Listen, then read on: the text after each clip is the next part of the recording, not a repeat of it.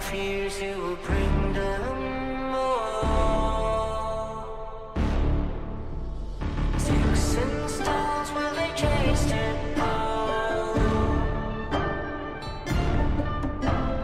Young men's way will carry on.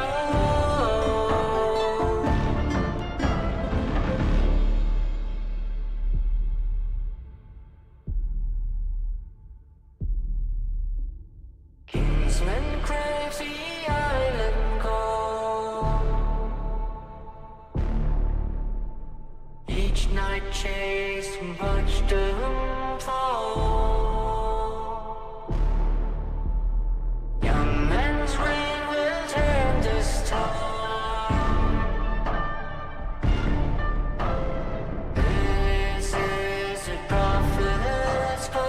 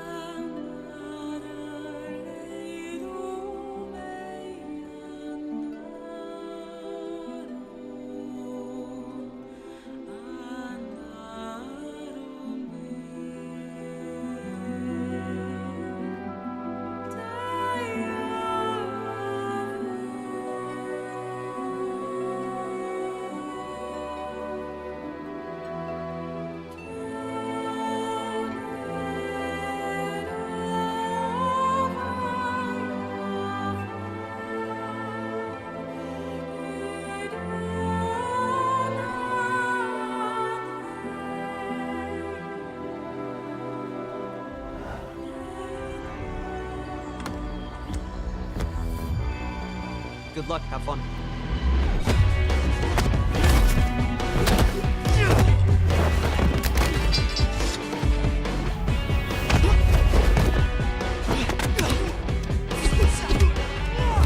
Dude. You want to go again?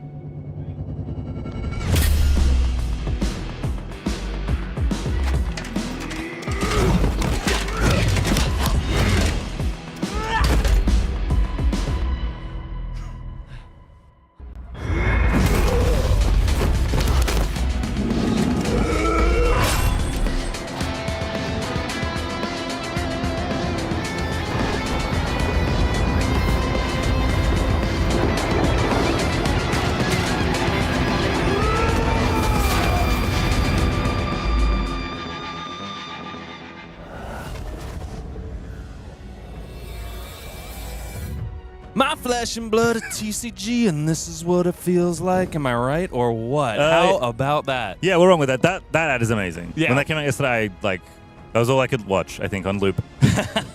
Well, now today you can turn your eyes to actual flesh and blood combat. That's right.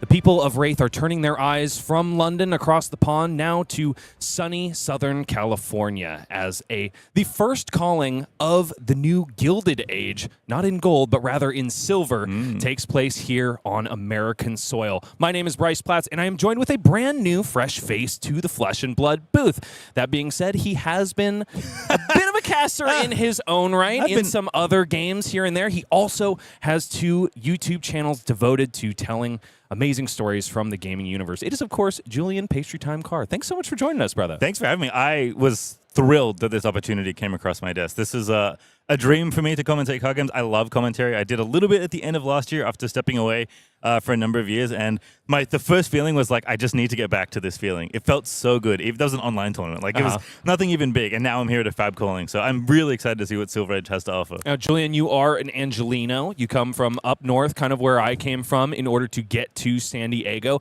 and it seems to me that you have been enjoying Flesh and Blood so far, kind of underground. Maybe a lot on Talishar here and there. I haven't spotted you at an RTN or a ProQuest yet. What brings you to the game?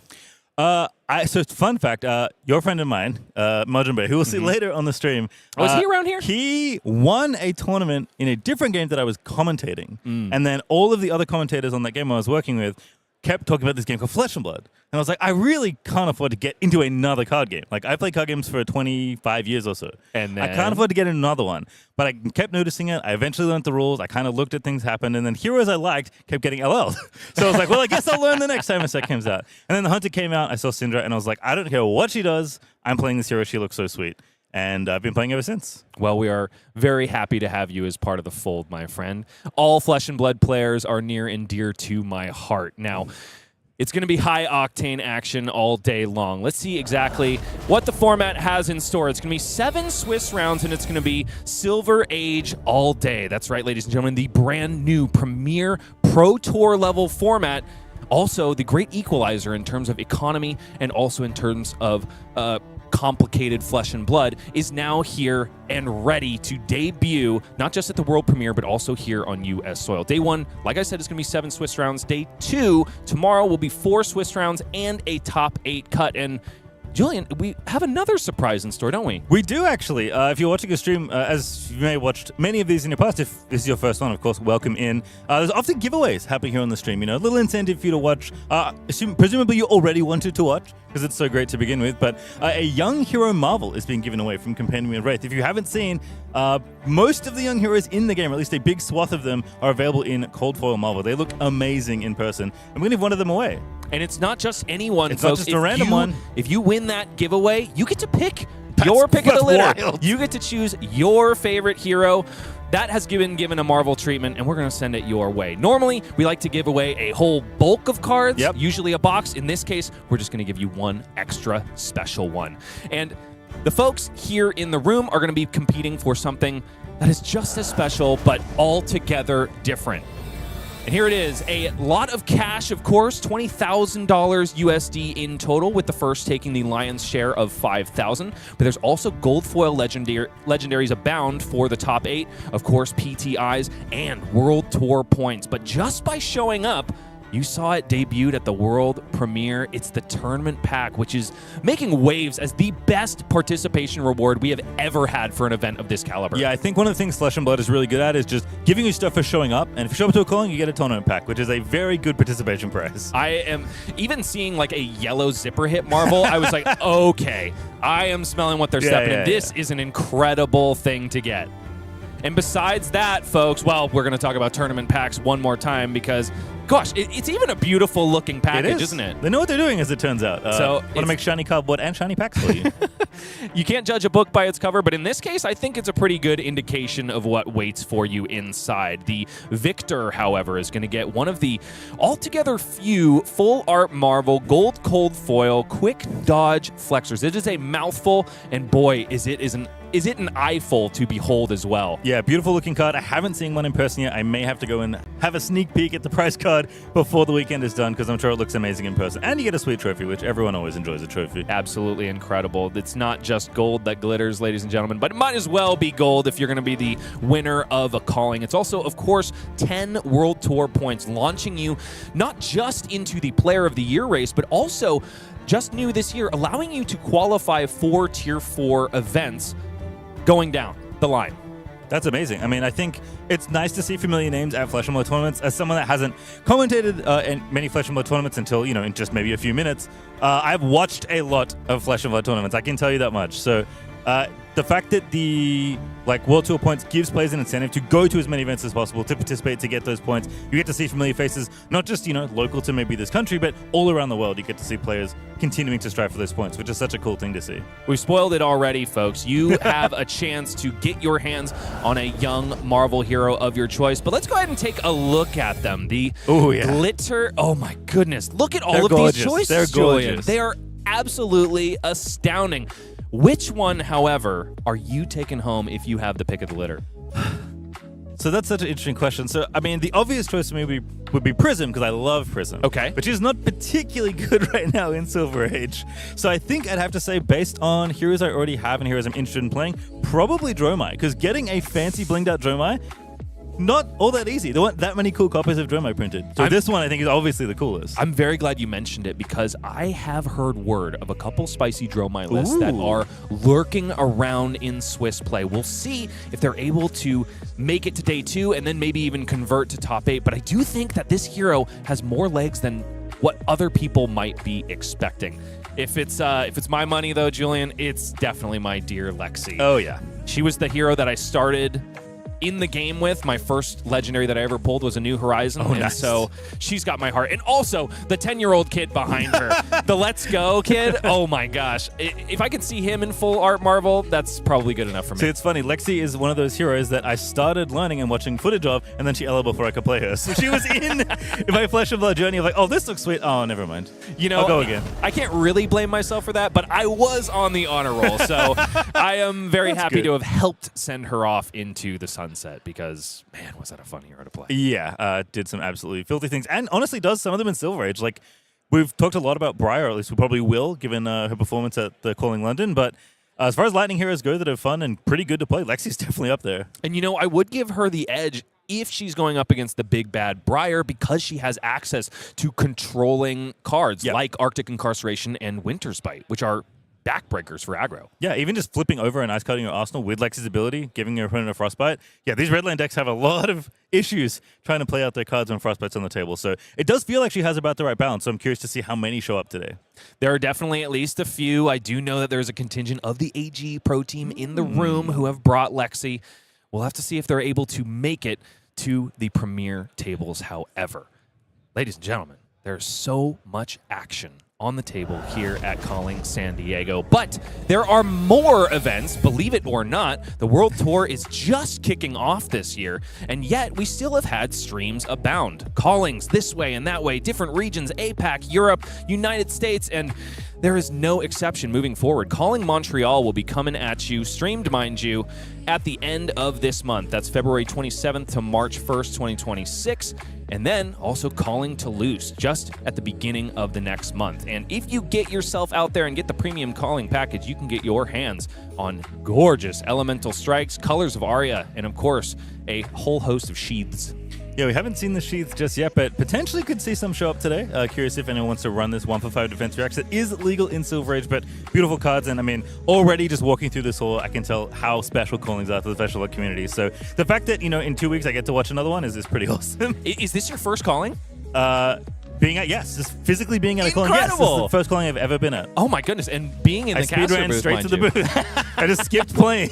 I had to do an entire year of going O2 booth in order to make my way here, but glad that you were on the fast I won track. some games in my first armory, so they kind of let me in early. Oh wow! Okay, that's how the other half Didn't win lives, all I of them. guess. I didn't win all of them. I won 2 of them, and that was 2 more than I thought I was going to win. Calling Montreal is going to be brought to you by the heavy hitters, Scott Mines and Ellie Bird. They are definitely going to be the ones to take you through all the action there. And then shortly after calling Toulouse, I'm seeing double. It's Scott Mines once again, this time backed up by Gabe Schur and Erica Frostlov. Some really incredible casters from the Flesh and Blood community. Absolutely. I think Scott's racking up quite a few frequent flyer miles at this point in his career. But awesome to see so many excellent people covering. Again, I've watched so many Flesh and Blood streams, and consistently, no matter who is on, the coverage is excellent. So hoping to continue that streak here with Bryce. Compendium of Wraith has just landed, ladies and gentlemen, and there are celebration events going on all over the Flesh and Blood world. Pursue some knowledge that's all happening this weekend and get your hands on an antiquity-framed pursuit of knowledge. Cold foil as well, I'm being told from the booth. That is keeps just getting better. Yeah, icing on the cake. Ice foil is even better than standard foil, if you ask me. And Silver Age is the place to get it done. And Julian, have you tinkered at all with Pursuit of Knowledge, my friend? I have not. I like drawing cards a lot, so getting an extra intellect seems pretty hype. I don't know how reliably you're going to get this to hit, but if it does, it seems pretty awesome. And it's in niche matchups where it really shines. For example, there was a time during Draw My Mirrors when you had to do a lot of dragon clearing where this card that seems really pretty good. sang. Exactly. Get 2 Ash. You're putting the pieces together, right? 2 Ash and also an extra card next turn. Ain't too bad. I wouldn't say, however, as good as it is, it's not one of my favorite cards. No. Should we start talking about our favorite cards, Julian? I think so. Okay, let's start with you, my good man. Julian's favorite cards from Compendium of Wraith are coming at you. We'll see if you agree or disagree, and then I'll have my say as well. I tried to pick some spicy ones this time. Not necessarily the best. Yeah, I think that's how I operated as well. I'm actually curious, because again, this is kind of one of my first wider impressions. First impressions I'm leaving on the Flesh and Blood community. I think I'm going to make some enemies with at least one of these picks. So that's probably the best you can do with the Flesh and Blood community. I guess so. I mean, this is kind of the territory that comes with playing Illusionist is what I've learned. I didn't even start by playing Illusionist. I started by playing Ninja, but sometimes it happens. Nevertheless, this way. when you settle on it, you've made an enemy of everybody for life. Yeah, that's what it seems like. So we'll talk about some of my favorite cards from Compendium of Wraith. There are a lot of sweet cards in this set. Indeed, there are, and we were tasked with only picking 3. And it seems you've boiled it down to Dyed Silk Sleeves, Soulforged Gauntlet, and Fire That Burns Within. Let's start from the left side. I tried not to put all equipment, but there's so much sweet equipment in this set, especially for Silver Age. So I kind of tried to get a mix. Dyed Silk Sleeves, the card I think I wanted to see most in this set. Flick Knives is such a sweet card. Obviously, I started playing Classic Constructor by playing Syndra, so I obviously am very well acquainted with how Flick Knives works, and this effect does not exist in Silver Age. This is the closest thing we're going to get. It's kind of like a Breaking Scales mixed with a Flick Knife, so it does an interesting mix of these two things. Definitely makes Syndra a lot more attractive. I don't know if necessarily good enough to compete at the highest levels, but a lot more fun, a lot more attractive. I've done a lot of filthy things with this card already. Soulforged Gauntlet, this is the yes, I'm a prison player, hello, sorry card. And, as much as fun as the Prism stuff is, like as fun as it is to have a switchboard and have Heralds and have Empyrean Rapture, I'm an Aura Andy at the end of the day. And this is the Aura Andy card. Getting a card in Soul from your equipment slot is real nice, and this just lets me do all this really gross, silly things with Vegetative Soul that I want to be doing as a Prism player that I'm somehow not allowed to do because the opponent is trying to kill me too quickly and I have to, hit them with Herald's back. And then the last one, honestly, I just think maybe my favorite Draconic card from the set, and there's a lot of pretty sweet ones. The first time I played this for full value, I was like, something opened up in my brain. I was like, this is so powerful. It's a 1-for-4 go again that draws me a card. It's like, yes, I'm discarding my Phoenix Flame, but I kind of feel like I'm getting a pun up and getting the draw right away. It's just beautiful card. And also, if you're in Fi, it just leans it's so disgusting in perfectly fight. into the curve with Searing Emberblade. Yeah, it's just so nice in fight. I mean, even we saw James White actually do it at the world premiere. Oh, yeah. Where he put it on the chain and then pitched a blue and then got a Phoenix Flame right back with Fire's ability and then was able to discard it then. So lots of little tricks. It's kind of good at every point in the chain, right? Good early, good mid, great late. Just a great all-round card that technically the other Draconic heroes can play. Hoping to see maybe someone get ambitious with it every once in a while, but obviously at home in Fire. Definitely. With Phoenix Flames abound, you have got to be thinking 5 first and foremost. Some players have been tinkering around with those Phoenix Flames in Dromai. Yes, I will I know put a about this. little bit of a spoiler there. We're talking about the Phoenix Bannerman one, right? Really sick tech. Yeah, really sick. When somebody explained it to me, gave me the ABCs, I was like, oh, pretty slick indeed. And now we turn over to me. What the heck did I put here? Okay. The Frail Swing Line is a pretty innocuous card on its face, especially if you are resolving it rather than blocking with it for its effect. Create a Frailty token under target hero's control.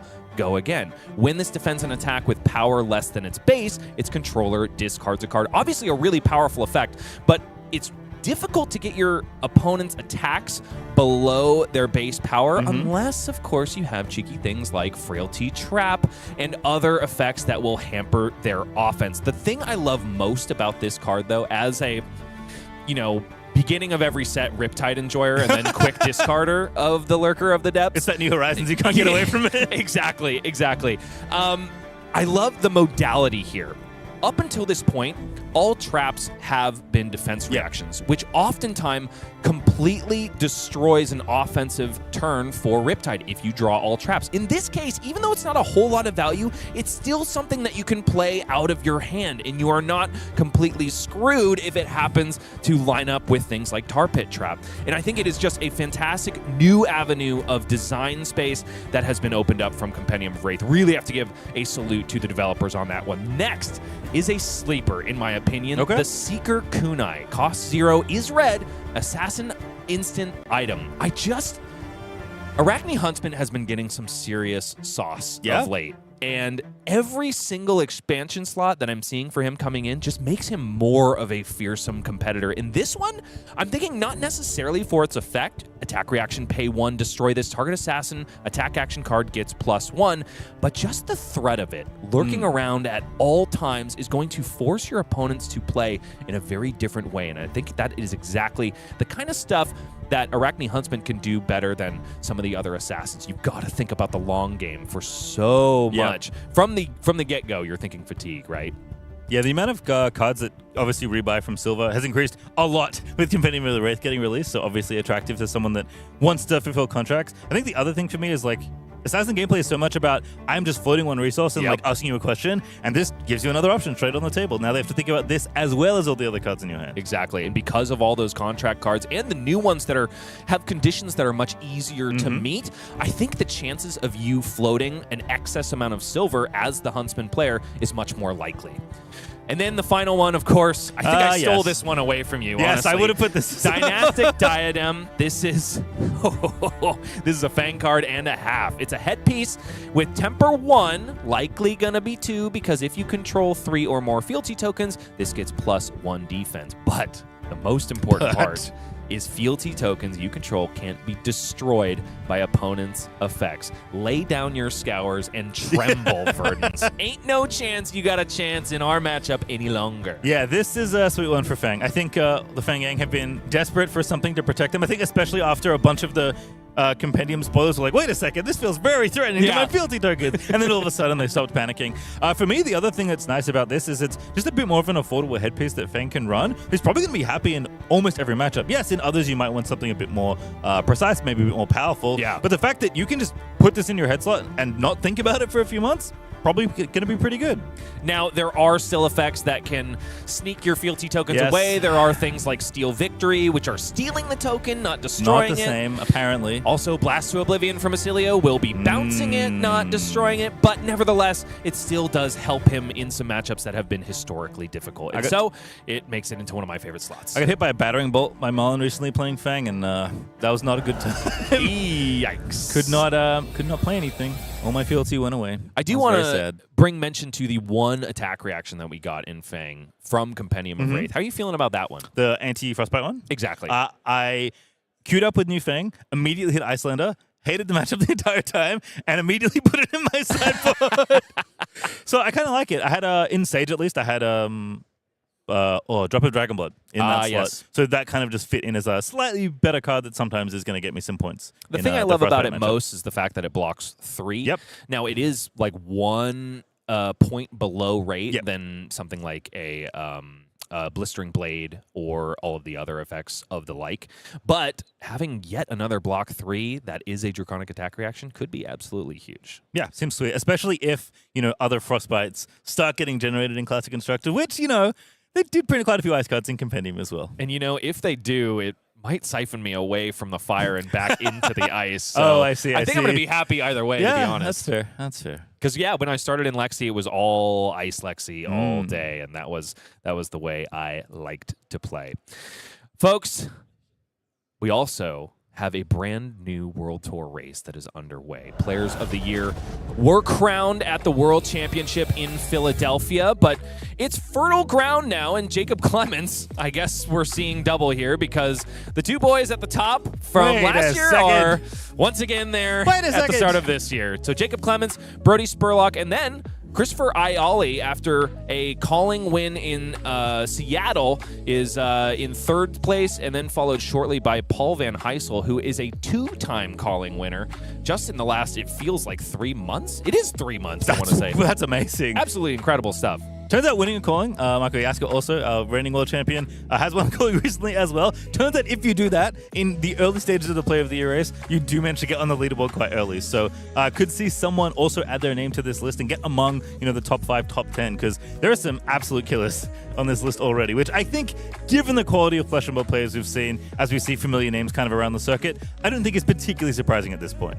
It is not surprising at all, and it is also good to mention here that World Tour points don't just go to the victors. If you perform well consistently at callings and other events that afford World Tour points, you can also find yourself on the leaderboard next to people like Kieran Lee, Yuki Lee Bender, and Michael Fung, who have not hoisted themselves a Marvel gold foil quick dodge flexors. Man, that is a mouthful every single time I say it. But nevertheless, they find themselves on the leaderboard here. So get out, play games of Flesh and Blood, and you could very well find your name next to the likes of Gordon Coe and the others. Now, we have to look into the past a little bit to delve into our future, Julian. And we're not going to go back too far.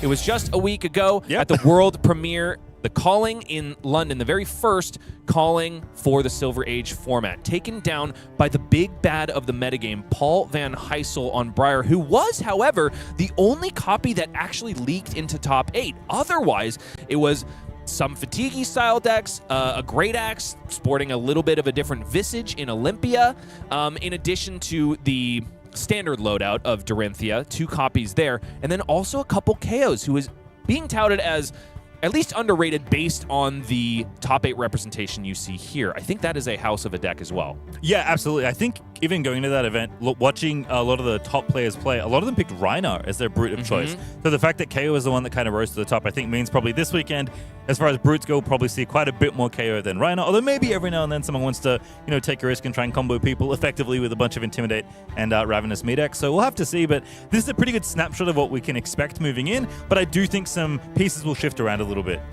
and as we react to this metagame. I can't think of a better segue into our metagame, Mr. Pastrytime. Look at that. Let's go ahead and hit that button and take a look at what players brought to Calling San Diego today.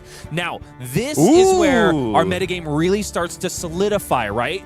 The Calling in London was a unique situation in which it's a brand new format. Everybody's just taking their best shot. But now there is data to respond to, and also makes all of your sideboard slots and your tech card choices all that more informed. So Briar is still at the top of the list, mind you. 37 copies. But then we've got KO, and whoa. That's a lot of Kano.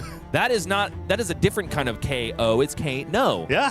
This wizard had a pretty good showing at the calling in London. I think in general feels pretty good about racing the other aggro decks, and also has plans to get through the bigger, more defensive decks. So in general, Kano felt pretty well positioned to attack the 2 main pillars of the metagame that we saw in London. Though not too surprised to see this many Kanos. Being the 3rd most represented deck is pretty wild. 100% it is, and shortly behind there is Dorinthea, of course, likely sporting the Decimator Great Axe, trying to cleave opponents here and there and also block incredibly efficiently, hoping to not find themselves stranded with a Steel Blade Shunnet at an inopportune time. Sorry to say, Mr. Kieran Lee. Besides that, we've got Guardians Abound. It's Oldham, Bravo, Flattering Showman, with pretty equal showings in 8 and 7. And then right below that is Terra at 5 copies. Have you encountered this Earth Guardian at all? I have hit Terra quite a few times. Terra's an interesting balance of, like, you know, some of the Guardians really just want to block out and try and fatigue you. Bravo is kind of the unique one in that he does want to block out, but sometimes he want to kill you. And I guess Valda does a little bit of that as well. But Terra's kind of the in-between of those two. Pretty defensive, pretty blocky, but obviously generating might every turn means you want to convert that value into some sort of damage and swing a little bit extra. So interesting to see the mix of Guardians here, because there are a lot of them in general in the meta, but quite a diverse range of them here. And they do have enough subtle differences that it's pretty interesting to see maybe which one will rise to the top by the end of tomorrow. Did you say Ranger? Vaguely. I did. I heard it, whether or not you said it. I mean, I want to talk about the Rangers, so let's do it. Because, yes, we do have 4 Azalea and 3 Lexi in the room. I do think it's some of my teammates bringing the Lexi sauce, thinking that we have a particular avenue into targeting Briar and perhaps the Great Axes of the world. But I do also want to talk briefly about the Assassins, who have so far been pretty down bad when it comes to Silver Age. Tao Tao Chu, though, is in the room, and he brought new. No longer Alluring Desire, just new. And I really think that he is going to be doing well today. I love that, because this is a hero I've played a lot of in Silver Age. I never got to play this hero in CC, but it seems so sweet. So getting to play it in Silver Age was a lot of fun. And then all of a sudden, you know, the metagame started solidifying a little, and I started losing a few more games. So very curious to see how new performs and how the new players, the few that we do have here, although as many news as we have Reinhards and Lexis, which is quite a lot, actually, I would consider in the grand scheme of things. Since you said new, I do want to mention what is old. Drift your eyes over to the one of copies. I love this.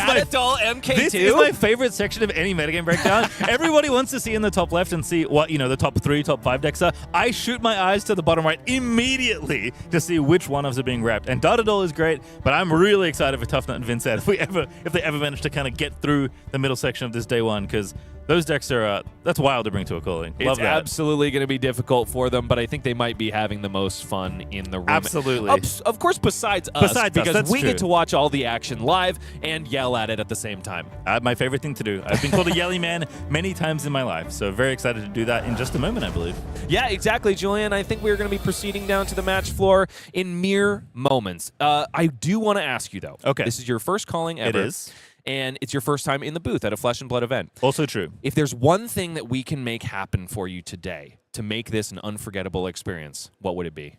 I think production putting Fang on stream while we're both here would be the best thing. But after that, because there is no Fang, I just realized. I know. I was like, I don't think it was on the there's no Fang. Can you pick a different Make-A-Wish right here? Honestly, Vynnset has been a hero I've been really enjoying. If that one of Vynnset someone makes on stream, I'll be very happy. All right, we will see if we can put the juice through the ether to the Vynnset and make those purple circles shine and get them on stream in a couple of rounds. They have to be doing well, though, because we want to be where the stakes are the highest in this tournament all day long. And so now we go to where the stakes are the highest in the room at the 0-0 bracket. Calling San Diego is underway, and it is Nick Tiller on Kayo versus Anthony Pham on Lexi. This is the man, the progenitor of the Lexi deck that I have been talking about from my team. He is the team captain of the HE Pro team, and he's going to have to get it done, be the aggressor against the biggest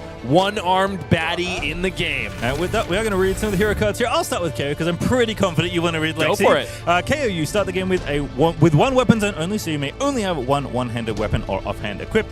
Attack action cards you own get +1 while they are in any zone other than the combat chain. And then the first time you discard a card with 6 or more, which ties the room together, during each of your action phases, you get a might token. So most of your 5s are 6s whenever they're going anywhere that's relevant to your hero text, basically. Generate might, swing good numbers, and try and kill your opponent. Removing all of that inconsistency that it is traditionally stapled onto the Brute class, and also just presenting good numbers over and over again. And it's Lexi on the other side, Essence of Ice and Lightning, which means some good that she can can pack Ice and Lightning cards in your deck. And if that is not good enough, there is even more juice on this card. Once per turn action, turn a face-down card in your arsenal face up. If it's a Lightning card, your next attack, even if it doesn't come from arsenal, has Go Again. If it's an Ice card, create a Frostbite token under target hero's control and Go Again. Usually, when you're flipping an Ice card as well, it's something that is going to knock your opponent's turn by the wayside even more. So she can go fast, and she can make you go slow, which is what I love about this deck so much. It's not just damage, it is also a little bit of control for your troubles. Yeah, as we'll see, the Lightning cards kind of make you go wider, and the Ice cards tend to make you go disruptive and often a bit bigger. So the fact that Lexi can switch between modes as she kind of built her deck is really cool. I did try Shiva Lexi for like 15 games.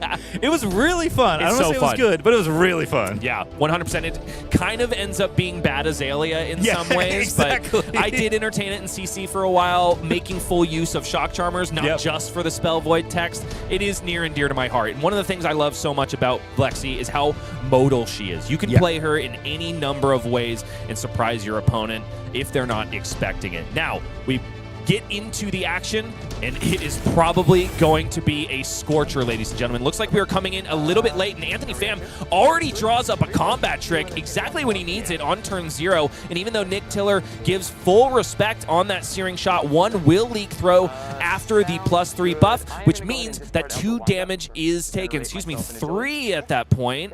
He was blocking with a 2 block there in Agile Windup. Also gets to discard 1 there and do a little bit of setup on turn 0 for Nick Tiller. Got an agility token going into his first turn of the game, and that is exactly what makes Kayo decks shine. Yeah, unsurprisingly, not the Shiver from Anthony Pham. It's going to be Death Dealer instead, which is an extremely powerful bow that I'm sure helped load that Searing Shot in.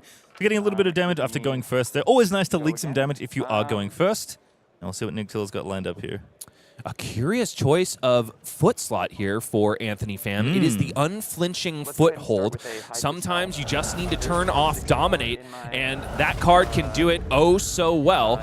All you have to do is instant speed destroy it, and you just get rid of Dominate on a particular attack. And also, it's got a little bit of blocking on it with Battle Worn, so you get all sides of that card pretty much at your beck and call. So if Nick Tiller decides to throw a pulping Anthony's way, it is likely going to be robbed of its action point post-haste. I think that is the only one that you could potentially strip the Dominate away for. So obviously a pretty good card as far as the brute attacks go. High pitch Howler across the combat chain.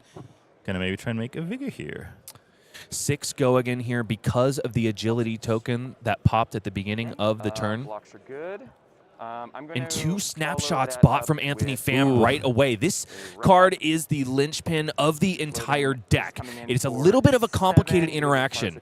You load this card with Death Dealer, which is an action with Go Again, and then you send Snapshot. Snapshot says on it, Fuse. Reveal a Lightning card as an additional cost to play it, and then you may activate abilities of bows you control an additional time this turn as though it were an instant. So all of a sudden, you have a Death Dealer activation that can be used even if you don't have an action point to pair with it, but also it generates an action point because it has Go Again on top of it. Anthony Pham also showing that Ranger has some of the best defensive tools in this Silver Age format. I thought we had banned 0 for 4 defense reactions. And then the Rune Blades and the Rangers keep blocking for 4 against me. Yeah, take cover a pretty nice one there for the Rangers to have as we're going to pop Death Dealer here. Load up a Swift Shot. Always love to see that when you're starting with the first arrow. Absolutely. Swift Shot, because it came in to the Arsenal zone face up, will have Go Again. So even though Anthony has not flipped a Lightning card, he will get his action point back after the Chain Link resolves. He has, however, now used that critical chess piece, Blossom of Spring, to get his only free resource of the entire game. And so from here on out, he is going to be having to pitch Death Dealer, and I know for a fact that he has very few pitch cards in the deck, 2 of which have already been blocked with as 2 yellow snapshots go straight into the bin. The follow-up here is Scar for a Scar, another 4. No Go Again here, though, because Anthony Pham sits at 18 to Nick Tiller's now 13. Yeah, the nice thing of Lexi is that you kind of have your pieces are split as far as equipment goes, right? You have 2 blocks, right? Blade back and a helm in this case, and unflinching foothold in kind of those head and feet slots for your armor. And then the other 2 are basically like, give me a resource in a way, right? Obviously, for Blossom of Spring, it's very literal, usually pumping into your death dealer, giving you 1 resource when you pop it. But Bullseye Braces basically loads an arrow for free, which is the thing that death dealer is mostly doing for you. So there are at least 2 times where Lexi can load an arrow in without having to expend any cards from hand. But, those are limited things, as you pointed out. You can only do them once per game. So Anthony's going to have to be very critical about where he points those things. 1 damage leaks through over the Clash of Might that Anthony Pham that Nick Tiller blocked with. Clash cards revealed are an Arctic Incarceration on Anthony's side of the board, so Nick Tiller knows that some serious disruption could be coming his way in the next turn cycle, but he's got a Vigor token popping at the beginning of the turn and a blue in the hand with a Wild Ride to pair. These are going to be some really good numbers here, folks. Even though the life totals are 6 in favor of Anthony, I think that's going to change by the time this turn is over. And we begin rolling the first of probably many die in the feature area today. There's quite a lot of brute and quite a lot of random cards to determine from hand, but did successfully discard the right type of card to give Wild Ride go again, so maybe going to get the claw going at least, maybe has another card in hand as well here, so Anthony going to have to consider blocks here, because the other thing with Lexi is like, yeah, you are a kind of fluid deck, you can go between, disrupting them and attacking your opponent, but generally, and this is kind of true of Rangers in general, you do want to be attacking more than blocking. Especially because all of the cards in a lot of them are going to be blocking for 2 now. It's not like the Voltaire list of old where all of your arrows are blocking 3. Yeah. This type of Lexi needs to run a lot of lightning and ice cards, which generally speaking block for 2. Nevertheless, one of them is bought out of the hand of Anthony Pham, which means that 5 damage is going to leak over, and already the Life Valley is becoming more of a rock hop. And the follow-up here for Nick Tiller is Bare Fangs, discarding yet another effective 6 power, coming in for a whopping 8. And I do need to mention here that the play of the Wild Ride was a little bit risky, and Nick Tiller knew about it because his Clash revealed Strongest Survive, which costs 3 and does not curve out cleanly like this Bare Fangs does unless he pops the Predatory Plating that came in from Compendium of Wraith. That being said, that's the chess piece that you would rather get 2 value out of before popping. So high-risk play here for Nick. Yeah, I think, that's the brute life in many ways. You just kind of have to take the risk. But, the life total is perhaps a bit deceptive. Anthony now down to 7, but there is a lot of block available for Nick in his equipment zone. So Anthony going to have to find a way through here as we're going to start with Flittering Charge. Flittering Charge coming in 4/4 and will gain Go Again. Just from being flipped in the arsenal by the Lexi hero ability. Doesn't need the requisite instant card to be played this chain link in order to gain Go Again. And I do think the follow-up here is likely just going to be either Winter's Bite into Arctic Incarceration or save the Winter's Bite for the next turn cycle.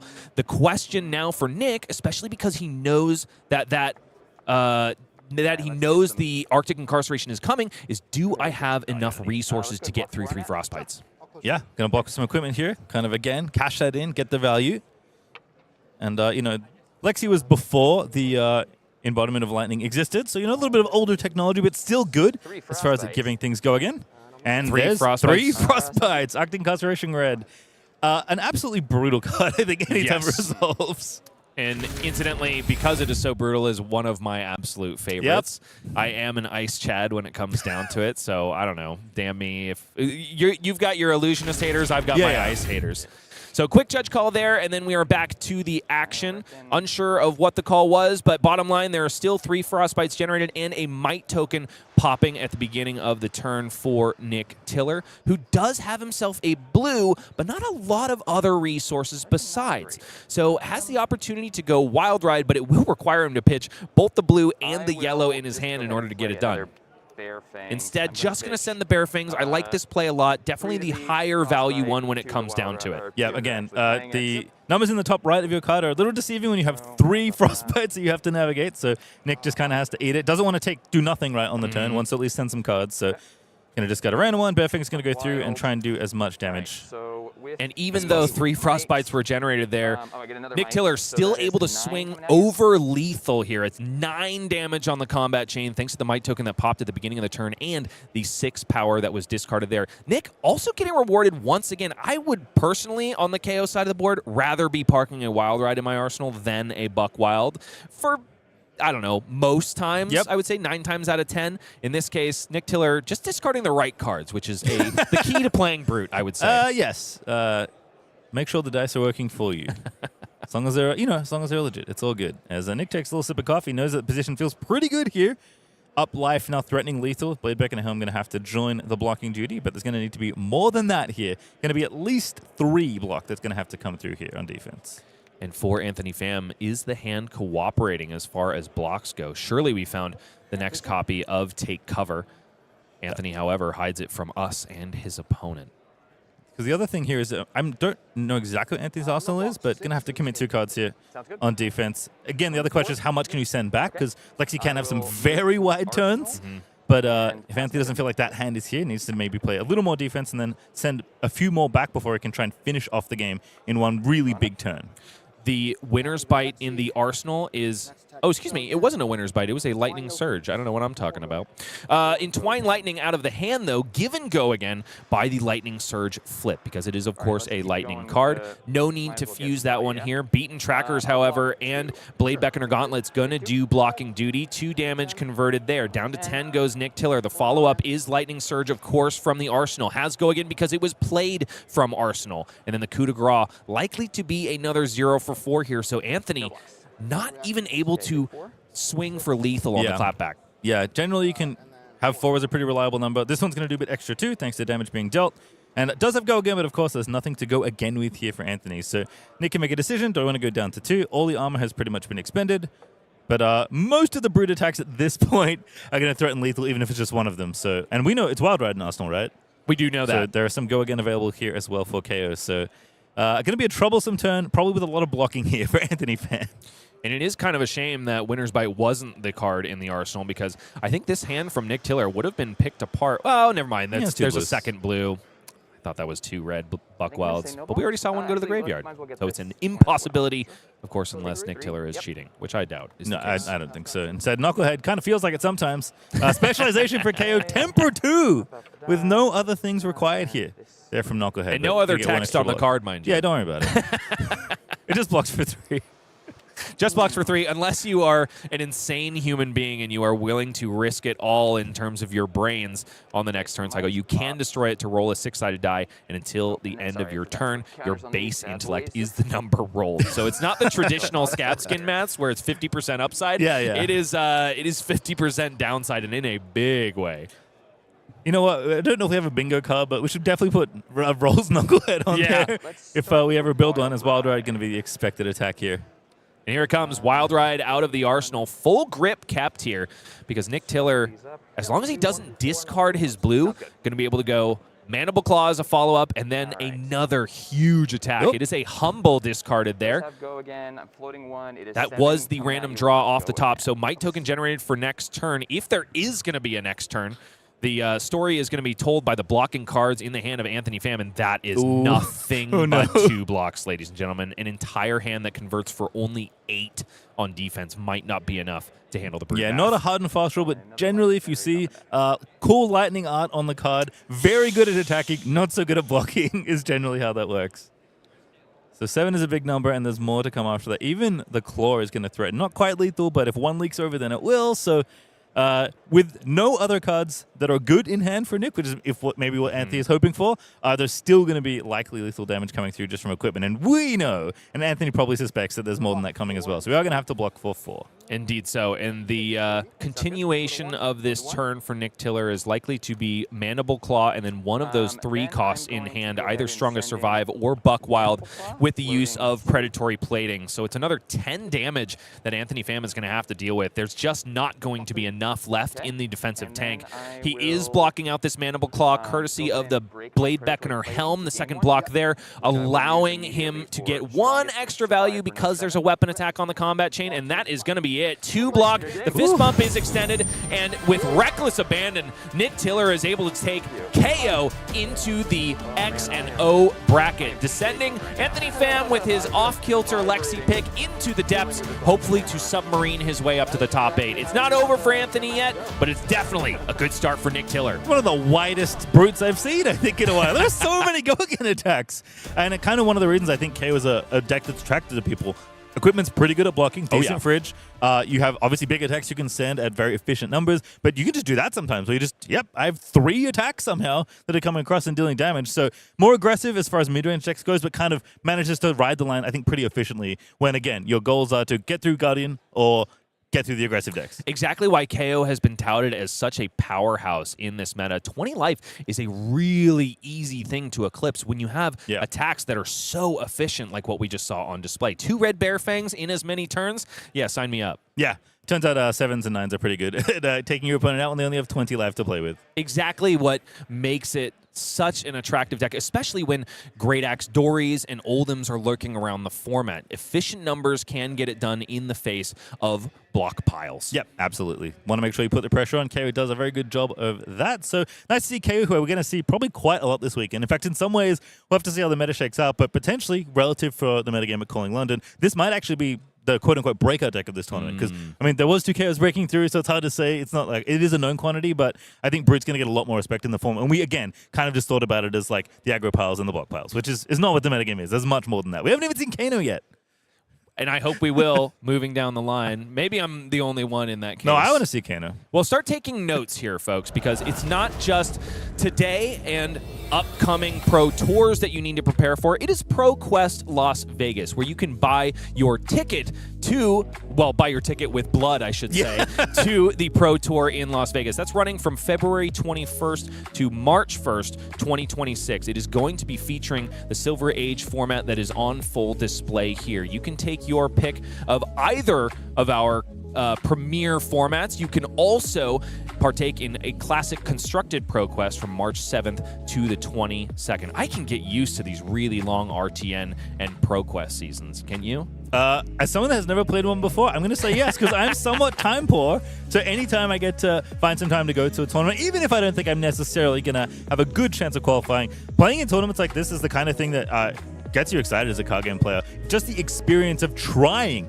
to play for a slot and that dream is such a cool thing. So definitely, if you've never played in a ProQuest before, get on out there, pick a format you like, study your deck, go out there and see what can happen. I like whoever built this slide, by the way, is clearly coping, because Tekla-Vossen, we'll see. Wow, shots fired for all of the Tekla-Vossen magnates out there. Yeah, Sam's being pissed behind the camera right now. And, you know, if the experience of playing for your spot at a pro tour is not enough, Julian, we also have some goodies for you if you show up to one of these events. Some gorgeous, brand new, I guess, Coper playmats, if you ask my co-caster. They're beautiful, but we await to see their potential impact on the classic constructed metagame. Is the more deliberate thing I could say. The thing that really drawing my eye to that top 8 promo is beautiful. Bittering Thorns Red, a wonderful card. I don't think there's any foil copies in circulation currently. Is that true? I don't think so. I'm also not the person to ask. But I should be. I do know that it is really hard to get your hands on copies of Bittering Thorns unless you buy a product like Round the Table, which even then only includes 2 copies. So the fact that more are being injected into our game might mean that there's going to be some more Ira mains chopping up here and there. I'll hopefully be one of them, because I love that hero. And you know, if you place top 4 or heck even take the whole thing down, maybe you might eat your words and go into the Tekla-Vossen camp, because there's some ghost protocols with some gorgeous icy treatments on offer. That's true. It's hard to compete with the bling that's on offer here, certainly at the ProQuest. So look, if it is good, that's probably good for the game, because that is a very sweet hero in Classic Constructed. This one was over in the flash of a pan, but next round, we're going to be watching 2 feature matches. Ooh. Yes, we're going to be seeing double, ladies and gentlemen, because sometimes these games are so fast, we just want to show you more of them. So buckle up. There's so much more Silver Age action and, of course, more Flesh and Blood coming up after this.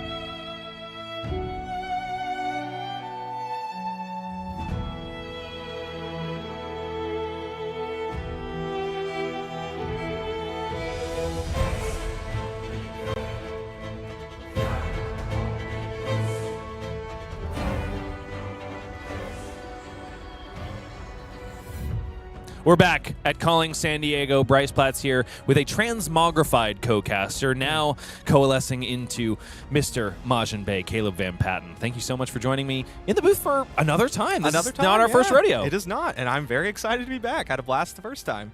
100%. And now the wizard that you made your name on is back in contention. Yes. Yeah, both of them, actually. I was a big Kano player and a big Iyslander player. And now I get to play with both of them again, and I can't tell you how much fun it's been. Can you tell us which one is performing a little better in your eyes? Kano. Yeah, Kano. 100%.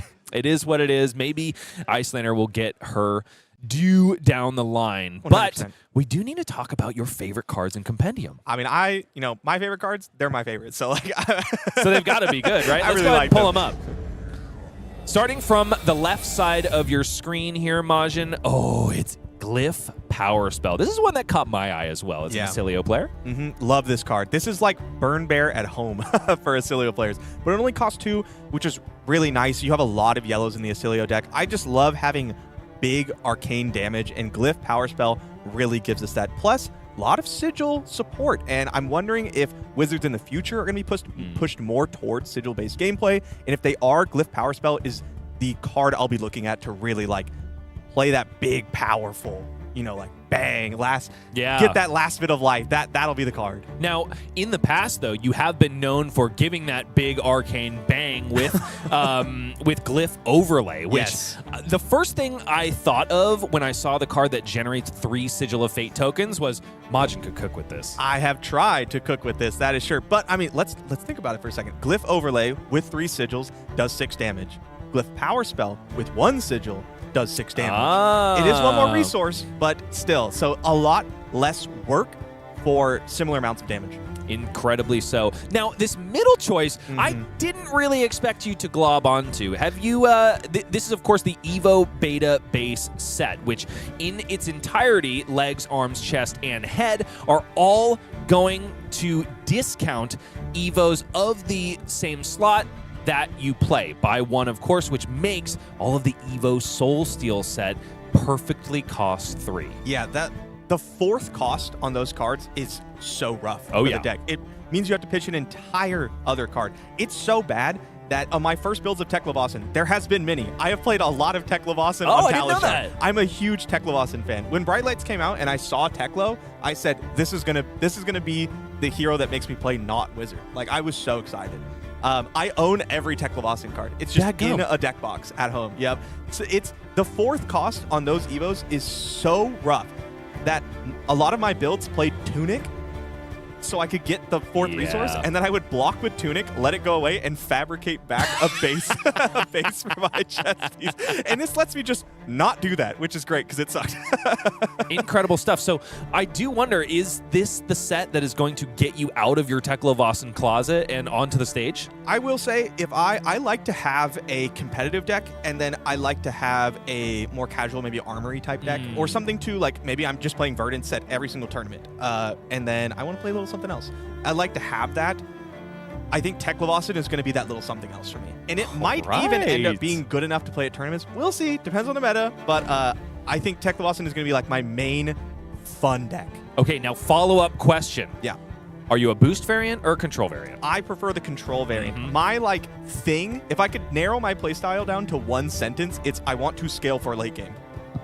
I want to get stronger as the game goes on, and that is Teklo to a T. That's what he does, right? You get the Evos out, your attacks get bigger, your gun gets better, you can build towards singularity. It's just it's like cocaine to me. It's just it's just so fun. I just love that feeling. And these Evo Beta base set is the card I think I've been most excited about Teklo since he released. Well, I certainly hope that you are going to realize your Mecro potential, but we do have to turn to this last card here. It is Elemental Strike. Yet another E-Strike in our fair game, but it's got a little bit of a different flavor. Yep. So E-Strike, one of my all-time favorite cards. Love modular cards. I also love elemental cards, so this is kind of both of them, which is fun. I'm living for the dream of having Elemental Strike and the new 3/7 that when it's face up in your zones is all 3. I live for that. I am building my Verdance decks to try to do that. I'm really, really excited for this card. The colors and the strike are in the hands of Mr. Bae. And now we proceed back down to the match floor for not one Majin, but 2 more games of Silver Age this round. Are you ready to dive head first? I'm so excited. Let's throw caution to the wind and get back down to the match floor. Here we go. Our game is ready, and the sparks will continue to fly as Jacob Hawkinson on the left side of your screen on, yet again, Lexi takes on Enrique Castro in the blue-veiled Enigma, the first Mystyq hero that I have seen on coverage as of yet for Silver Age. Yeah, this is really exciting. I mean, not decks that we saw at the world premiere do particularly well, but decks that have definitely been in the competitive eye a little bit. I'm really excited to see this Enigma deck in action. I think if I were to bring a deck to this calling, trying to win, I would have played Enigma. I think this is my pick for the secret deck to do well. Wait a minute, who's that guy? I've seen that guy before. I just teleported over to the match area real quick to give them a fist bump. Lexi and Enigma are 2 heroes that have left the CC format, so you might not know them too well, unless, of course, you watched our last feature match. Lexi, of course, has Essence of Light, Ice, and Lightning, so she can run both Ice and Lightning cards in her deck, and once per turn action, she can turn a face-down card in her arsenal face-up. If it's a Lightning card, your next attack this turn gets Go Again. If it's an Ice card, create a Frostbite token under target hero's control. And Majin, you were going to bring Enigma, so why don't you take it? Yeah, I think Enigma does a couple of things really well. One, she has such incredibly powerful defensive tools. With the wards, things like Moonchakra, she's really good at blocking a lot of these aggressive strategies, of which there are many in the format. And 2, she makes it very difficult for decks that want to block to beat her, because if you give her space, she develops this incredibly strong ward state, as we like to call it, and just keeps pounding these attacks that never go away. If she can get Spectral Shields with +1/+1 counters on it, then she gets to attack with Go Again and just push more damage than these defensive decks are. So she's like a defensive deck that beats other defensive decks. And Enigma, of course, is going to get the discounted attack on a Spectral Shield that she controls at every single turn. So the game plan is, of course, establish a Spectral Shield and protect the President. Yeah, you can have a Protect the Queen strategy like you talked about. You can have a more aggressive strategy with things like Enigma Chimera. I just really like the axes that Enigma is allowed to play on in this game.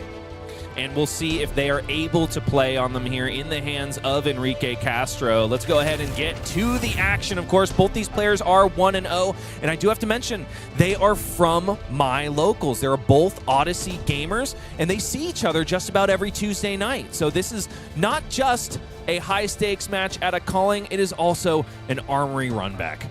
Love that. I mean, that's the classic show up to a calling, play your buddy round one, right? Enigma Chimera out of the hand of Enrique Castro after Jacob Hawkinson simply arsenals and pass. And I think we're going to see this a lot from Jacob. I think I just say no blocks and send my entire hand your way. I think, yeah, I think Lexi is going to look to be very aggressive. Obviously, she can play both Lightning and Ice cards, but I think in this format, it's so fast. Players are definitely defaulting towards Lightning here, looking to be quick, looking to be aggressive, and hit really hard. Enrique Castro probably a little bit sad to just be sending an Enigma Chimera on his first turn of the game, especially when Jacob Hawkinson is going to respond with Weave Lightning into Dazzling Crescendo, fused, of course, which will give this arrow Go Again. Not just from its own text, but also from the text on Weave Lightning, which confers Go Again if that Lightning or Elemental card that gets the buff is fused. So 7 Go Again right here. And Jacob Hawkinson also reveals a second strike, daring Enrique to completely disrespect this damage. But Enrique does have a heck of a lot of blocking equipment here. It's Wave of Reality and 3 pieces of Blade Beckoner. Yeah, Blade Beckoner, very strong in this format. Not very strong against heroes that are not attacking you with a weapon. It's still going to be pretty good, though. I mean, I have to imagine that when Second Strike is flashed to you, you're probably going to cover this up. Oh, and really well, too. Enrique shows an test of strength and then follows it up with the other copy of Blue Enigma Chimera on top of the deck. So gold token generated incredibly easily for Enrique, but he does take 3 over the top. Wow. Not interested in covering this up in its entirety, perhaps thinking that Jacob is just going to have ways to send damage either way. Chain closed here, likely for a Death Dealer activation. And Jacob, yes, pitches away the second strike. So maybe Enrique finding the right line by not respecting second strike. Backing up real quick to pop the waves of reality that should have gone by the wayside on damage connection. Spectral Shield left in its place. Searing Shot into the arsenal for Jacob Hawkinson. Card drawn, it's Weave Lightning, which can't buff this arrow, but you know what can? A Lace with Blood Rot. That's pretty good. Enrique correctly assessing that maybe there are better things to be blocking on this turn. And, I mean, a block, if this is blocked out, you're essentially blocking 10.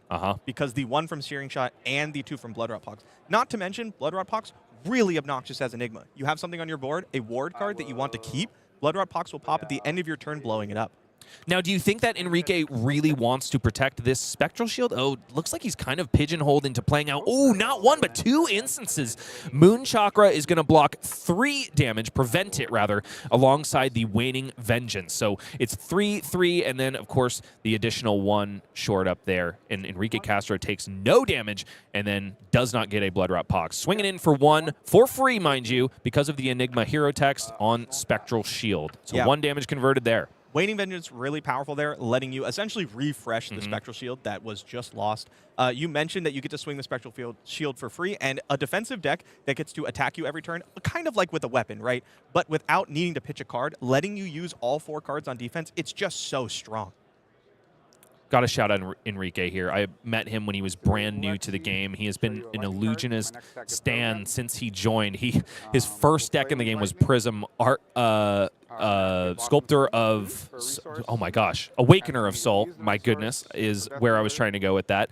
A very complicated deck, mind you. Nevertheless, Enrique took his beatings, armory after armory, trying to pilot a really difficult deck, and eventually got to be quite the powerhouse. The guy has put in the reps, and he is showing it off here. Look how comfortable he is in the face of a local legend, Jacob Hawkinson. I don't know how comfortable I'd be seeing 5-card hands starting with Weave Lightning Snapshot out of Lexi. This is terrifying. I think I heard you guys talking about this in the first round. Snapshot, one of my all-time favorite Lexi cards. Me too. It's so cool. So, and it's cool because, of course, it has Lightning Fusion on it. And if Snapshot is fused with a Lightning card, you can activate abilities of bows you control an additional time this turn as though they are an instant. Death Dealer, of course, has Go Again written on it. So even if it's activated as an instant when you don't have any action points to spare, you're going to get 1 back. And in this case, Weave Lightning was also resolved before the Snapshot, so Jacob is going to be lying 2 action points once that Death Dealer is resolved. So cool. So cool. That's a very wizard thing to do. Oh, yeah. I would say. And Jacob does have one of very few pitch cards in his hand now, but it's kind of a little bit too late because he already popped the Blossom of Spring. He would have much rather pitched that Dazzling Crescendo to activate Death Dealer the first time. The follow-up here is going to be Flittering Charge. No Go Again, but there is an activation of Death Dealer waiting in the wings. Yeah, Lexi ability combined with the ability of Snapshot really unlocking this otherwise very clunky hand. The Spectral Shield has been destroyed here, and now Enrique starts to take damage. Down to 14 he goes. Death Dealer activated for the second time. Yet another card drawn, and it's a Ravenous Rabble, likely going to be coming in for 4 in this very red line deck. It's Dazzling Crescendo out of the arsenal, loaded by the Death Dealer, given Go Again by the second strike in hand, fused, of course. So Jacob now has full steam ahead to just say 4-4-4 until the cows come home. That's don't forget the 7 that it started with. This hand is going to fully convert because Flittering Charge did damage. So the second strike gets Go Again and the +1. This is so much damage. How much is this? 7, 11, 15, 19, 23 damage? Is that right? Yep. Wow. This is Lexi doing Lexi things. Exactly why my team has decided to show up with this list. 4 Go Again here because a Skizik is shown on top of the deck. And, of course, the second strike in hand is going to have Go Again and +1, which is likely not super useful on this turn. I do wonder if at some point Jake is going to pump the brakes and park it in Arsenal, especially when he sees that he's going to be drawing a Skizik next turn. Enrique looking like... Okay, there's a There defense we reaction. go. Springboard Somersault, one of the better defense reactions people have access to. There's not a lot of the generic defense reactions in the format. So it's cool to see this card come back. And in that case, now that Ravenous Rabble was blocked out in its entirety, I think Jacob is making the correct decision to just send damage as much as possible because he's very much detecting that Enrique wants to hold on to these 2 cards, send something like an efficient 7 or something like that. In this case, it's a chest puff. Very cool card. Enigma definitely looking to block as efficiently as possible, send large attacks. Now, this deck doesn't look like it's doing a ton right now. Obviously, large chunks of damage, but Lexi's doing the flashier stuff. Things start to get really awkward once you have to start blocking Enigma. Once you can't fully send each hand, things get a little weird. Ooh, and here we go. It's a pitch card exactly when Jacob needs it. He pops his Blossom of Spring last turn, and now, ooh, he's drawn 2 copies of arrows now. And with Bullseye Bracers, both of those Swift Shots are easily going to get go again. The Skizik, I would say, is a bit clunky here, except for the fact that it is fusing the snapshot. Yeah, I mean, you initially look at this hand, it looks terrible. I'm looking at this. I don't play Lexi very often. I look at it and I go, ooh, immediately. That's my immediate gut reaction. And then you walk through what the turn looks like, and you're like, wait, it just works. Kind of the insane. whole thing just works. And so in some cases, people have been saying Lexi is worse Briar. And Oh, wow. The second activation of Death Dealer draws up a lightning press for Jacob Hawkinson. This turn is absolute gas. Enrique does have a fairly good block in the form of Test of Strength, but there is a Spectral Manifestations holding this defensive hand back just a little bit, and the pressure is mounting. Jacob Hawkinson has drawn 2 cards, but there's no balance of justice in this format. Nope. Wow, that lightning press off the top is so terrifying. Life totals are getting low. I live in fear of lightning press in this format. Uh-huh. It's so 3 when you start at 20 is such a large percentage, and these games get so close. We're already 6-6, only a couple of turns in. It's you constantly have to think, what if they have lightning press? What if they have lightning press? And on a turn like this where you're already going so wide and presenting so much, it's just so tough to bounce back from it. Oasis Respite bot here. We'll close the chain.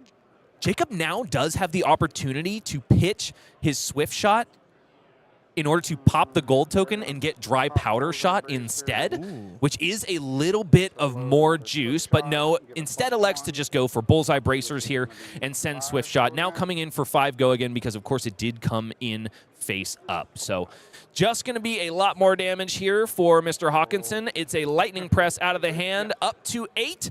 Enrique down to 3, and this Skizik, even though it doesn't have go again, is going to be threatening lethal damage here, forcing Enrique to shove some of that fridge in front of it. Yeah, I wonder if life totals were a little bit higher, if Jacob would look to Arsenal these Skiziks instead. I was trying to think through this entire turn. I was like, would I Arsenal the Skiziks to get the extra embodiment of lightning on the following turn? Really push wide. But Lexi hands can be clunky. I do like just converting now when you can, when your opponent doesn't have any cards to defend with. Ooh, and Jake finally a little bit bereft of juice here. Lightning Surge, Flittering Charge, Spark Spray, Dry Powder Shot, none of which can really make use of go again. And it's another Lightning Surge after using 2 reds to pop a gold token. Unfortunate draws up for Jacob, who is just going to be loading with Death Dealer and sending a Dry Powder Shot for 5. A really innocuous turn after buying full tempo here. Yeah, this is exactly what Enrique needed. This was looking to be a Lexi blowout, but the deck can stumble. That's the price you pay for being so powerful. And unfortunately, it's a bit of a offensive clunker for Enrique as well. Unmovable and Oasis Respite are not the cards you need when you finally buy tempo. Rest it with the help of fate from your Lexi opponent. Yeah, no real way to convert here while also defending. I don't love this spot. Oasis could gain you a life. You could park Unmovable to stop something that gets pumped. Surely you just drew all chi, right? Surely, right? Surely all chi. You see the camaraderie here on full display. Both these players have sat down across from each other time and time again. I'm sure having passed bits of advice this way and that as well, helping one another, and now they find themselves in the X and O bracket at a calling level event. Absolutely. Now, this turn, Jacob's hand not converting super well.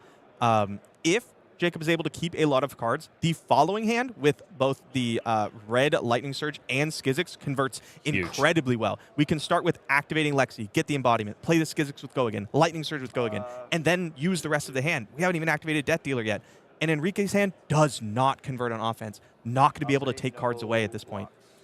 And moreover, Jacob has also filtered away a lot of the awkward cards that he could draw off the top. So even though the gold token didn't really fix this hand, there's a chance that it fixes the next. Enrique could pop the gold, look for some action. I don't think that's the line we're going with here. Let's find out. In the hand now. Manifest Muscle. being pitched to resolve a Spectral Rider. Just Phantasm Coming in for 6. 6 here. Just Phantasm for 6, says Jacob Hawkinson. Not super exciting when your opponent has double Blade Beckoner equipment on the other side. Doesn't even have to give you a card here. Nevertheless, Jacob is lining one up. It is a copy of Blue Snapshot, and I think that makes sense because otherwise he doesn't have any arrows. So Snapshot loses a lot of its equity when you don't have another arrow to load with Death Dealer because, of course, if you don't load the arrow, you don't get to draw the card. Also, lacking Blossom of Spring, it was popped earlier in the game, would have to pitch something to activate Death Dealer. It just doesn't work out value-wise. This is already an incredibly efficient turn. My favorite combo in this deck. It's looking like 4 go again, 7 go again, Yep. into, I believe, another 4, was it? Yep, Ravenous Rabble is going to Probably be the 4. follow-up there. Likely 4, especially because we've seen a lot of the, I believe it's only 5 pitch cards in the deck for Jacob Hawkinson. Is that another Oasis and a Chi card in hand? Rabble for 4. Not what you want to see here. Definitely not for Enrique Castro. We'll be able to get some value on that Chi card by pitching it to the Oasis, but a 2-card 5 is not exactly where you want to be in this spot when Jacob's onslaught just continues time and time again. It's a sizzle and a lightning surge to follow. Coming in for a big bad 7 go again. Enrique extends the fist bump and a hearty smile as he is known for at Odyssey Games. Jacob Hawkinson, however, just sending so much value. We saw north of 23 damage on one turn. This Lexi deck's got legs. I love this Lexi deck. I think that was such a great showcase of what this deck is capable of. It's so powerful. It's so quick. And if it really wanted to, it could even lean disruptive with the more ice-heavy elements. And you know, some of them are kind of auto includes in the deck, like Winner's Bite, because it fits so nicely into the pitch slot. And other ones can be devoted to the sideboard and can be tech cards for the likes of Kayo, which we saw Anthony Pham bring in the form of Arctic Incarceration. Either way, can really stymie the offensive efforts of some of the aggro opponents. And I think that is ultimately, when you have 37 Briars running around the room, the reason to bring this deck. Absolutely. Flipping up a Winner's Bite in your arsenal will win you a game against a Briar. Actually just shut them out of a turn. Not only do you have to lose a card right now, but you have to pay through the Frostbite in the next turn, and you're playing 40 red cards. Like, good luck. I've been really impressed with this Lexi deck. Well, we are absolutely loving this brand new Premier format for LSS and for Flesh and Blood at large, but that's not all that's new. We do have a brand new event, the premier in-store LGS way to play, and that is, of course, Battlegrounds. What do you know, Majin? I know that they are in-store, local game store tournaments, which is so fun. No qualification. Anyone can enter. That's also so great. And furthermore, the prizing will be PTIs, also a gold cold foil, and of course, World Tour points, which is pretty incredible stuff. And I think the most juicy thing, given the new announcement that we've gotten from the World Premiere, is it's another way to get your hands on tournament packs, Maj. Oh my goodness. Did you see the Emeritus Scoldings in those tournament packs? You are about to get a lot poorer, my friend. Oh, yeah. Because I have you're going to to be get a needing a set. play set of those. All colors. I saw that card and I was like, man. What are you I already doing to me? own Emeritus Scoldings. Dude, I even saw like a yellow flittering charge, and I was like, oh, these are fire. Well, right maybe I play the yellows sometimes. You'll Just in 100%, case. dude. Just especially if you have a full art Marvel treatment of it. Oh, yeah. Ugh.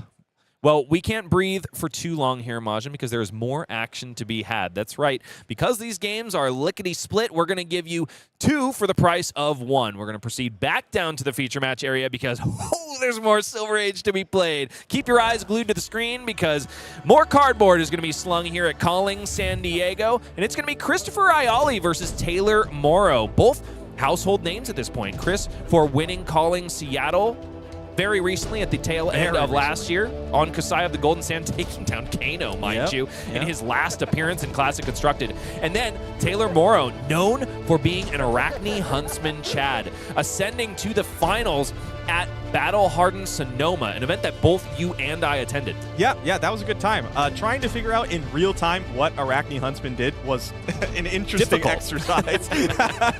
But I see Kayo on Christopher's side and my girl, Iyslander, Hey, brought by yo. Taylor. So excited. We've already gone over Kayo, so I'll take that one lickety split. You start the game with one weapon zone. If you notice on his art, he is missing one arm, so he can only hold one thing. Attack action cards he owns get +1 power while they are in any zone other than the combat chain. The first time he discards a card as well during his action phase, as long as it has 6 or more power, he'll create a might token, creating a turn-over-turn onslaught of value, a tidal wave of brute attacks that can usually leave other opponents gasping for air. Iyslander, however, has perhaps the disruptive suite to take care of that. Oh, yes, she does. Iyslander, my favorite hero of all time. She says if it's not your turn, you can play blue non-attack action cards from your arsenal as though they were instants. This lets you play them on your opponent's turn. To combo with that, whenever you play an ice card during an opponent's turn, you give them a frostbite. We've seen just how powerful frostbites can be in this format against the more aggressive decks, but to pay for that powerful ability, she only has 18 health, making her a little bit more fragile. But will Taylor be able to find the frost when it counts the most? The question is about to be answered before your very eyes, folks. 20 plays 18.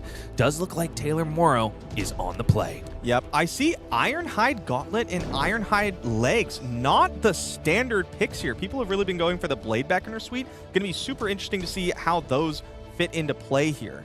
They definitely seem like a drawback into Kayo, a deck that you can reliably expect to send both attack action cards and weapons. But she did have her heyday with those Ironhide Gauntlets back in CC. Oh, I've played my fair share of Ironhide Gauntlets. I mean, we just saw Lexi, obviously never going to swing the weapon. That's the kind of matchup where the Ironhide Gauntlets shine. Now, I want to showcase on the other side of the equipment. We got, it looks like Arcane Barrier 1 plus the new arms for Brute, which say if you've pitched a card with 6 or more power, you these gain Spell Void 3. I hate playing against those. You know, it's so scary as a wizard. It is called Scarab Strapping, but it might as well be called the Iyslander Trumper, because of course, Aether Ice Vein is exactly the card that makes life so difficult for aggro slanted opponents, but if you can just Spell Void 3 away the yellows and blue versions of that card, it becomes a lot less threatening. A lot less threatening. I mean, you said it's Scarab Strapping. It's more like Scare Caleb Strapping. It's terrifying to play against. I saw Taylor pitch away a Scar for a Scar on turn 0, which surprised me because you're going to be less life. That's just 4 going in for free. I think digging for an ice card to pair with this Aether Ice Vein and didn't find it. Unfortunate there. Instead, it's just Oasis Respite and 2 Photon Splicings. Might be the time to shove one of those Ironhide Gauntlets in front, but we'll have to see for Mr. Marrow. I do believe it was an Absorb in Aether in the arsenal. Wow. A bold card to put in your arsenal, since you cannot get the +2 arcane damage if you are not able to play an arcane damage card from your arsenal on the same turn. And it's a discard of Mighty Windup to give this Mandible Claw, cracking in for 3, go again, and then the follow-up is Run Roughshod, a card that seems absolutely crazy in terms of its stats, at least for a Brute player that upgrades his cards from 5 to 6 in any other zone. But of course, Chris has to have, in order to play it, can only do so if he's discarded a card with 6 or more power this turn. Does decide to use Absorb in Aether to block 4, leaving the Ironhide Gauntlets and Legs for a future turn. Even with the 1 floating, blocking for just 1, that's really not where you want to be. I like the idea to leave them. Now, folks, we do have an entry-level product allowing you to get yourselves into this very room. And all you have to do is pay $20 and you can play with the best of the best. And part of the reason that these decks are so compelling is, of course, you have cards like Run Roughshod reprinted from the KO Armory deck at your disposal for a low, low price. Immediately pops Glacial Horns to freeze the arsenal. This is the card I've seen experimented with in and out of Iyslander lists. I'm not exactly sure where I land on it. Some matchups I love it, and some matchups I really just want more blocking. I'm really interested to see what Taylor's build looks like. Things like Oasis Respite, Absorb and Aether are not what I would call standard Iyslander cards, but at this point, I'm open to anything. It's such a new format we really don't know what these lists are going to look like by the the time ProQuest season's done, for example. We've got to talk about Aether Ice Vein here because you're going to see it once, you're going to see it a million times from Taylor if he has his way this game. Ice Fusion, as an additional cost to play this, you may reveal an ice card from your hand. Deal 5 arcane damage to any target. If this was fused and deals damage to a hero, they discard a card unless they pay 2. This is Ice Disruption at its best. Of course, Chris just blocking 1 with his AB, his Null Rune Hood, and then taking 4 because it wasn't fused, unfortunately, for Mr. Morrow, and it's just 4 arcane damage that ultimately converts on that turn. Chris cracks back with an Assault and Battery in the blue, upgraded to 7 power thanks to the Might token that popped at the beginning of the turn. Not a huge turn for Chris. I do wonder if the freezing of the Arsenal really stymied what he would be able to put out otherwise. I think that's incredibly likely. Although a consolation prize, getting to discard Sirens of Safe Harbor from the beat chest ability, giving you that +1 life. I've played quite a bit against this Kayo deck in Silver Age, and if they do something like that, 2 times during a game, it really adds up. The extra life gain, when it's such a tight format, the games go so close, but being able to gain 1, 2 incidental life is a really big deal. It's another awkward spot for Taylor Morrow. The card he's thumbing on the table there is yet another Absorbent Aether. Now, correct me if I'm wrong, Majin, but the real setup that you want is already having a blue Aether Ice Vein in the arsenal and then having the Absorbent Aether in the hand. In this case, with both of them in the hand, you kind of are in a situation where you need to set up both of those cards, but you just can't do that. There's no 2 arsenal slots. Yeah, and again, no ice card to fuse. Aether Ice Vein, easily the most powerful card available to Iyslander, and not getting to use it with the fuse ability, it's just a large arcane spell. It's not where you want to be. So both Absorbent Aethers now resolved, neither of which are making real use of the extra effect on that card, which is, of course, beefing up an arcane damage spell by 2. And it's yet another Aether Ice Vein for Taylor Morrow in the red, once again, not fused once again. Popping the Spellfire Cloak to get the 1 resource for Absorbent Aether, I think is a play you're going to see a lot in this format. I seem to do that quite a bit, especially with the Kano list. You look at the life totals, it's pretty close. 5 Arcane coming through. Taylor's going to end this turn probably ahead unless the gloves are used. But Might and Agility on Christopher's side, full 5 cards from Kayo. This is a scary turn. And the only disruptive piece we have in the arsenal needs an ice card to fuse. Now, Agility and Might are going to pop here, which are start of turn effects, which means that Taylor doesn't have a window to play that Aether Ice Vein before Chris gets to start this off, which also means that scared Caleb Strapping has the opportunity to be popped because Chris has already pitched a card with 6 or more power in Mighty Windup. Yep. I was looking. I don't think I saw another ice card in Taylor's hand. I think it's a bunch of reds. Scare Caleb Strapping. Wild Ride. Do people know my name is Caleb? Did that joke just go over everyone's head? They've got to know at Surely, this point, surely. right? Context clues. Wild Ride coming in for 7 go again. Might token did pop at the beginning of this turn. It's also double go again because there was an Agility token popping as well. And Chris has, of course, discarded a Buck Wild. Double go again, however, doesn't have any bearing in the game of Flesh and Blood. It's just for glory points. And glory is exactly what Taylor is going to need to find off the back of this hand, which yet again does not have an ice card for the fusing of the blue Aether Ice Vein in the arsenal. No, and it blocks so inefficiently. Oasis Respite needs a card to be pitched. We already used the 1 resource from our chess piece, so we can't use that to bail us out this time. Things just not quite lining up for Taylor. Taylor making the best of a bad situation by blocking with both Ironhide legs. Going to be able to pitch a blue card here and also save 1 more resource in case he wants to block with Brothers in Arms or Oasis Respite. But it is the Voltic Bolt into the pitch zone. 1 floating after blocking 4 on both of those equipment pieces. 3 damage comes across the line. 12 plays 12 now. And Chris is stabbing in again with a Mandible Claw. And he's looking really good here because all Brutes want to do is have 2 floating after Mandible Claw. A coup de grace is on its way for Chain Link 3. Oh, man, this is such a scary place to be. It could be 2. It could be like Bear Fangs for 8. That's so much damage. And Taylor's hand, is making the best of it. Using 2 resources for the Ironhide equipment. Still holding up Oasis Respite. Sirens coming out for Christopher Iaali. You're doing the best that you can, but this Wounded Bull isn't even putting your opponent in the danger zone. Taylor blocking an effective 5 here because he gains 1 life from the Oasis respite. Does look like he's holding back the brothers in arms, going to, I guess, Send the bull? resolve the bull, yeah. Which is great. Not maybe in this spot. You know, Iyslander very used to playing from behind, but I think we really need this blue Aether Ice Vein to line up very well this next turn, or it's going to be too late. You know what it is lining up well with? Oh, I was going to say the pitch ability of Chris's hand, but that unexpected backhand is blue. It's less than ideal. So even when Chris goes into this turn after blocking only with armor and basically laughing in the face of danger at his opponent, he is still going to likely be able to fight easily through the disruptive capability of the blue Aether Ice Vein in the arsenal. Yeah, I mean, just gets to ignore it thanks to the strapping. That's when you need those absorbent Aethers. Yeah, exactly right. All right, I'll block 6 total, take 2. Savage Feast plus Beaten Trackers plus Predatory Plating means that only 2 damage comes across the line. Chris now down to 11 to Taylor Morrow's 8, who is going to try to draw up an ice card here. And, oh, there they all are. Found him. At the moment where you really want to be blocking a little bit better. I think these are mostly 2 blocks, too, Yes. unfortunately. There's 2 Winner's Bites. I do believe there was a Aether Hail, which will be the 3-block ice in the hand.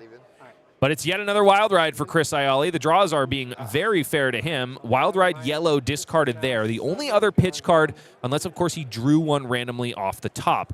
In the hand, though, I did spy a Buck Wild. Couldn't catch the color. It is 7 go again here. And if it is a blue Buck Wild, it very well could be yet another Mandible Claw into a 2-cost from the arsenal. And that could be lights out for Taylor Morrow. Yeah, even if it's a 3-cost, we have it available because we can always activate our chess piece for the 1 resource. Like, this is a terrifying place to be if you're on the Iyslander side, which I mentally put myself in because I always play the wizard. Because who are we kidding here? Yeah, I'm not biased, I promise. What would it take for you to play Brute? Oh, I don't even know. Okay, what's the minimum amount of money I would have to pay you to take a Brute to a calling level event? If you could guarantee me top 8 of a calling. No, I can't guarantee that. No, hold on. If you could guarantee that if I bring a Brute to a calling, I would top 8, I still might not play. Oh, my goodness. I still might just play a wizard. Shots are fired. I do think if I was going to play one, it'd be Leviah. Yeah, I actually agree. I think she's incredibly interesting. I did take Levia to Pro Tour Los Angeles and had a great time with it, even though she kind of hurt me bad. Yeah, your record probably didn't have as good of a time, though. No, it sure didn't. I had a great run at the calling the next day, but the Pro Tour was very, very nasty. That's a tough place to be for a Leviah player. Speaking of tough places, Taylor Morrow counting every possibility of victory here, but they are dwindling turn by turn. Majin, if you're in his seat and you've got those 2 blocking 3 blues and then, of course, it's 1 Winner's Bite and 1 blue Arctic Incarceration. What are you doing in this spot? Mostly panicking, but I'm probably putting the 2 blue 3 blocks. These are going in front of stuff, right? We need to be keeping the 2 blocks to take advantage of the fuse from the Aether Ice Vein. We're going to pitch, trying to get over the strapping, saying, give me a resource. Give me a resource and your arms, or I'm blowing up your turn. I don't hate this play. Wow. I like it. Yeah, keeping both the 3 blocks to possibly block. They're not as good of arsenal targets as the more disruptive pieces at this point because the life totals are too high. Oh, Taylor, however, said he forgot about the Scara strapping. Take 1? Yeah. What a mistake. What a mistake. Yeah, Nevertheless, I don't think you're in a better spot if you hold him back. Yeah, it might just not have gone well no matter what. Either way. If there is a 2-cost in Arsenal, I think, here we go. And it is, of course, the blue Buck Wild. The fist bump is extended as Christopher Iaali crashes and bashes, even though that's a Guardian card, through the face of Iyslander and Taylor Morrow. Victory is declared. Christopher Iaali takes this one down handsomely, still over half of his starting life total. And Kayo looking very, very good, despite having only 1 upper appendage. Yeah, those turns just worked out very well. 2 costs with go again, into claw, into 2 costs. 2 costs with go again, into claw, into 2 costs. When you play Kayo, when you bring Kayo to a tournament, that's what you're trying to do every turn. That's your hope. The Wild Rides and the Bear Fangs are definitely cooperating for our Brute pilots so far, and the elements are not really in the favor of Ice, at least for now. Maybe the rest of the day will spell a different story, but I think Taylor showed us exactly why Iyslander could be a bit of a risky play. Yeah. But when you get to do it, when you get to do the thing, it's so good. If those red Aether Ice Veins in the beginning of the game were fused, it is a different game we would have been looking at.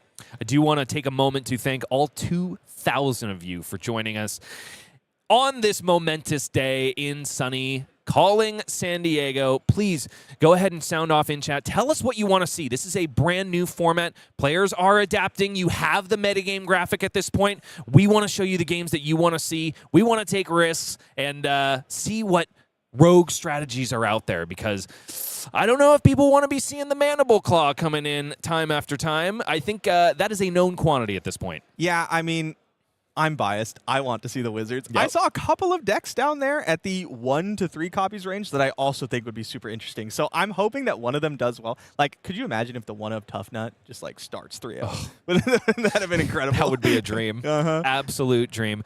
So rise up in chat. Are you a Tough Nut enjoyer? Do you want to see Tao Tao Chu on new or any other rogue strategies from the metagame? We want to give you what you want to see. So, of course, more rogue decks, more fancy plays, maybe more ice, but bottom line, more flesh and blood after this.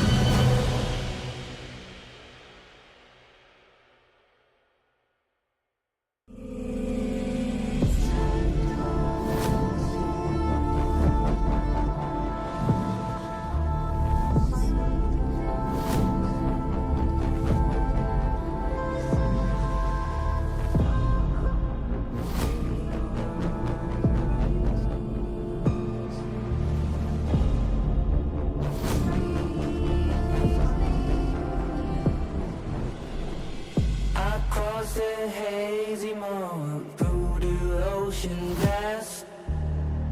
The ships are closing in, mist will turn to dust. Beyond the murky cloud, the story will unfold. The dragon of the horizon, history untold. Almighty gods of war, lead us flame and glory.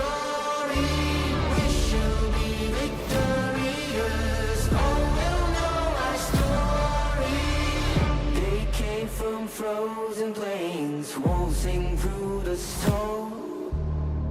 The shadows of the northern name will numb the foes. Beyond the distant land, the legend will be told.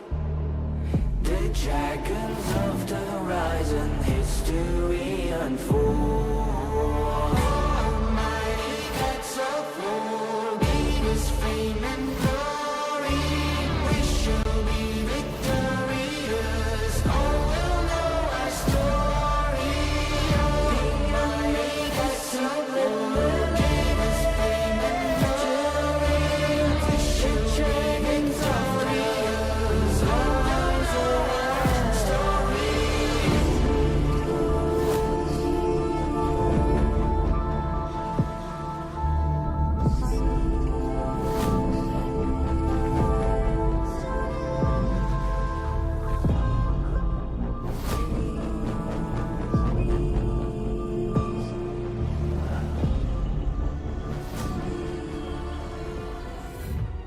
Hello and welcome back, everyone, to coverage of Calling San Diego. My name is Julian Pastrytime Carr. Joining me today for the first time this weekend is, of course, Majin Bae. Yep. Happy to be here. Little less happy that Iyslander lost. But, what are you going to do? We put it on the street field. What do you want? Yeah, come on. The wizard curse for me. I cannot cast games where wizard wins. It just does not happen. Well, surely there's going to be more. But let's take a look at actually how things are looking this weekend as far as heroes represented, because there's some wizards floating out there still, Margin. As a reminder, if you didn't catch it, Briar still at the top of the heap, but Kayo and Kano sitting in 2 and 3. Quite a lot of Kano players this weekend. Yeah, Kano was kind of talked about during the calling, had a couple of good showings, but then really performed well at the Sunday showdown over in London. Both of the players in the finals were on the wizard. Doing very well, but as history has shown, when players are aware that Kano is going to be present, it's tough. It gets a lot more difficult. Yeah, there's some tools, of course. Everyone's going to bring their Arcane Barrier. Penn had some new tools against the Wizards as well. And, of course, we've got Fire and Dorinthea kind of rounding out our top 5, but also Terra down the bottom there. A lot of Guardians kind of across the metagame in general. Terra not the one I necessarily expected to see today. Yeah, I didn't really get it until I watched a couple of games yesterday, and seeing that might token value generated turn after turn against the matchups where you see a lot of blocking, like against things like Dorinthea, against things like Oldhim, really lets Terra pull ahead in the long games. I've been impressed. Yeah, and then, of course, we got a smattering of Lexi we've seen a few times on stream. New, I know a hero you've played in the past. Haven't seen her yet on stream. Anything in the, let's say 1 to 2 range that you're thinking, you know what, if this shows up on stream, I'm going to be a pretty happy boy. I would love to see Dromai. I just really enjoy heroes that kind of play the game on a little bit of a different angle than other heroes. I think it makes for very interesting games to watch. Yeah, unsurprisingly, the wizard player likes the heroes that do things differently. Do weird things. Yeah. Yes, absolutely. That's why I like things like Dromai. That's why I like things like Vynnset. I just think they're so interesting to watch. Yeah, of course, Ira down the bottom there. Bravo, Oldhim still kind of more of the mainstays, I suppose, of the London calling sticking around. In general, I feel like the metagame, especially for how early we are in Silver Age as kind of a quote-unquote real format, right? We had the early access for a while because people just really wanted to play. Yes. And then since Compendium came out in London, it's been actually more diverse than maybe I would have expected. Absolutely. Yeah, I expected there to be, especially from what I've been hearing from the community, Briar's been obviously doing really well. And then we saw Decimator Great Axe also do very well. And then we come to today, and there's a huge spread of heroes that people are playing. There's only 10 Dorintheas. Yes, there's a lot of Briars, but it's also like the easiest, most straightforward to build, I think, for these strong decks. There's just so much room to explore. Yeah, absolutely. I think there's just so much fun and so much room still. I mean, there's a lot of cards that are legal in this format that were printed recently that we haven't even seen copies of yet. And maybe they're not good enough. That does happen. But a lot of potential avenues for people to try and look at. Yeah, really excited. I think we're going to see a lot of change today, this weekend, and through the ProQuest season. Yeah, well, good news. We do have a game for you here, so let's dive on down to the feature material and have a look at what we have in store. This should be a fun one. We may have incidentally leaked it a little bit with looking at the metagame. It is Phi at 2-0. Zach Huey there on the left. John Cooper on Terra. Yep. Really exciting. John Cooper, a local of mine, Mr. Lupine Fiasco on YouTube. Really excited to see this one. I don't know how this is going to go. Guardians, the blocking heavy Guardians tend to do well into aggressive decks. But if there are aggressive decks that tend to do well against defensive decks, it's decks like Phi that get to consistently present damage that leaks. It's so hard to block a Phoenix Flame every single turn, right? So I have no idea who's favored here. Yeah, we'll see if the Phi T can win out or if the Guardian can keep block. We'll have a look at the hero cards, though, and remind you all about what's happening there from the hero zone. Phi, I'll read. You may start the game with a Phoenix Flame in your graveyard. I do recommend doing it. It is optional, but you should put it in there. Once per turn instant, 3 resources. That's quite expensive. Return a Phoenix Flame from your graveyard to your hand. That's quite good. This ability costs 1 resource less to activate for each Draconic Chainlink you control, and all of a sudden that 3 looking like 0 is quite a bit better. Yep. Sometimes you pay 1, but usually 0. Very powerful ability, especially when games go long. And the game probably will go pretty long because Terra looks to block. He says at the beginning of each end phase, if there is an Earth card in your pitch zone, you may pay 1 resource. If you do, create a Might token, and he has Essence of Earth, gets to play a lot of Earth cards. Now, that Might token ability, very strong against decks that are looking to grind. Less powerful here in the shorter games, right? You often don't have 2 cards to pitch, so you want to be efficient. And his hero ability is more for when you're over-pitching things. I don't think we'll see a lot of this activated in this game, but we'll see. Well, a thing or two about Earth cards, I would say. So we'll see if Terra can maybe get it done. Head down to the feature match area. Zach Huey on the left. Going first, John Cooper on the right on Terra and Fire. Going to try and leak some damage on turn 1. That's a good start. Wrangler Cinderclaw yellow being blocked by Sirens of Safe Harbor. Yeah, great start on both sides. You get to start with a brand. Next thing is Draconic. I get to start by gaining 1 life. We're both happy. Yep, block 2, of course, on Sirens. Kind of a 3 in a roundabout way, Yes. gaining that life. But Yellow Brand only 2 power. So working out there for Zach, who's going to consider. We got Cinderflame Devotion blue. Mounting Anger, pretty nice one. And Lava Burst for the end. So not a bad turn on hand. They should be able to convert these all. Great hand here. Mounting Anger. Great hand. I think on John Cooper's side, you're pretty happy that your opponent is attacking you. I don't think you want to be keeping any of these cards. We have 2 blue, I think, Thunderquakes in hand. Nothing disruptive, and that's what you're looking for. You're looking to disruptify. Yeah, Phoenix Flame, of course, coming over now free thanks to the Draconic Chain Links that have been added. And this is maybe where the sticking point's going to be for Terra. When are you ever putting a card in front of Phoenix Flame? You just don't want to. You just don't want to. Zach deciding to keep the Lava Burst for a future turn. I like this. You're only going to leak probably 2 against, John, if you send it now. Better to save it and push with a full 5 cards next turn. Yep. As always with the Guardians, big fridge down here to try and use their Civic Steps, Civic Duty, Ironheart Gauntlet, which is kind of an interesting one. Not always something you see in that slot, but does make sense with a hero like Terra. Yeah, definitely interesting. I like that people are experimenting outside of the Blade Beckoner suite. We saw that last round as well. They're obviously very powerful, and I think the default mode, but some heroes are going to be able to utilize different pieces of equipment even better than them. Yeah, that's a pretty juicy one. Did not make a might notably here for Terra. Was too busy blocking on turn 0, but Humble has some pretty good text here. 6 power, which is already pretty good.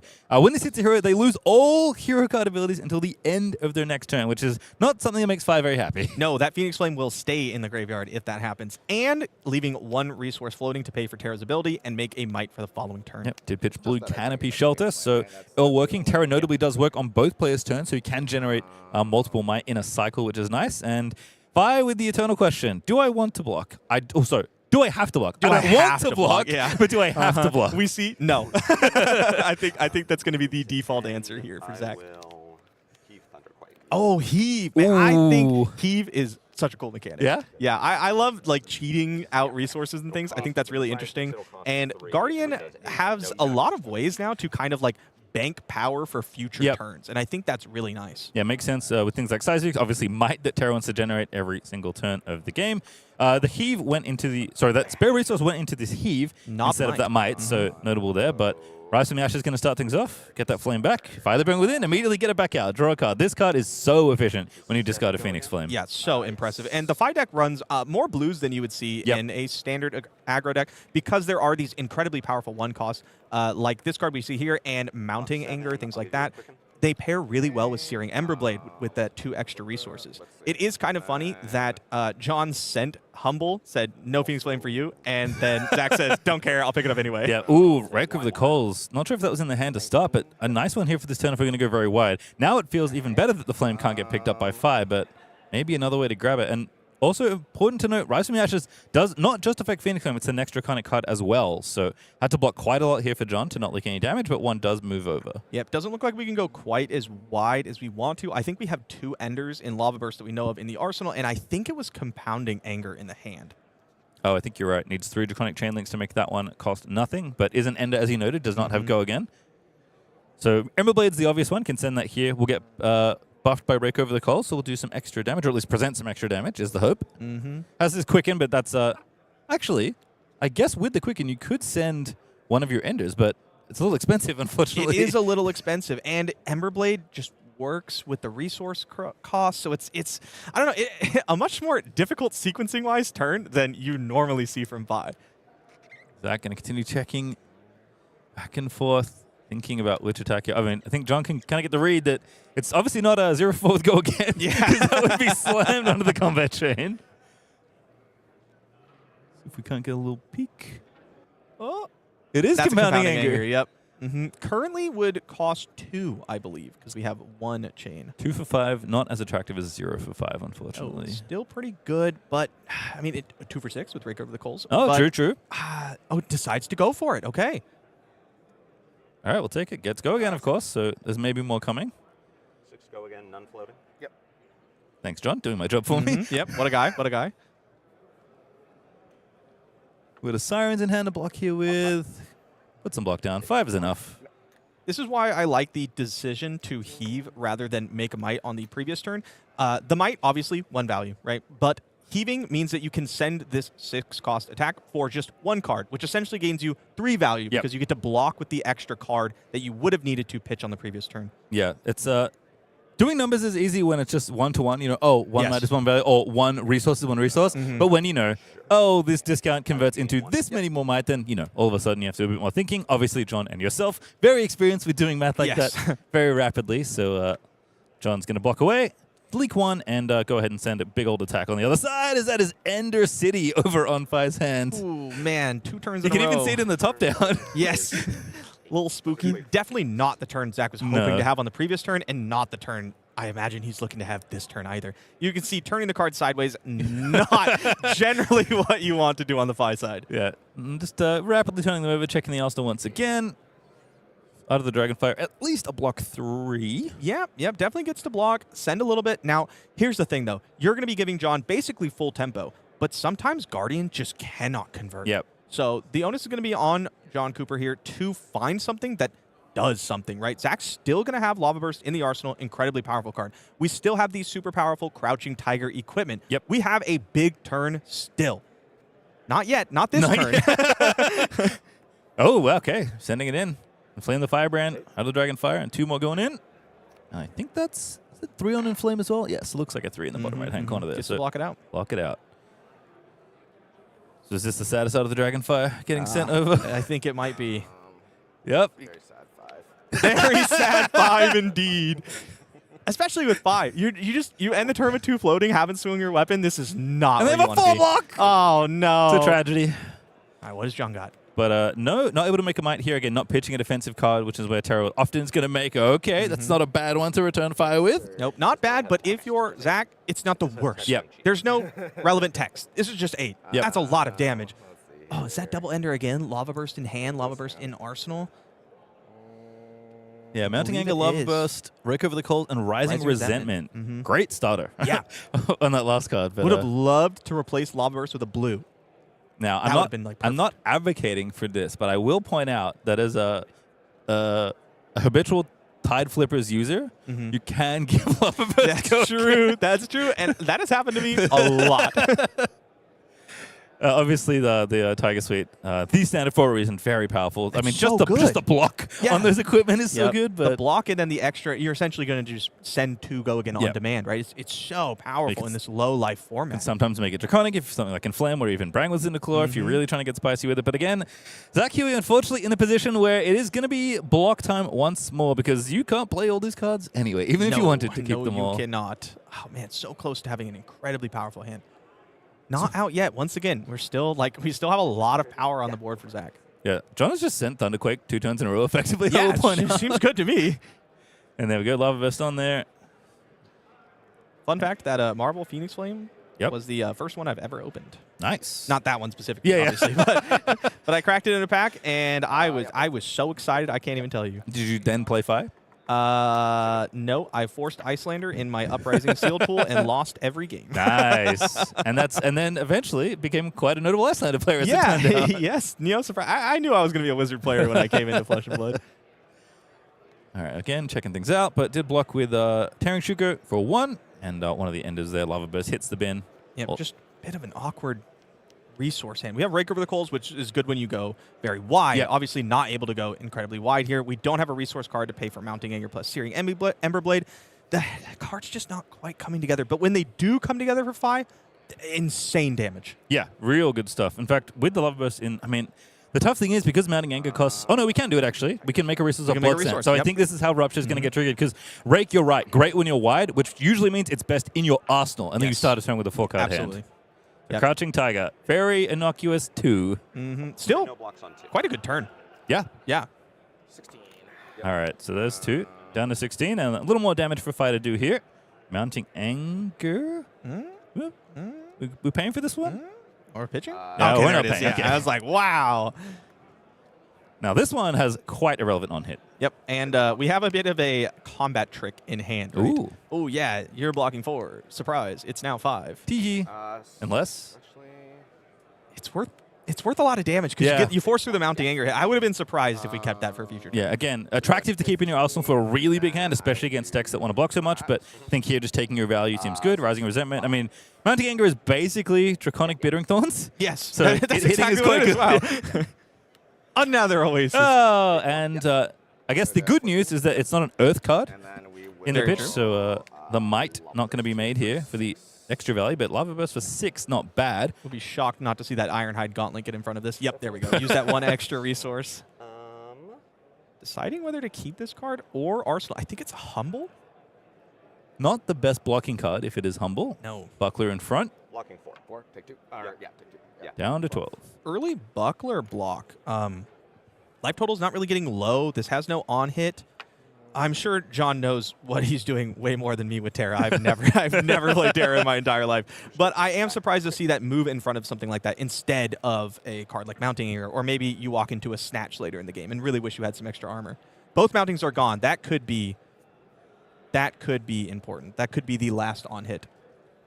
All right, well, we'll draw up again here on Zach's side and kick things off with Brain with Cynical Red. That's usually the one you want to see. Yeah, that's a powerful card. So powerful, in fact, that you're not allowed to play them in CC. Yeah, not even the blue one. Not even the measly one that comes in for 1. There's 3. Here's 3 more.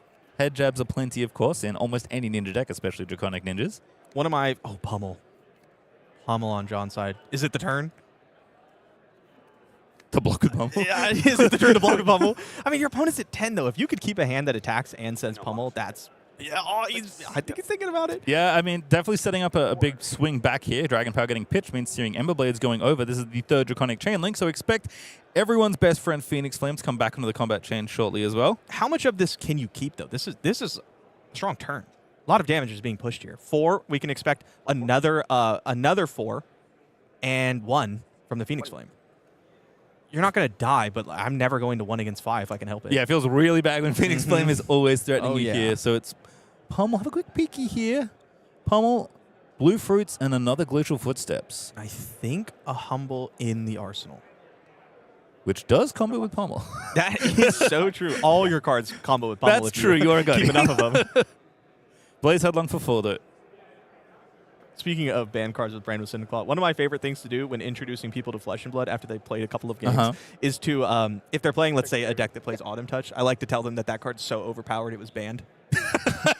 Which is true. It was true, it was. And they try to figure out. You show them brand like, yeah, I think I get it. Yeah, Like, yeah, no, this card's good. Autumn Stats, really? Yeah, wow. Yeah, All of them? I don't. Just the other Like one? I mean, 7 is a lot, I guess. Yeah. All right, looking through the graveyard here for John. What else is coming? Well, we know nothing this turn. What else could come in future turns? I think both Art of Dragon Fire is gone as well, Yes. which is I have lost many a game to Art of Dragon Fire. I definitely checked the graveyards for those. Oh. Pretty safe to give a Vigor here to fight. Yep. So going to go ahead and block with Civic Duty. Take 2. Especially if you're pushing Pummel this turn, which it seems we are. Yep. Looking to like strip some cards, making a full pop-off turn with a Vigor just not something that's going to be in the cards for Zach. Yep. I love the Civic equipment because I think it. You see how thoughtful players Yes. are when it comes to blocking decisions and blocking timing. Yes. So pitching this Blue Fruits and Humble's going in, and don't worry about it. Yeah, no, Don't it's worry fine. about It's fine. Yeah, I have 2 cards. What could it be? Mind if I change my pitch? Yeah, sure. Oh, Thank you. love to hear What a that. guy. What a guy. I don't have this Earth card. Don't worry about it. I do. It's kind of funny to like pitch the Fruits of the Forest and then be like, "Oh, I'll take it back," because like maybe you could just discard Fruits of the Forest in Arsenal. Or something. You're like, maybe he doesn't have the Pummel. Have a quick look. I see 2 blues. Yeah, 2 blues, Blaze Dragon Power, Headlong. Legacy, Blaze, and Fire That Burns Within. One of my favorite cards from this set. Very good with a Vigor token. Yeah. Oh, that's true. Although Humble making it Very less good. For Fire That Burns Within. This is tough because, I mean, it's not the most obvious Pummel, but Yeah. it's like, you know, it's not 2 resource splitting. It's Yeah. only 1, but it's relatively face up. Yeah, you could. Okay. I don't know how good this is. Okay. But if you really want to, you're clearly thinking Pummel, right? Yeah. You're clearly thinking Pummel. You could block with Blade Beckoner, pass priority. Pummel goes on the stack. Yep. You activate 5, pitching a blue on your turn to pick up the Phoenix Flame. Yep. Enabling your, Yes. at that point, quite good turn. Yep. We're Besides, blocking. not to do that. I don't blame him. Yeah, I mean, notably, Red Pommel does pump 4. Yeah, that's a lot. So I have to use the blade back that here. is the life total. So it's going to take some damage and discard a card here. Pommel got some pretty gnarly text. Yep. Has since welcome to Wraith. Yep. I kind of like at this point, like discarding a card and just arseling, Yep. being like, okay, do it again. Text. Yep. I'll move to end. You don't have text. Yeah. Don't worry about it. It's not going to matter. But that is true. You know what? You were talking about things like Civic Step being really interesting for like gameplay decisions.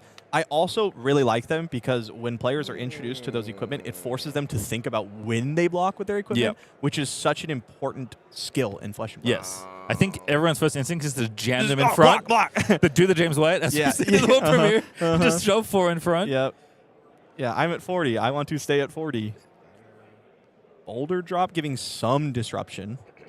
Pretty good card. Very good card. Blue Macho Grande, which we do not have the resources for. Look at the you bottom of the cards here. One block here, one block here, right? Yes. And He thought he knew he moved him so we couldn't see him. How good are you at text boxes? Yeah.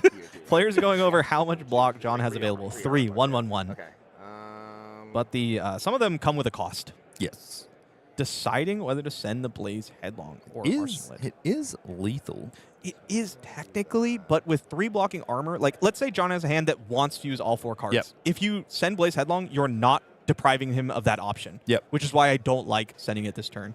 Yeah, I mean, you kind of need to have a pretty big turn in general to close out games because, again, Guardians are very good defensively. Yep. There is a might popping, so whatever John's going to send is going to be pretty big, so you also have to kind of consider, like, I'm losing some You have to cards. block. Yeah, you have to block. So you need to keep enough to push over the defense. And your hope here is that it's just all defensive cards in hand, one and of that's 2 not blocks. it. Oh, no. And Boulder Drop, big on hit. Oh, man, yeah, with the is that all 2 Yeah. blocks spacing an 8 Yep. crushes 4? That math ain't mathing. We do have Blade Beckoner helmet. No, just display loyalty blocking 3? No, display loyalty We'll blocks check the 3. tapes. Bring it There's up. no Bring it way. up right now. Yeah. We'll have a quick peek. Blade Beckoner helm does bail us out. That is on true. all 2 block. If anyone's wondering, here's display loyalty. Beautiful looking card. Wonderful. Very These draconic powerful. decks. 3 on the front, pretty good. Go Yep. again, often, not always. Mhm. But in the bottom right-hand corner, there is unfortunately a 2. Not the right number. Okay, so let's do the math. What can we send back the other way? We have 3 from Fire Tenant. We have that's good. 4 after Fire Tenant, and Also then we're good. finishing with we have a 5 and then a 1, or a 4 and then a 1. That's pretty good. That's not bad. John's at 3. We have 3 armor, so technically, let's say 6. Yep. But a 5-card hand from Terra, that's a lot of cards to block. And now any attack is forcing blocks from Fi. Now Fi, the master at squeaking damage. Yes. The master. I've constantly played games against Fi where I take cards and go, I'm good. I'm chilling. And then it's just like 4, 1, 4. And you're like, oh, that's really awkward. This one's 5. Fiver. Fire Tenant Strike First into Blaze Headlong for 5. And again, all these head jabs, and some of them are quite a bit bigger than a head jab, are enough to take out the rest of John's life total. There is armor in play as noted. Yep. But none left on the helm, just 2 left between the steps and the chess piece Civic Duty. So it's time to block, whether you like it or not. There's a block That's for a That's good good. blocking card right there. I think it's a Evergreen in hand and another Sirens. Yellow Sirens. Yellow Not Sirens. the best color. Yeah, both block 2s, actually. Yeah. So we're going to put the Buckler, of course, Mm-hmm. the other defensive piece, Display Loyalty, make a fealty for fun. Yep. And at this point, Sometimes good. hand face up, you know it's going to be Phoenix Flame after this. You can make your blocking decisions with all the information. Oh, Sure. Block 3. Yep. interesting. Oh, it's only 2. Yep. Fire sorry. Tenant Fire Tenant strike Strike first. first. Not Draconic. It is very red. It's so draconic. It has such draconic aura. yeah, it's just Draconic vibe. Yeah, it will be draconic next turn Yep. with that fealty. Yeah, that's when that, those display loyalties really, really do a lot for this deck. Unfortunately, came a little bit late. 1 turn. All right, so next hand. I mean, Salt the Wind's going to be tough to make work on a long chain, but even Boulder Drop more is tough. back. Red Boulder Drop for 7, turns it around. Yeah, look at this one. Once again, going to have to do 2 cards sideways. Oh, can we make use of this Vigor token in any way? Not really. Yeah, it's 3 reds and a yellow. Salt the Wound and Flame the Firebrand, I think, being lined up here. Mm-hmm. This is a tough spot. You're kind of in the blender now. You're not able to push quite enough damage to Yep. force John to block with his hand. That's usually where Fi wants to be. Yes. Putting you in the blender. Yeah, exactly. The Phoenix Flame Kadachi lock. Take 1. Yep. All right, Saltwind does at least block for Sega. 3, so going to 2. 1 block left on the helm, but only when the weapon comes through. So Vigor's going to pop. Let's see what we can get done here. I guess it's... Set a sword. Yep, sword's pretty good. Anti-fatigue tech. Yeah, Pitch there you go. Pitch your 3 attack to attack with your sword for 3. Gaining 1 life, by the way, actually quite good. Yeah, in this very spot for relevant. John. Very relevant. Have you played much Ninja? Oh, yeah. What is the most your Saltwind has ever come in for? Like 7. Oh, that's Yeah, it's really not good. I don't play the card very Yeah. much. Haven't done enough Mask of the Pouncing Links, I think, is Sure. Yeah. is where I'm falling apart. Yeah, take that back. I'm Yeah, sending he can Ronan have that. Renegade. Decides not to swing the Emberblade here. Oh, that's right. Phoenix Form or Phoenix Flame. Sorry, gets to come in for 1. Pretty good. This is why I don't play 5. I can't do the math. Pretty good for Yeah. Flame to leak 1 here potentially, because again, 3's not the magic number necessarily, but lots of your cards come in for 3 as 5. Absolutely. So when you're trying to force out cards, And all armor on John's side is gone. Yep. So every 3 demands a card. yep, Sirens once the turn closes is going to gain another life. But again, how much life is being lost here is the question. Yep. No this books on that one. Looks good for John, but I have seen Phi win from these spots so many times. A very resilient Draconic Ninja Very for much how many so. block 2s and no blocks there can sometimes be floating around. I think John keeping a 4 block in hand, I believe. It looked like a blocking card to me. Zach getting to get value on Blade Beckoner Helm. That's this really turn. good. Fully convert. That's big. What do we got here? I see Yellow Brand with Cinder Claw. Looks like Display Loyalty, Compounding Anger, Rise from the Ashes. yeah. Okay. That's the This other is a card. good hand. Man, you wish you had 2 more life on this hand. Yeah, yeah. Oh, yeah. Wow, running low on cards, too. I think that was 6 cards in deck for Zach. Only start with 40 in this format. Mm-hmm. And that's a hard lock. You can't have any more or any less. And when you have to start blocking, it goes by very fast. Yeah, yeah.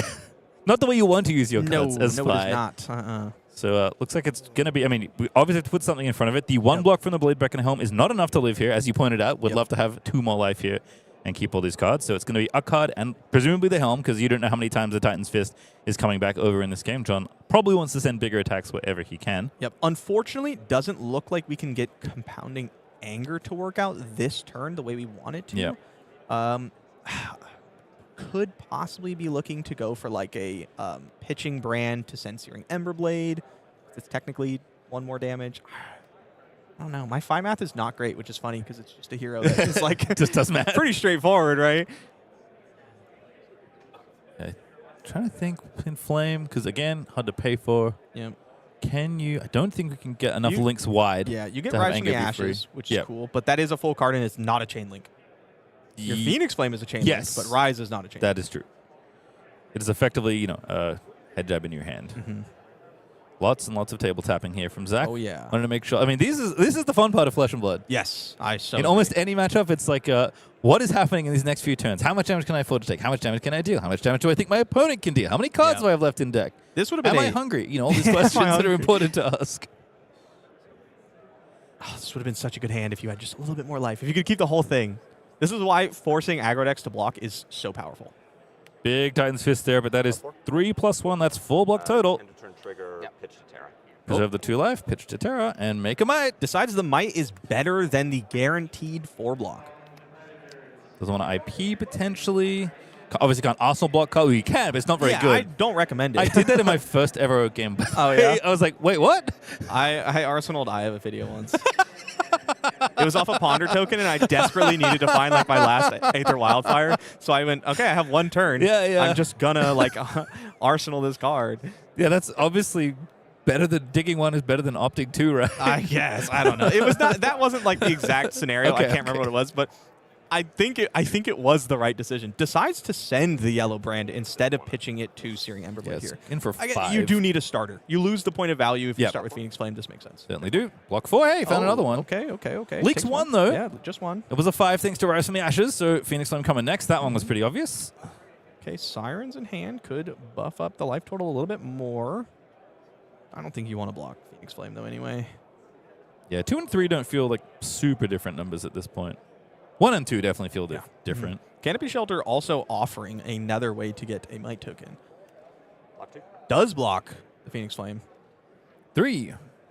Fealty. You know what? I like blocking with the Phoenix Flame here because if your opponent's plan is to arsenal something and look to possibly buy 1 more turn, you gain the life off the Sirens, you go to your turn, you pitch Titan's Fist, and then you discard fruits, and you've used all Yep. of your things. And if your opponent does continue the chain, having blocked with Sirens is not the worst. So I like this play from John, really giving him the most value in multiple different avenues that his opponent takes. Yep, makes sense to me. And there's the fist, as you mentioned.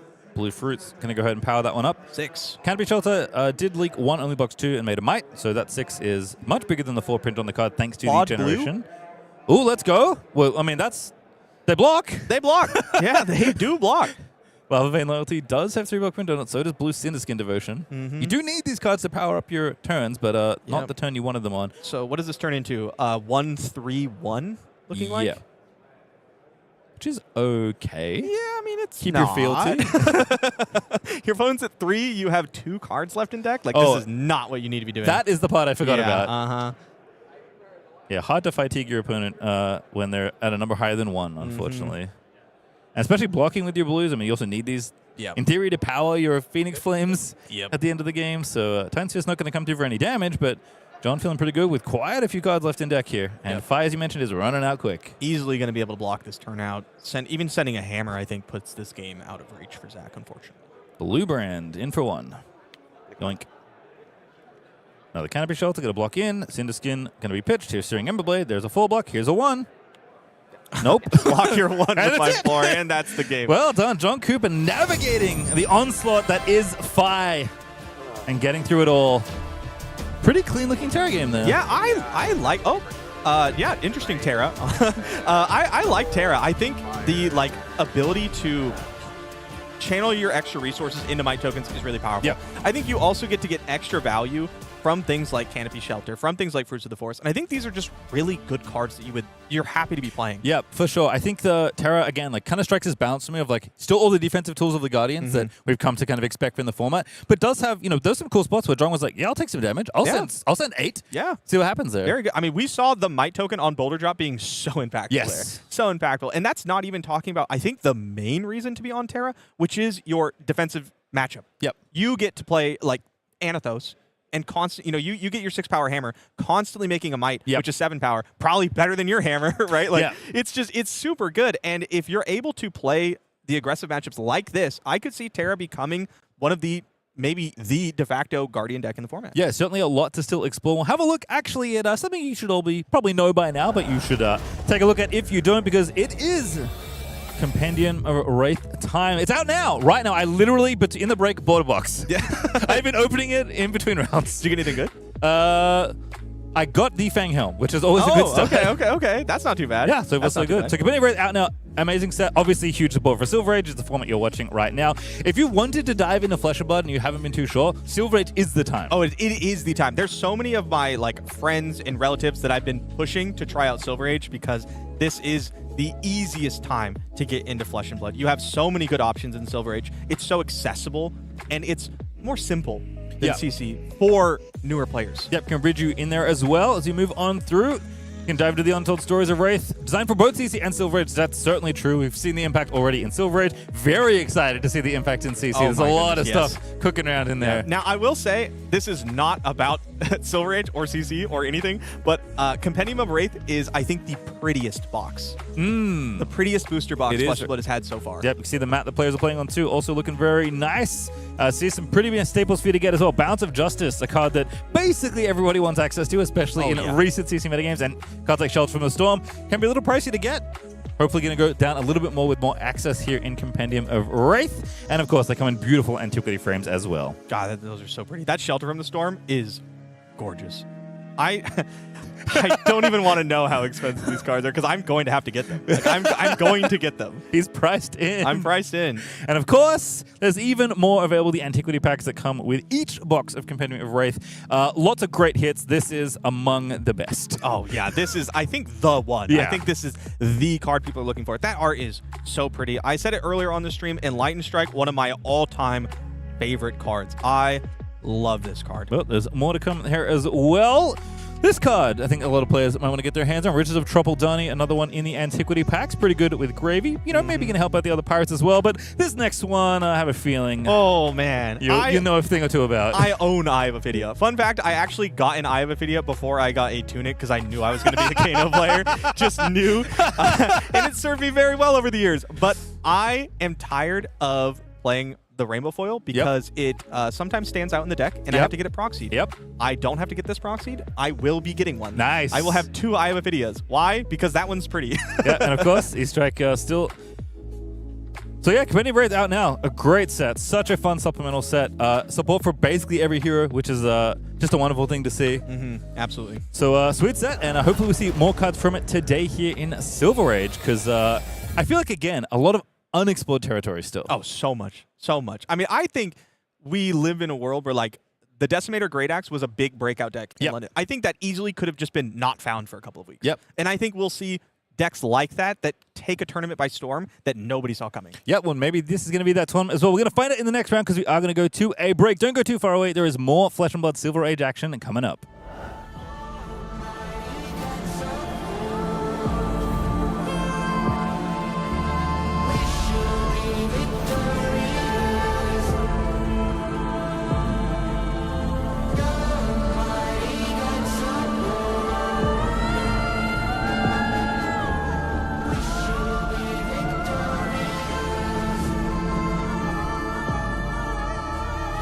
Beneath the boundless sky, the voyage carries on. The dragons of the north is to and told.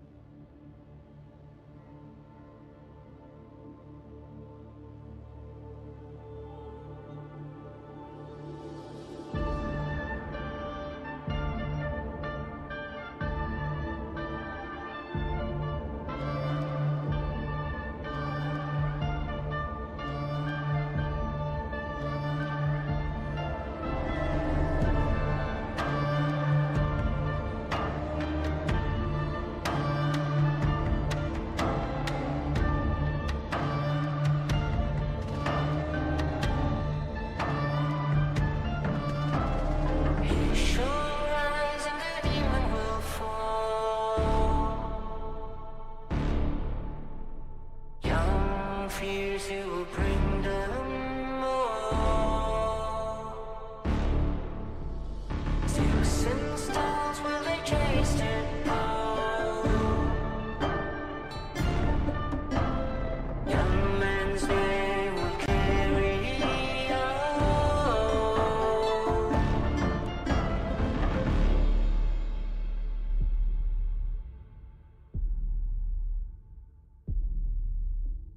Kinsmen crave the island gold. Each night chase and watch them fall. Young men's reign will turn this time. This is a prophet's call.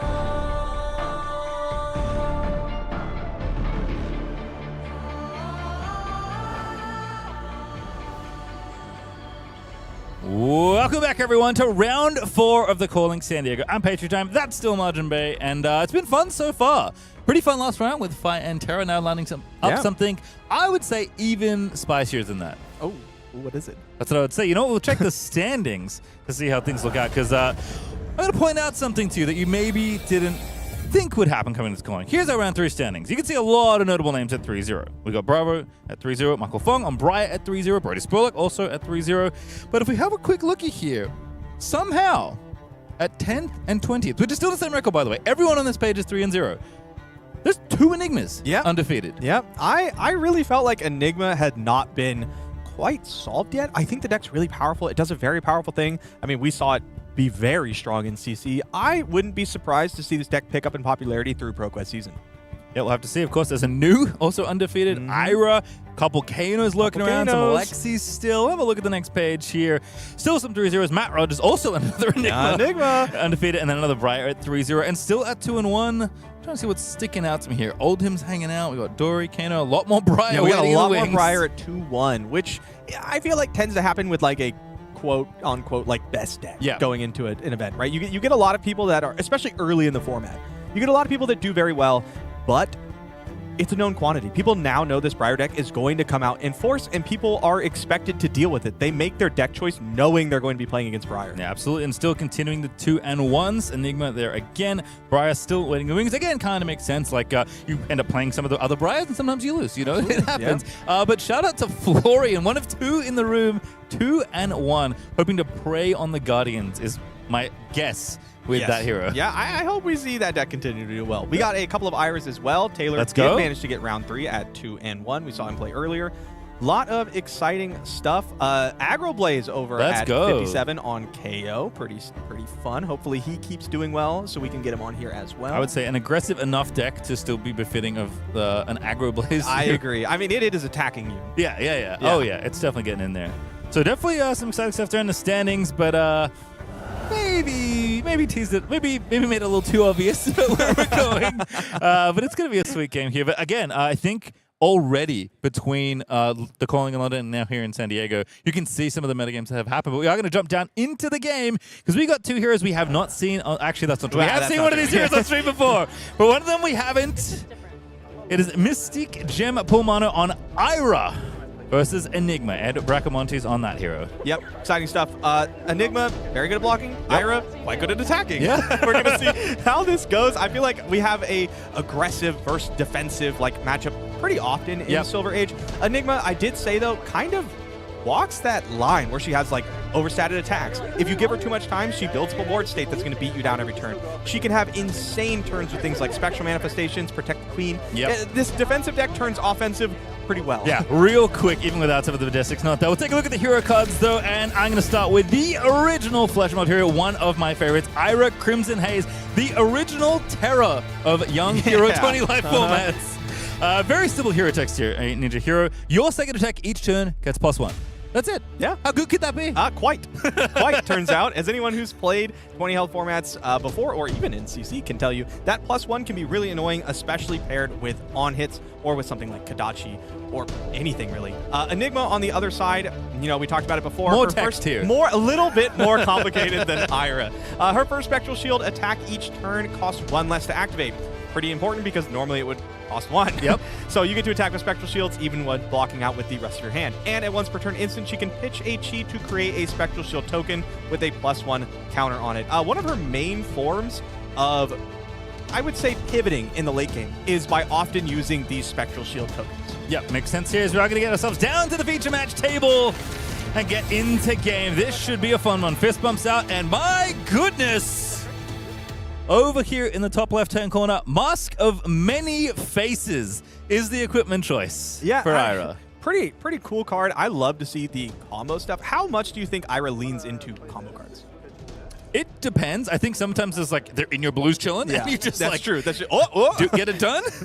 But sometimes you got something else maybe lurking around. We'll talk about maybe having a little party later on. Was that Waning Vengeance pass? No arsenal? Is it double block card in hand, possibly? For 4, on hit I got a Crouching All right, Tiger. we'll flex some claws here. Yeah. Yep. Found one. Found one. You got a gold? Who's winning the gold? Ooh, that was Blusterbuff? close. That's a cool card.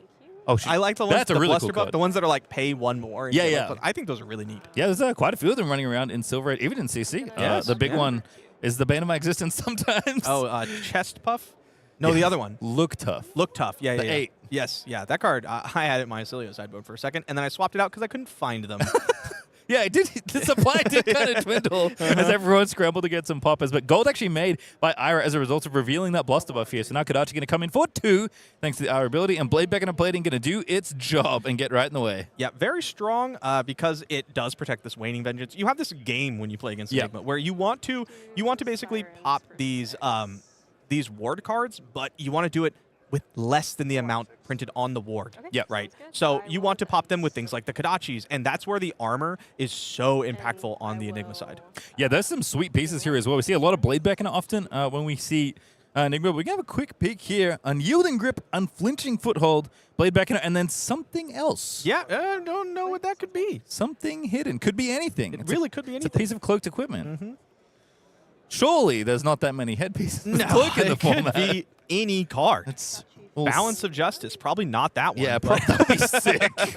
We'll see what it is we're gonna later. find out. Oh, Aqua Seeing Shell. Oh, staple of my Mistveil drafts, Aqua Seeing Shell. Love this card. I hate to say it, I played this in new for a long time because I was experimenting with the blue D-React that needs you to pitch blues. Oh, yeah. That's a cool card, though. Yeah, it was a really cool Yeah. card. I was like, this is sick. Yeah. I'm building a 0 for 4, and then it was really inefficient, and I stopped playing it. It's just not quite. It's not quite it. And is protecting the ward here, though, which is important. Yeah, the one block on this, very good. I mean, I think these Kodachis are going to be the name of the game here. We're really going to have to keep an eye on the Kodachi's threatening ward. Yep. Is going to be what I think gives Ira a lot of help in these in the Enigma matchup that some of the other aggressive decks like Briar just don't quite have access to. Yeah. And there's Bluster Buff. Mario's favorite card, as we learned. Yeah, Unfortunately, not able to fully utilize that looking for a scrap this turn. Doesn't have the 1 power attack in graveyard yet. But Bluster Buff for 6, not bad. You got rid of the ward. Yep. You're sending a big damage, and you got an equipment piece. Yeah, notable, do not close the chain against Aqua Seeing Shell. It's still there. It does not go away. It not doesn't go have blade away. break. Yep. It's still there. Uh-huh. Never had someone make that mistake, but I always hoped they would I whenever I have. was playing with it. I made that mistake. Sounds good. I will move tens. Double Moon Moon Chakra without transcending, so no longer has to worry about those. Although I do think probably not at its best against a Kodachi matchup. Yes, Ira can go pretty tall, but I think you're going to see a lot of like 1 go again, 2 go again, 4 go again, Yep. right? I mean, Ira does have kind of that ability to be flexible, right? Go wide or go tall, or a mix of both. One of the great things about having the hero text that she has. But this is the first of potentially many as Spectral Shield's going to come in. Is this an Astral Etching's turn? Because if it's not, this is IP2 plus keep my arsenal. Just attack for 1. There's no way. There's no way. There is Surprise. no way. Red etchings. I don't know if they play any other colors, but this one's real good. I could see maybe a blue making Yeah. its way into the list, but red etching's a very powerful. Yeah, it's a card. 2-block, but you know, it's Don't pretty worry about it. it's pretty not. heat. Oh, it's not. What It's is not. going on? It's very good. It's a lot of block on that card. A lot of text. That's good there. And gonna give counters. Make the ward do more damage, but more importantly, give it go again thanks to Cosmo. Yeah, and this is spooky because you're facing down this 4-power Spectral Shield that can attack for free thanks to the first line Every on turn. Enigma's hero ability every single turn. Every turn. And Ed's got 5 cards Yep. and armor. So you have to get rid of this Spectral Shield or you are going to take 4 for free every turn. Pretty good Titan's Fist, as it turns out. No blue in hand, not what you want to see. All right, Bittering Thorns, always a good card to put almost anywhere in your chain as Ira. Yep. But, on the horizon, just playing those block cards. Whatever is legal, Enigma is going to want to play them here as a defensive deck, so we have to keep on going. It's only one ward, but you are trying to punch through, as you noted, and there's a lot of defense. 4 into 5 is not going to do it. Oh, 6? It is 6. No, it should be 5, I believe. Ira. Ira ability, wow. It has so much text on her. It does. Ability. It's so difficult to remember it all. Hard to pass. But it looks like we've done one of my little favorites, which is the auto arsenal. You know, Yeah. it's the hand, but you know what's going on here. There's no go again, nothing tricky happening. Yeah, this is not what we wanted to see. There is one non-blocking hand I can see here, Oh, okay, and 2 3 blocks. and 2 3s. Yeah, I don't believe we know what's in Arsenal. Oh, now we do. Oh, wow. Okay, really going to build this up. Gets to gain a life. Banish something from Arsenal. Not incredibly relevant. But double cheese. So we're going to see Enigma likely activated on Ed's turn. Activated here, and then also activated on his turn. Yep. Can't attack for free with all of them. Only the first one. So you're probably going to attack with the one that has 3 counters on it. Yeah, that seems strong. But the other ones are good for later, potentially. Yeah. If you can go a bit wider. Or just, use the ward 1. Yep. Does have to decide whether to pitch the chi to attack with the second Spectral Shield or to make another Spectral Shield. I like making another Spectral Shield against a Kodachi list. Yep. Again, lots of ones being thrown at you. Yes. So Yeah, lots of 1s, 4s, right? Want to try and insulate that. 3. Rushing River going to block. Yeah. Unlocking the looking for a scrap in Arsenal. I have to imagine that's why we're so happy to block. Plus 2 other blues in hand, so it's a bit not needed, right? Yeah, Superfluous. Cut through Recoil, Legacy, Ivocaro, I believe, are the cards in hand. Have a quick peek. Rising Knee Thrust. Every combo card. Yep. If only we had an equipment that let us choose something's name to fit our combo. Wouldn't that be good? That would be pretty good. Rising Knee Thrust, not the banger you're looking for usually. But 5 go again, pretty good here. Only costing you 1 resource. Could have been 6 if we wanted to send Kodachi in first. But wanting to basically say, hey, get blocking. I'm trying to take out this ward board. Yeah, when attacking Enigma, you definitely want to make your numbers as awkward as possible. And 5 is an awkward number. Yep. Right? Even if you have a 4 block, it's still awkward. Ed navigating it using equipment and paying into Brothers in Arms, getting essentially a 4 block here. So fully blocking this out. But here comes 2. Let's do 2 go again. Pretty good number. Again, good there's number. ward 3 or ward 1 3 times, depending on how you want to look at it. I think I spy Waning Vengeance in hand and Big Blue's Guy. Is that the name of the defense reaction? Decides to lose a Spectral Shield. Says, this isn't worth me blocking.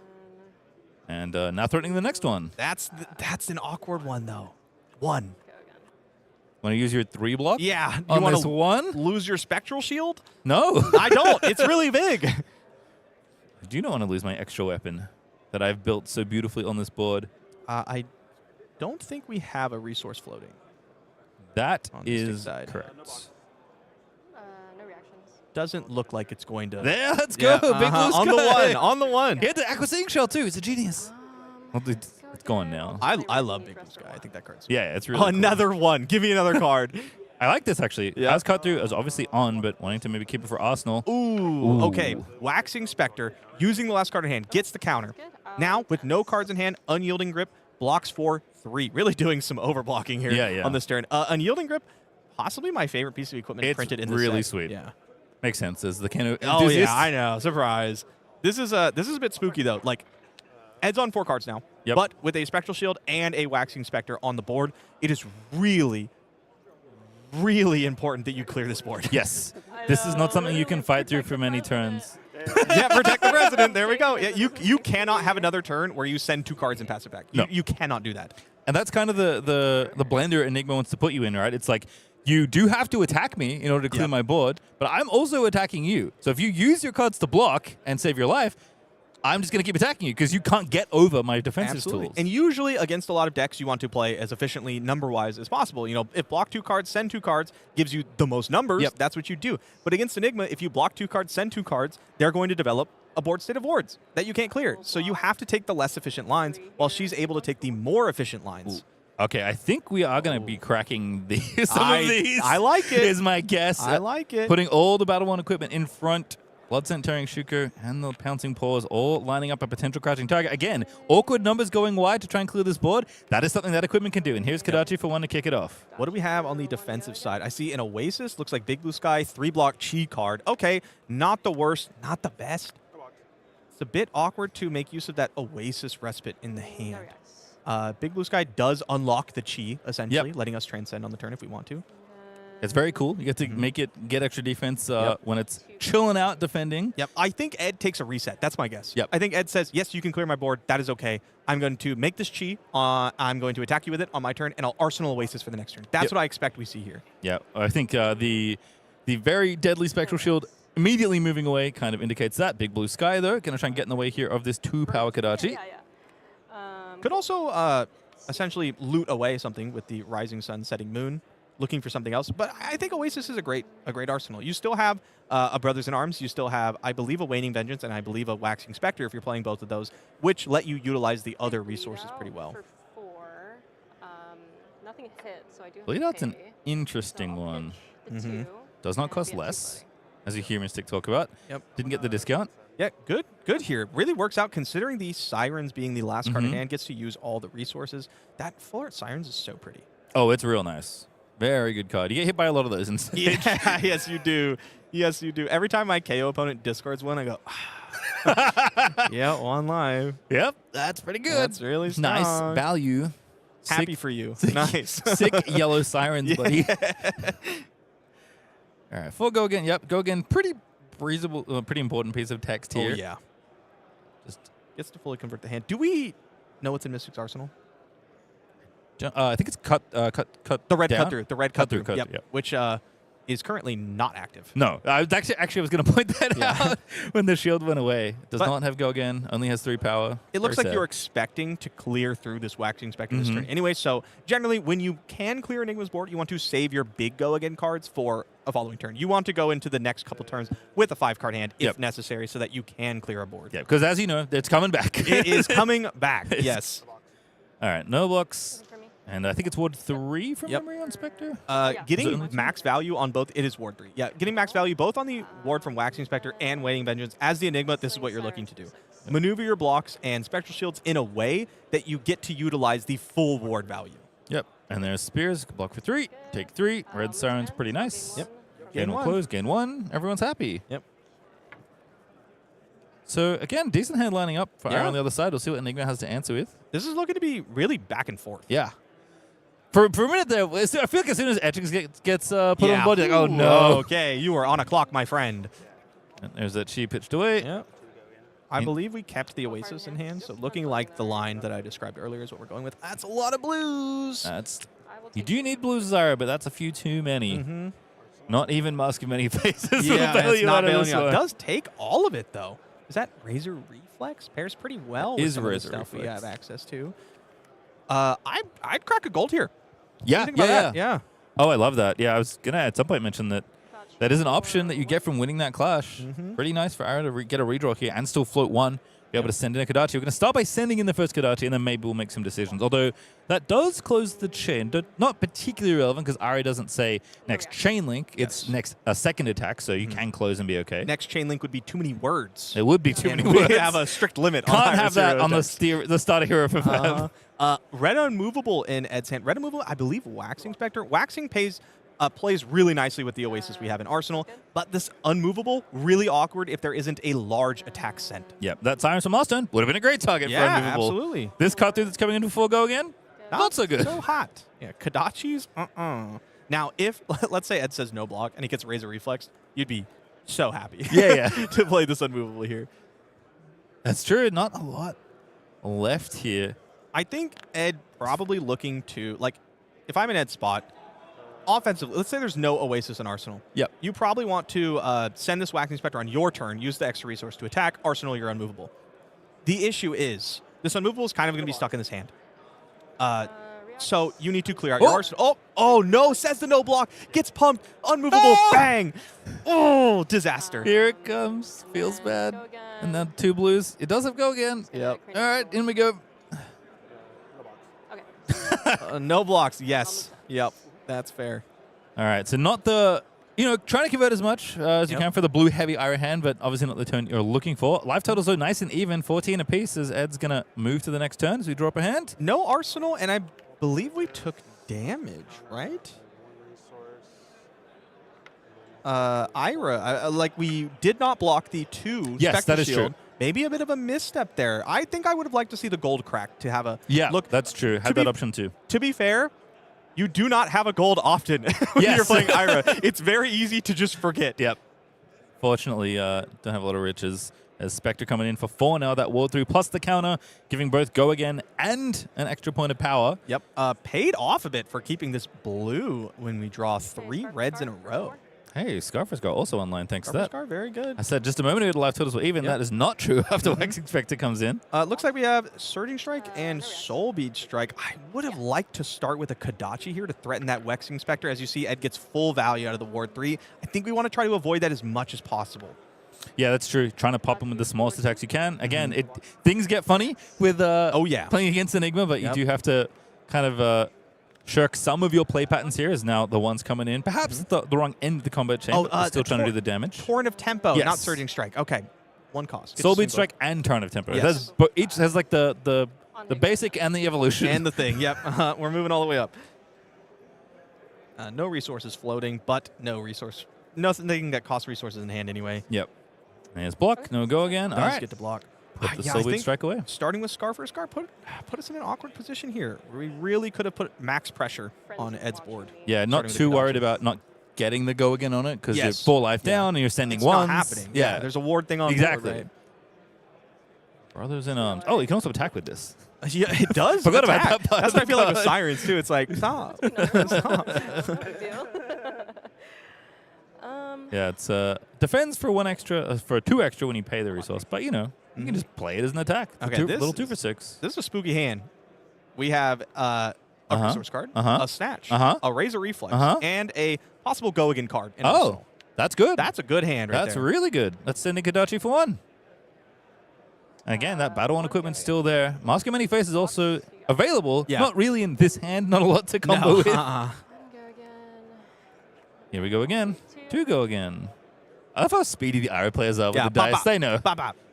You do it, 50 times a game. It's like a dash IE players with all their items. Soul Bead Strike from Arsenal. Okay. Oh no, I don't have go again. Oh man, if you block, it's so Yep, bad. Yep, take the die away. Sell the bluff. Block 4. Yep. And then in reacts, I'll just razor reflex it. Any response? We'll both get +3 and when it hits go again. Yeah. So it has go again, go again. Double go again. I think wanting to send the snatch as Oasis. Does have Oasis. Do we have a way to use the additional resources? Yeah, I think we do. I think there's a vengeance. Yeah, I see a Ooh, this looks like a okay. So Ed's got a decision. Obviously, waiting vengeance on the board is good. We Yep. can pitch this ancestry body to attack or just play it. I like playing it. I think setting up a very strong defense here would be really good. And there Yes. you go. Yep. Zach, Okay, can I read Ed that? agrees. Puts on the board. Give it a quick read. Sounds pretty good. It's very strong. Okay. Very strong, especially against decks that attack with reds, which is almost all of them. Yep. When this leaves the arena, if you control no auras, the next time you will be dealt damage by a red source system preventer and has ward 2. There are a few more auras than usual for an Enigma. Some illusions only have this one, but you do get to pick the order at which they go away when you're picking for wards. So Pretty good. Pretty does work good. out. Now, we do have access to go again, but it's conditional go again. Oh, no, not drop in the ocean. -1 your Kodachi, cool 0 attack. remember when we were talking about how it's awkward to block ones? Yes. Drop in the ocean. Apparently So the solution good. to the problem. So good. And it's so pretty. It is very pretty. These are beautiful cards here. Have a quick peek on the chain. Oh, cropped one out. It's all right. A little bit. Looking good. Mist Veil as a set. Yep. Easily my favorite set aesthetically. I think it's so pretty. Wonderful. Yeah, it's great. Absolutely wonderful set here. This makes things, oh man, this drop in the ocean is so potent here. Because you are banking on this Kodachi to either pull a card or kill a ward. Yep. Cool. I Right. did not. I did. Did not do Yeah, those neither of things. those things. Good. 0 is good, yes. Not what she was looking for, perhaps, but I have to take it. Send 2. Okay. This yep, the swiftest block Yeah, 2 I've bang. ever seen. Again, has one more block 1 if we want to make a spectral shield on the defensive side, but more coming. So we'll see what Ed has left as far as defense goes. Looking for a scrap. That is a Should red be one. active. Yep. Yep. Here's 5. Recoil. You want to use your red cards to get rid of the Essence of Ancestry if possible. Yes. Because otherwise they're getting stuffed. But oh man, No reacts. yeah, this is rough. Yeah, cut through also not on for what it's worth. That's also in the hand, and Kodachis have not actually hit this turn thanks to Drop in the Ocean and the 2-block from Brothers in Arms. Ed layers his auras leaving correctly, so Essence of Ancestry Body leaves last. Yep. Meaning its ability is active. The next red that hits will essentially be blanked. And bad news. Yep. There's a red in hand. Those are the reds. You'd love to send right now, Azira. Crack of gold. Yep. Cut through's not even active. No, it's not right now. It also wouldn't do damage. not even so an- it's like Head jab, not my favorite ender. Would man. not go again. And life totals are getting really tight. I would like to see the gold cracked. I don't know what you're looking for though. Hope. Yes. Yeah. Just have a look at Ed's hand real quick. There's that chi we know about unmovable. Again, it's Chi-Chi unmovable, right? Yeah, and that's a great hand. You know the offense is being blunted by Essence of Ancestry Body. On the end of Mystyq's turn, you activate Enigma, make a Spectral Shield. On your turn, you activate Enigma, attack with a Spectral Shield, Arsenal unmovable. Yeah, no blocks. Sounds good. Having to use a Snatcher as your ender Wow, when it just does to get it out of nothing. hand. Yeah, you just don't Oh, want to yes, IP right. one extra Yeah. card. Oh man. And then I will move to ends. Or I'll do this. Or it doesn't hit. Sorry. Yeah. Okay. I was That forgetting the protection one-shot. effect pretty good. Yeah, pretty strong here. Perhaps a slip of the mind there briefly, but I mean, is what it is. Was going to be a tough spot regardless. Oh yeah, you get to keep a blue. We're hoping to see pretty much just like red here, Red? right? Red? Oh, good red. Red? Red. Let's go. Oh, okay. No, think it is. that one. Okay, That's right? the discount card if you hit Yes, the daggers. it is. That I totally know the name of. Bleed Bleed out? out. Bleed out. I'll take 2. You got there a little bit before me. All right, here comes Spectral Shield once again. But again, 2 doesn't look all that menacing, but it is free. And it's going to happen many turns of the game, and you're now at 5. And unmovable in Arsenal. Now, none of these are super large, right? The biggest attack we have is 5 from Sound the Alarm.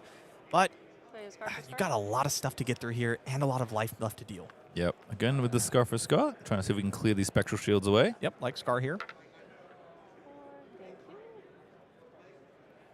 Equipment's still available too. Again, mostly going to be irrelevant for Mask of Many Faces. Although, there is some world where I guess you're pitching with Legacy, so you're never using it, but you can name Edge of Autumn if you really want to utilize an extra draw. Yep, bit awkward here because you really wanted to clear the Spectral Shields with the Scar for a Scar to Yep. clear the way for the Kodachis, letting things like Cut Through get the ability going, letting the Bleed Out, getting discounted, all that stuff.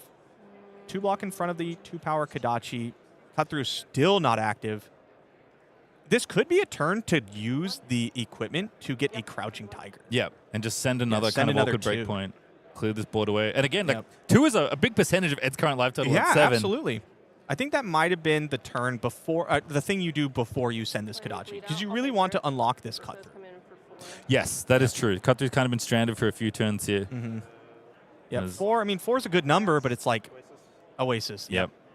Even Bleed Out, it doesn't cost resources as well for the same reason. Yep. So a lot of Dagger Matters cards here that is getting sent kind of as enders, and that's going to be only 3. One's going to get warded away. And You do clear it, but Yes. now you're on 4. You're on 4 cards.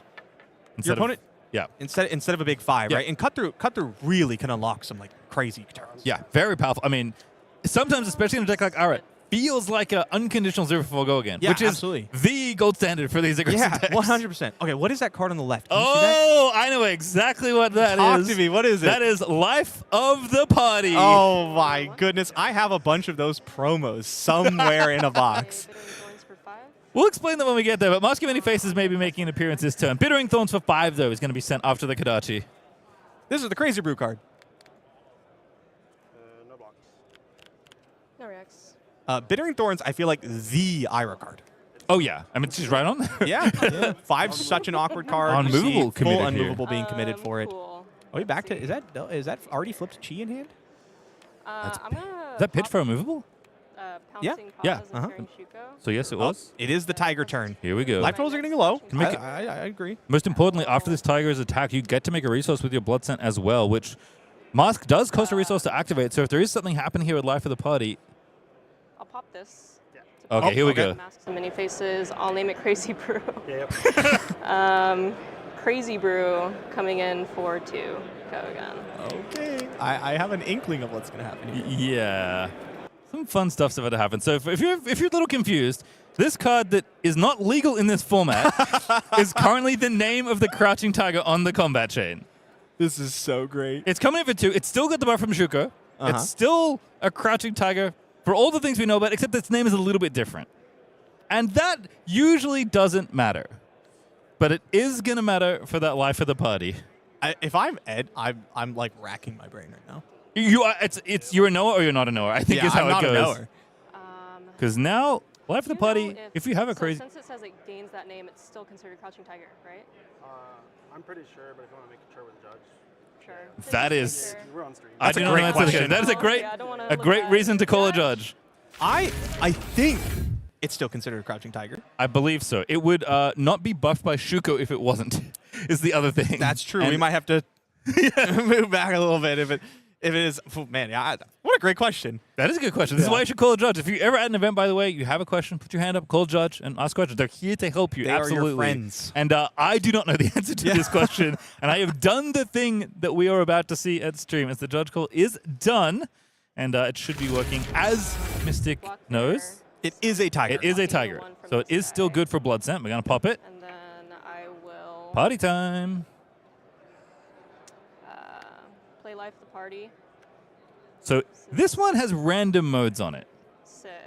As you can see, you get one of these 3 effects. So it is 6. But if you discard or destroy a card you control named Crazy destroy Brew, this since I you can control destroy that everything. instead of paying the cost. And then you get I'll give all the it modes. to- If only we had a card named Crazy Brew. on his Well, turn. hang on a second. There's a Crouching Tiger that's now disappeared that was called Crazy Brew. So this is 6 when it hits gain 2 and go again for 0. You just had to destroy your Crazy Brew. I will Wow. play That's so Snatch cool. for 4. And there's Snatch. Oh, Oh, that's That's life of the party. Taking the game is such a great way for this to end. That is incredible. Mystyq getting the win there with Life of the Party. Ira has a YouTube channel as well if you want to check it out. Mischievous Meeps.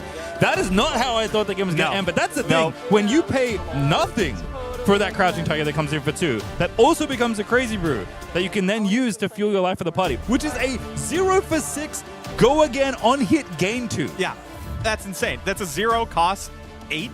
Yeah. If it hits Yeah. 8, and you're deep in the combat chain, as we saw, your Yep. opponent's already blocking, right? Didn't have the cards to actually stop this from connecting. That was so cool. That was so cool. Exactly what I was hoping to see as we'll check out something that's coming up that I believe you are probably attending. I don't know if you know this. There's this thing called the Pro Tour that seems pretty cool.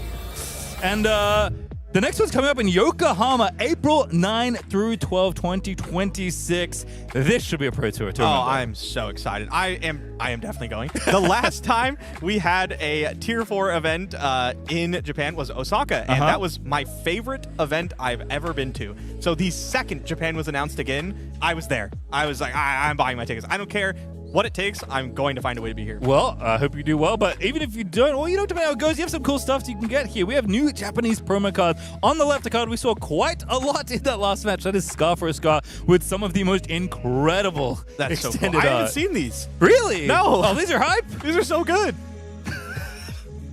Ethan being mad at me that I did not see these previously on coverage. I might skip the middle parts to look at the games. I'm sorry, Ethan. These are so pretty. And then I know Ellie Bird's fan of Power of Friendship Gravy is the promo on the right, because it's Gravy and all the crewmates hiding around this beautiful extended art foil. That is so cool. I gotta get my hands on one. of Well, those. you If know only what? I went to the Pro Tour in Well, Yokohama. that's true, and I think if you go, you might get a little souvenir package here. Wow, a full set of the Scar for Scars? Full set of Scar for Scars, the Gravy, the playmat, 2 boxes, and a little deck box. Just as a I like thank that you for deck box. attending. I was just talking about how I love the Yeah, compendium yeah, box art. That's so funny they put it on a deck box. And I believe you're going to Pro Tour. You do commentate, but I believe you're going as a participant. Is that correct? I'm going to be playing. Okay, well, lucky for you, you get a participation package. You get the Gravy Promo, a Scar for Scar, and this Masterwork Cog map. The continuing tradition of Fables being the art for the playmats for the Pro Tour. I love that tradition. I have actually saved every single one of the Pro Tour mats because I plan to eventually hang them all up on That's a wall awesome. in order framed. I'm so excited That's for that. awesome. Well, of course, if you want to go do that, maybe head over to your local Pro Quest because Pro Tour Yokohama's coming up April 9th through 12th. Not that far away, it feels like. Yeah, it's Let's coming see if you up. can get yourself an invite, but that should be an incredible Pro Tour. I can't wait to watch what happens at that. Yeah, it's going to be fun. Silver Age going to be Yes. a featured format for this Pro Tour for the first time ever. Yep. Silver Age and Classic Construct, I believe. So Yes. we've seen a lot of callings recently for both those formats. Metagame's looking pretty sweet. New cards have come out. That should be a very sweet tournament. You can play Life of the Party. You can play Life of the Party. You can play it in both formats. It's legal. You can get there and maybe get you a crazy brews. Awesome round we just saw there. And we have more flashback coming up right after this, but we are going to a quick break. Don't go too far.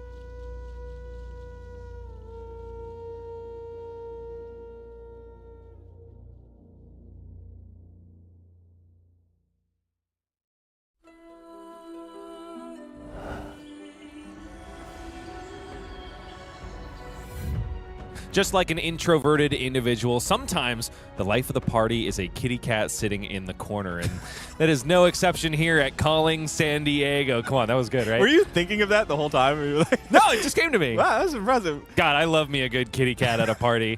Is that why you got the jacket? What do you mean? You got a couple kitty cats on there? Whoa, that's Yeah. cool. Maybe I predicted that combo coming out. So hot. Okay.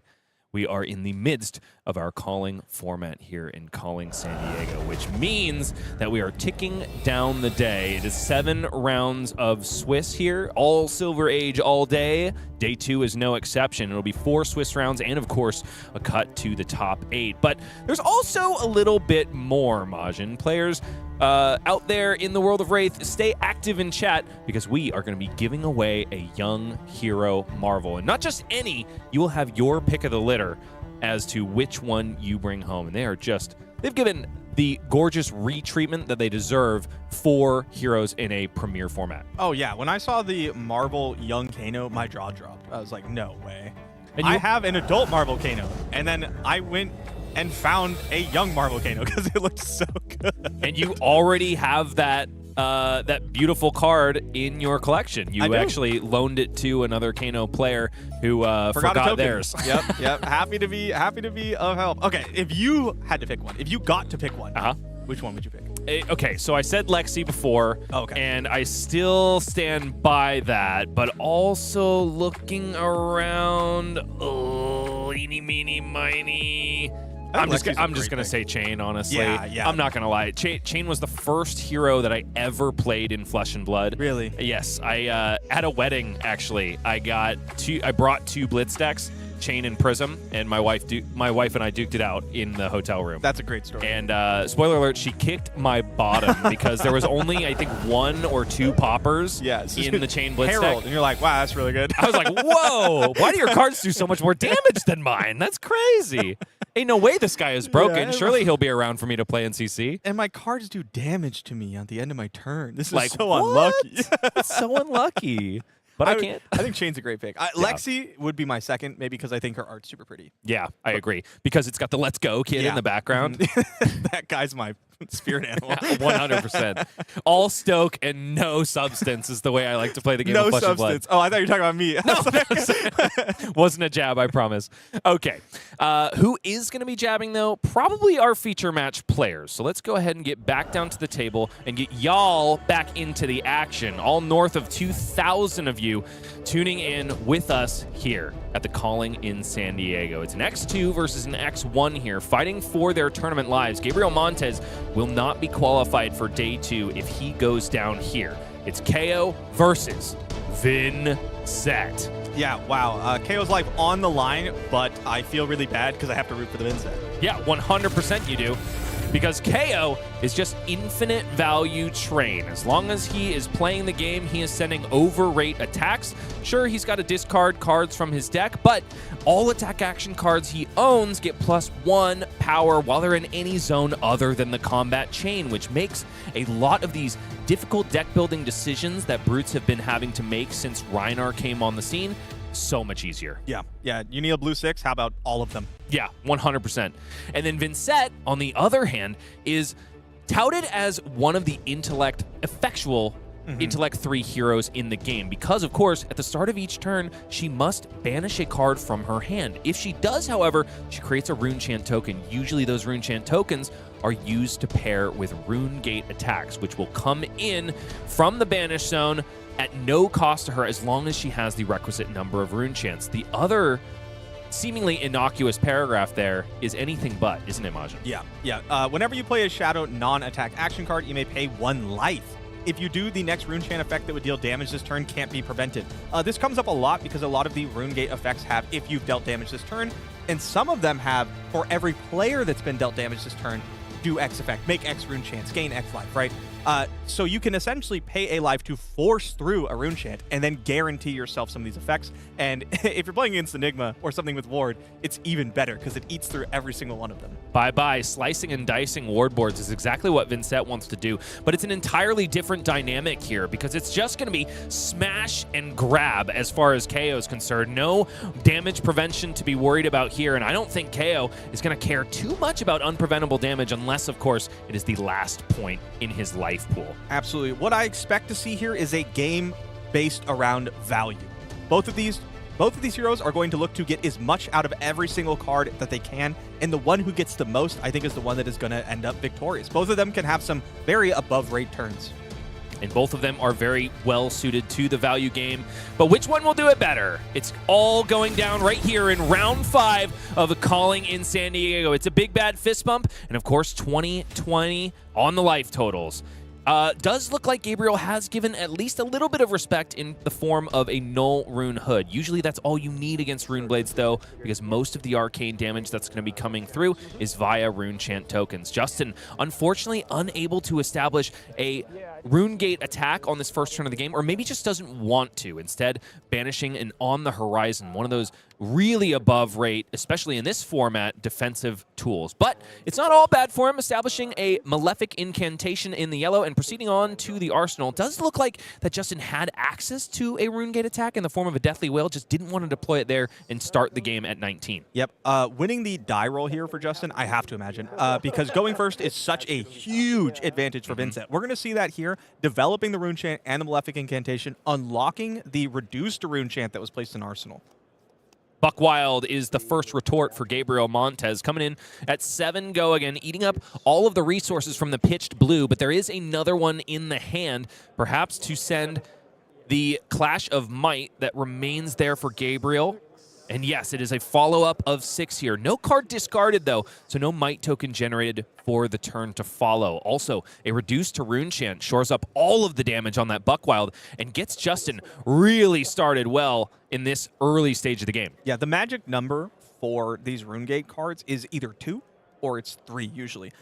Being able to start the turn with 2 Rune Chants means we've essentially unlocked every Runegate attack in Vynnset. This number is going to be really important. Cards like Malefic Incantation help keep the train rolling, I would say. And there it is. The banished card is one of those 2 costs. It is Deathly Delight, one of those on-pain effects. In this case, it will gain Justin a little bit of life based on how many players have lost life when the combat chain closes. But first, Justin is starting off with a free resource and an establishment of Runeblood Incantation. Yep. The main thing for Vynnset is starting the engine and keeping it rolling. Absolutely, and that's going to do a great job of it. Runeblood Incantation and Malefic leaving the Rune Chants on the back end, attacking for 8 here. We saw Justin not play the other non-attack that makes a Rune Chant immediately. Going to save that for the next turn. Love that play because it can buy you a Rune Chant when you need it. Vynnset does have a fail state, and that's when you're not able to make enough Rune Chants before you have to send a Runegate attack.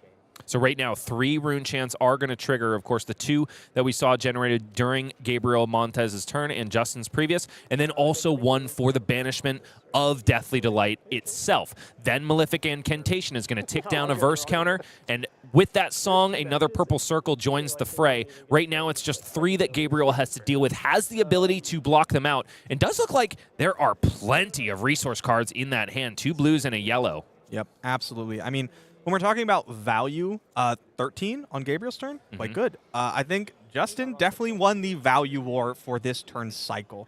And it doesn't look like we have a super incredible turn on Gabriel's side. Nothing bad. You know, Kayo put out very respectable attacks turn after turn. He's going to need to do a little bit better than that here, though. Is posturing like he wants to devote both of these blue cards on defense and then perhaps just send a high-pitched howl? And there it is. Run roughshod into the pitch zone. Unexpected backhand and predatory plating being lined up to perfectly block out this Deathly Delight. Although...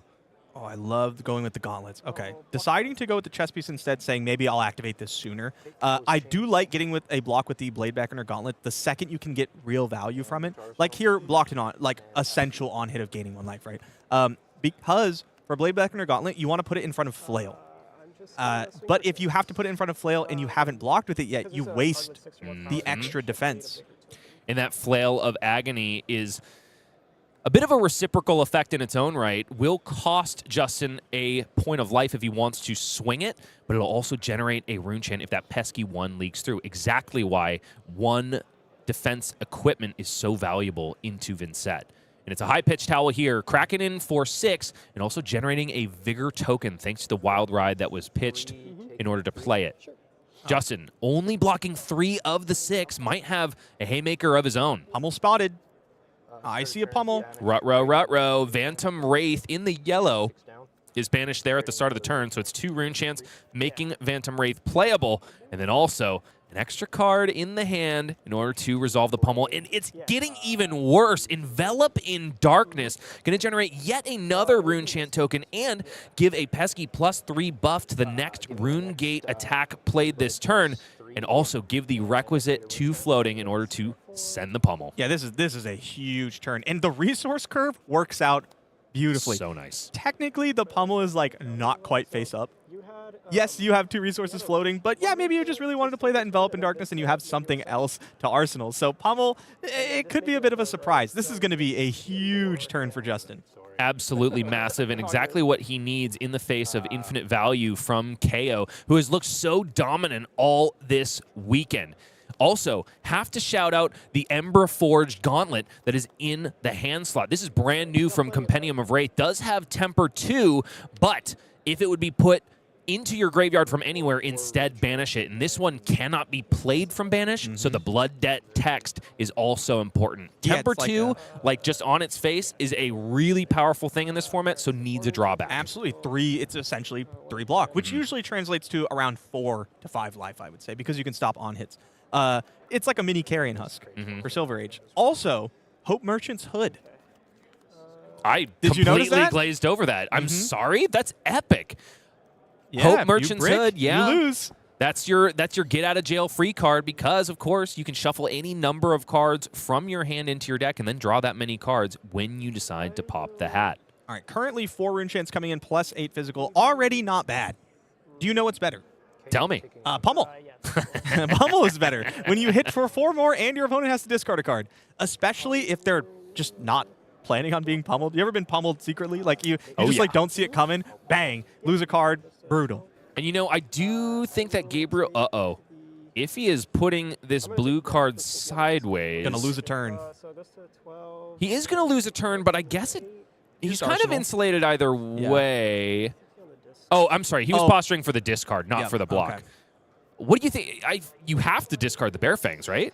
Does it matter? You're sending a Bear Fangs no matter what you do, because you have a Vigor token. True. So it's what you want to keep in yeah, deck. that's fair. I like keeping the Bear Forgot about the Fangs. Vigor token. It's going to be there with a lot of blues. Yep. Right. Very true indeed, Mr. Bae. Are you going to get there? Unlikely. 8 plays 11 here. Gabriel, after definitely hoping to send a Bear Fangs and establish a Bear Fangs for a future turn cycle, is now just relegated to what is likely to be a big bad 8. Yeah, I mean, that's not bad. Ain't bad. 2-card 8, still good. Let's see if it's 8. It is. Wow, surprise. Yeah, go figure. You know what I love to do? What's is that? whenever I'm playing against an opponent that has no misses, think, boost dash, right? Uh-huh. Or a Briar that's playing Ravenous Rabble and the 40 reds in their deck. I like to pretend to be really upset when they flip a red. Like, God, you're so lucky every time. Never miss. Justin, now forced to face down, potentially eat 8 points of damage. Card Thumbed is on the horizon. A card that only blocks. Yep. Phantom Wraith, great card in hand because it's going to be, we're going to have the rune chance to use its rune gate. I didn't see the third card. We have a blue Phantom Wraith. Keeping the cards, though. So clearly something we want to play. Malefic Incantation found on the top of the deck for Justin after the on the horizon trigger. Is that another pummel? It is. And a blue? It is. And a rune gate card? It is. 7 plays 8 here, but that is going to be a very different story when this turn cycle is over. Justin, after banishing a Phantom Wraith once again, sending one in the red variety this time, not beefed up by an Envelop in Darkness, but it will be beefed up by another pummel. So it's 3 rune chants plus 6 physical, at least until the reaction step. Oh, and this hand does not block well. 8. 2 non-blocks, I think. Wild Ride, red. 3. Wild Ride, yellow. 3 non-blocks. Oh, no, that's a pummeling. Are you dead? No. Yes? No. No. He's gonna be able to block a maximum of 3/4 if he gets the equipment involved. Got a pitch. Which means that 2 would get through, plus the 4 on the pummel means he's down to 2 if he blocks with everything. He is thinking about pitching, though. Well, just fully giving up the turn. This is so sad indeed. Oh, man. Now does have the opportunity also to break the predatory plating if you wanted to block more rune chants. Obviously, it's not necessary here. Kudos to Gabriel for taking it in stride. I'll take 6. Oh, this is brutal. You would have loved to keep the 1 red in your hand that you pitched to a rune chant if you knew. If you knew. I mean, you can't, though, because then you go to 1 against a hero that can literally make rune chants unstoppable. Exactly. So down to 2 goes Gabriel Montes. Just the tiniest sliver of hope. But that low hope, on chance. Oh, no, that I hope found it. could be gone Yep. with the pop of a Hope Merchant's Hood, even if it was a brick. This hand, however, is just not. Just not. It's not nearly as powerful as the pummel turns, but at this point, we don't need it to be as powerful as the pummel turns. Envelop in Darkness is a Shadow Runeblade card, so can activate Vynnset, get the unblockable damage. I think at this point, you do it. You There's have no reason Deathly not Delight. to. You're going to gain the life back, and you put your opponent on basically a 2-turn clock. Yep. There's absolutely no downside for Justin. Malefic Incantation established as well here. Remembering the trigger of Runeblood Incantation. And that one is going to stick around. Does have some niche interactions in Vynnset that can consume the Runeblood Incantation, even though it has no more counters on it. But more importantly here is the Envelop in Darkness in the blue. Yet another Rune Chant token generated. And yes, Justin, taking the risk-free opportunity to pay 1 life to Vynnset and make that first Rune Chant that pops off unpreventable. Vynnset's cool, man. Vynnset's really cool. And even though it's 1 damage forced through that is unpreventable, it also makes it that much more difficult to price yourself into blocking the rest of the Rune Chants. Because all of a sudden you're pitching a blue for only 2 value rather than 3. Absolutely. Yeah, this is so tough for Gabriel. You're sitting there and you're like, okay, I have to block, obviously, or I die. But you're just passing the turn back. If Vynnset finds a Shadow Runeblade card, you just die. Yep. Unblockable. You need to be stealing cards from Vynnset, but you don't have the hand to convert. Justin just gained 2 life back thanks to Deathly Delight. Like, this is not the spot you envision as KO. You got to hand it to Gabriel for still having a smile on his face after the absolute brutality coming from the other side of the table. And now, once again, let's see. It is Deathly Wail in the hand for Justin. Doesn't have anything to do on the end of Gabriel Montes' turn, unless, of course, he wants to pop that Hope Merchant's Hood, which is an instant speed effect. Doesn't need to. This hand's great. Yup, this one is going to do the job just fine. So Deathly Wail goes into the Banish Zone, generates a Rune Chant token. And then, wouldn't you know it, another Envelop in Darkness. Up to the requisite 3 Rune Chants in order to resolve Deathly Wail from the Banish Zone. And we're also going to pay to the Vynnset hero ability, mind you, so it's unpreventable Rune Chants, and the fist bump is bought by Justin, and this Vynnset is still alive for day 2 of the calling. 4-1, looking really good. I mean, that was a clean showing from the Shadow Runeblade. No hiccups on any of the hands, really powerful. I think we saw just how good Envelop in Darkness is. Yeah. And despite Vynnset being on display as a fantastic deck here, Justin Schlapkohl is the only one that decided to bring it to this event. Yeah, I expected to see 3 would have been my guess. I would have guessed 3 because I think Vynnset's pretty cool. Yeah. And I think she's good enough. Maybe not like a top deck, at least not right now, but I think she's very good. We just saw a pummeling over there in that game. I'm glad to see the one Vynnset do well. And maybe Justin is going to bring more people into the Ebon fold, but time will tell. And the place where what? That's so funny. Too many dad jokes? Into the Ebon fold. That was great. Thanks, man. Yeah, I appreciate the pity laugh. that was really clever. Okay, I've been stun-locked by Majin Bae, but what I was leading to was, of course, the upcoming events that we have where Vynnset might just make a splash. More purple circles for everybody to enjoy, both at Calling Montreal and Calling Toulouse. At least if we have our way about it, Majin. Yeah, would love to see more Vynnset. Especially because Calling Montreal will, of course, be featuring Vynnset's, I would argue, premier format in Classic Constructed. Yep, there's a lot of really powerful Vynnset cards in CC. Call, Succumb, just really strong stuff. Love these promos. I got 2 packets. Hey, yo, I need to source 1 more. How'd you get 2 packets? I bought one from somebody. Okay, well, maybe we'll do an underhanded deal after everything is said and done. Unless you stole it from me. Is that where the second one came? Okay, cool. I purchased it lawfully. Lawfully indeed. Calling Montreal is going to be brought to you by Scott Mines and Ellie Bird, 2 people that are mainstays of our Flesh and Blood community and also the casting desk. You can trust them to bring you all the play-by-play and ins and outs of the nitty-gritty at Calling Montreal. That one, of course, is CC. And then the next, Calling Toulouse, will be brought to you by Scott Mines, Gabe Schur, and Erica Forsloff. 3 people that I absolutely love. Yep. Yeah, I have found pretty much across the board that when I spend time with people in the Flesh and Blood community, I enjoy spending time with most people in the Flesh and Blood community. I could not agree more. It's definitely one of the things that has kept me involved in this game as deeply as I have been. It's just that there's no rival in terms of a community. 100% agree. Every event, meet new people. Most people are great. It's awesome. Yeah. Like, such a good time. People smile and laugh when you pummel them twice in a row. Twice. In what other game can that happen? None other. That's the story here. Ladies and gentlemen, more Flesh and Blood is going to be coming at you time and time again here at Calling San Diego. But for now, we'll go dark for just a moment, and we'll be back, of course, with more action after this.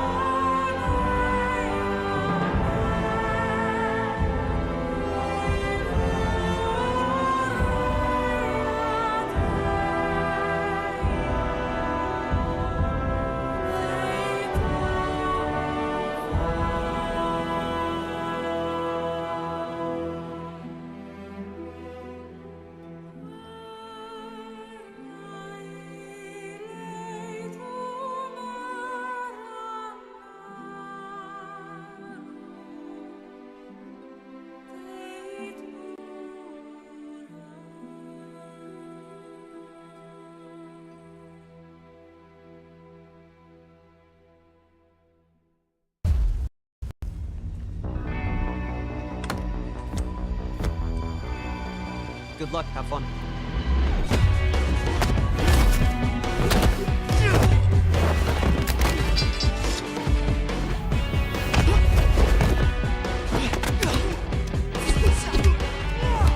Dude. You want to go again?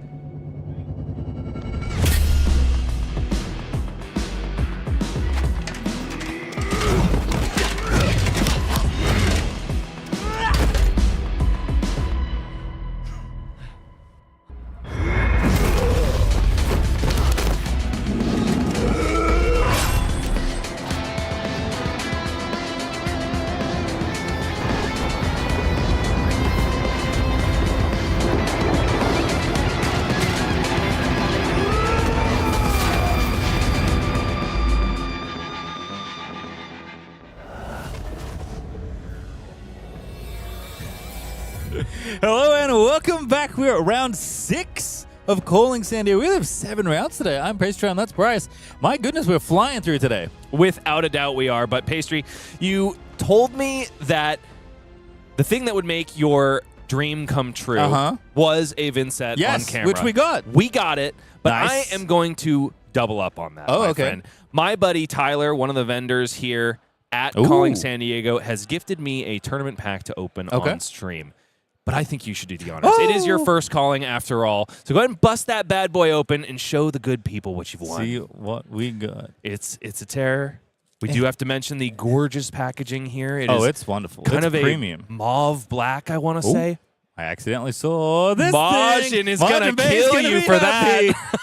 That is That a little Dory poking full out. art America's Marvel treatment of America's That scolding is in the gorgeous. red. That's the red one. That's the good one. Yeah, That's the one that 100%. goes straight to the face. Producer Sam O'Byrne is physically holding Majin Bae back as he tries to clamor it I from can your see cold, that. dead hands. Yeah, he's definitely there. Well, it's been a great tournament so far. I've had so much fun. This format, I mean, already have enjoyed playing it, but seeing it on this stage is just awesome. Without a doubt, very explosive. You have had some grindy games here and there, Yeah, so they it is exist. definitely one that can go to second cycle and beyond. Yeah, certainly if anyone watched the Calling in London, so quite a lot of that with the Warriors going back and forth. But like we said, we're kind of getting to the business end of the day, so we'll have a check-in on the standings in just a second. See where we are after round 5, as again, we are at round 6. One more round to go after this.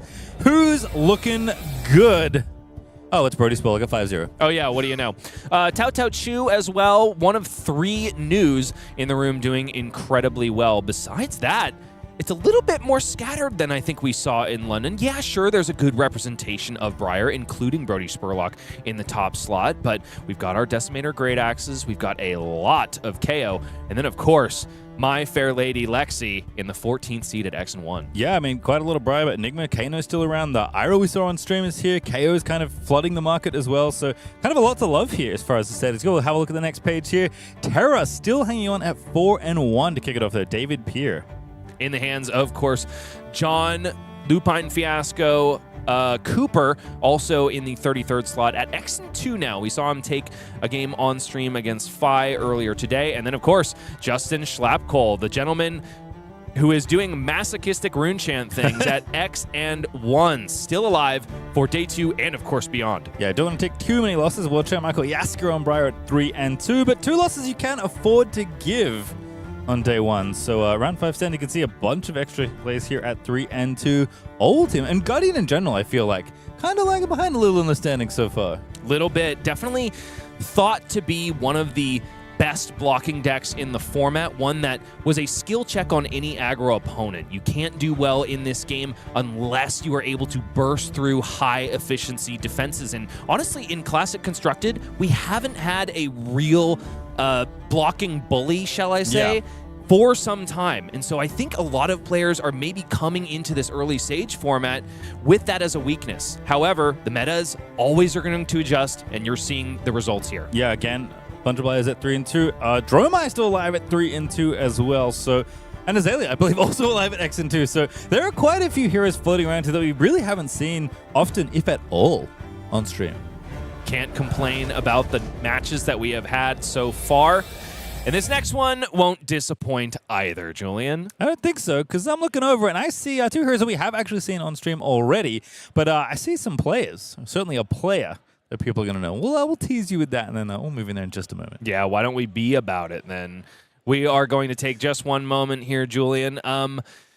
So we have already met all of your expectations. That's true. Now what can and I exceeded now what can I them. do? Yeah, you got to level up. Now, what would really make this event? What would make you want to come back tomorrow Anyway, for more? Opened an Iva video. That would make me come back tomorrow.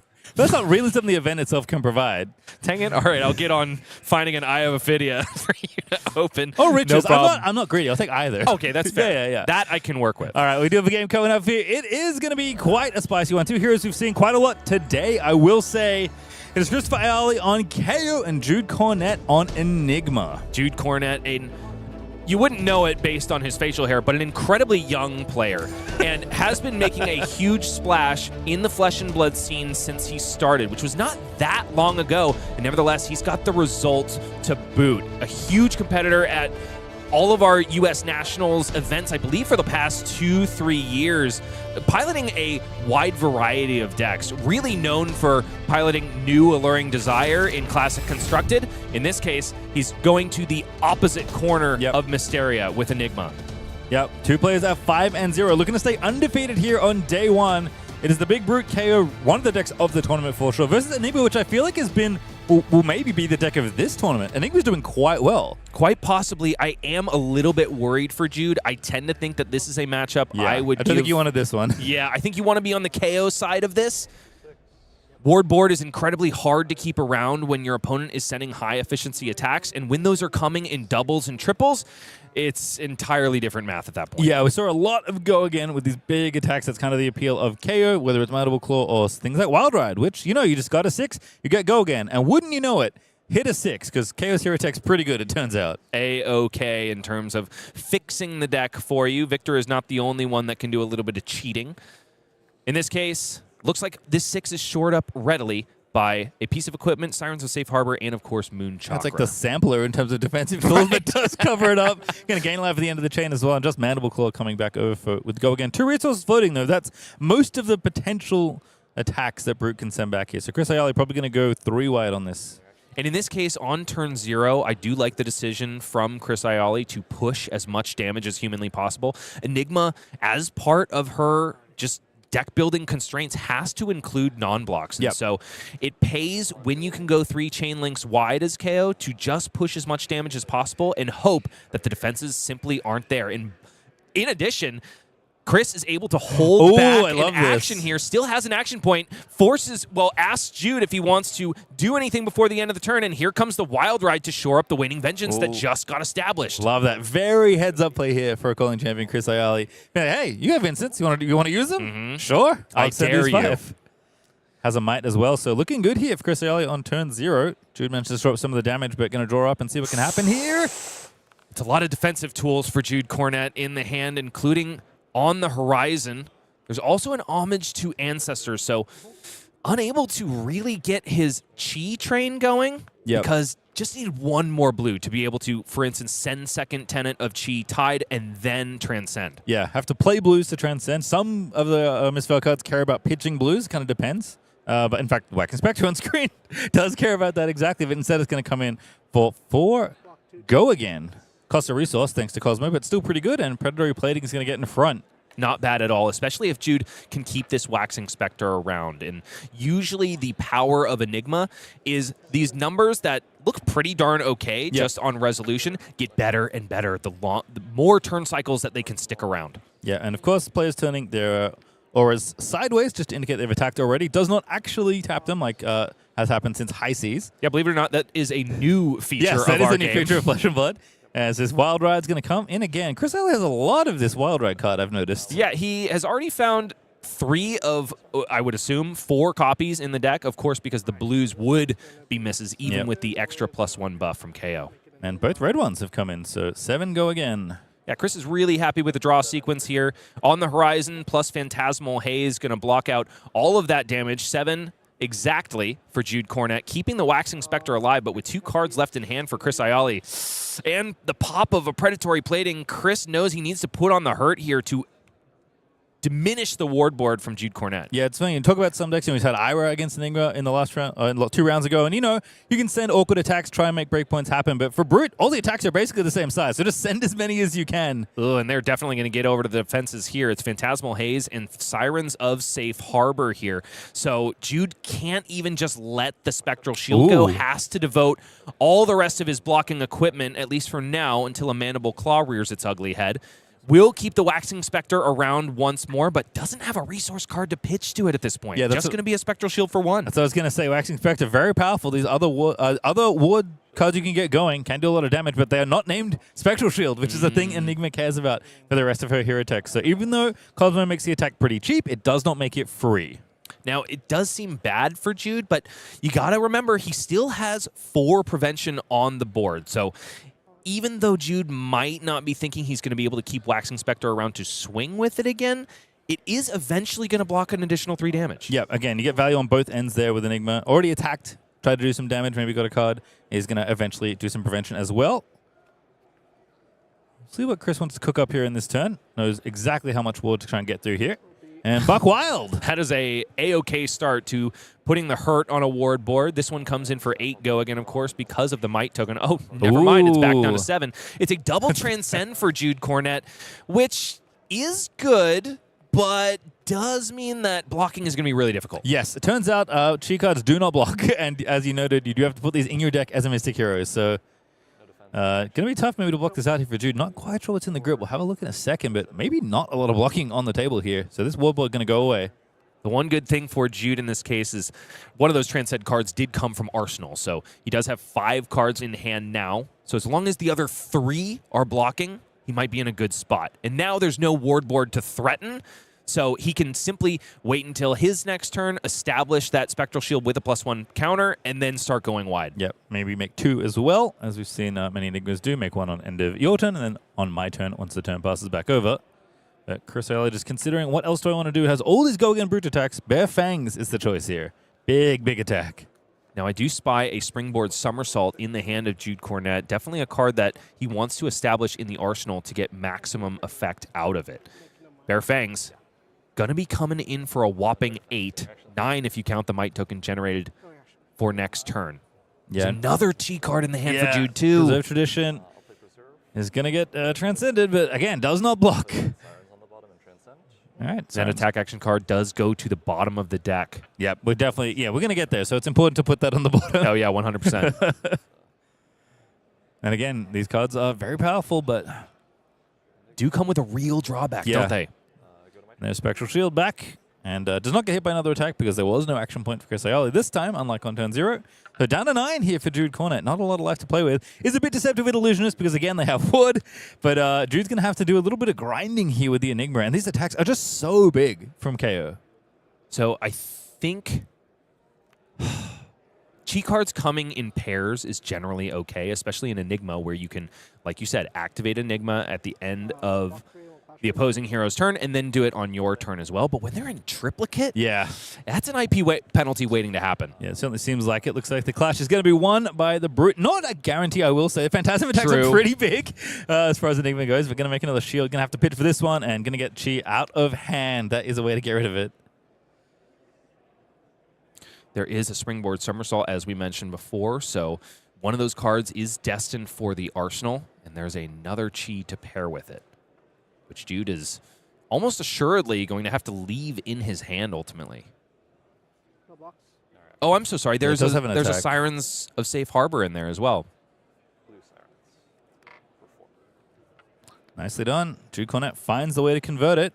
Does send 4 over. This one's going to gain life when the chain closes too.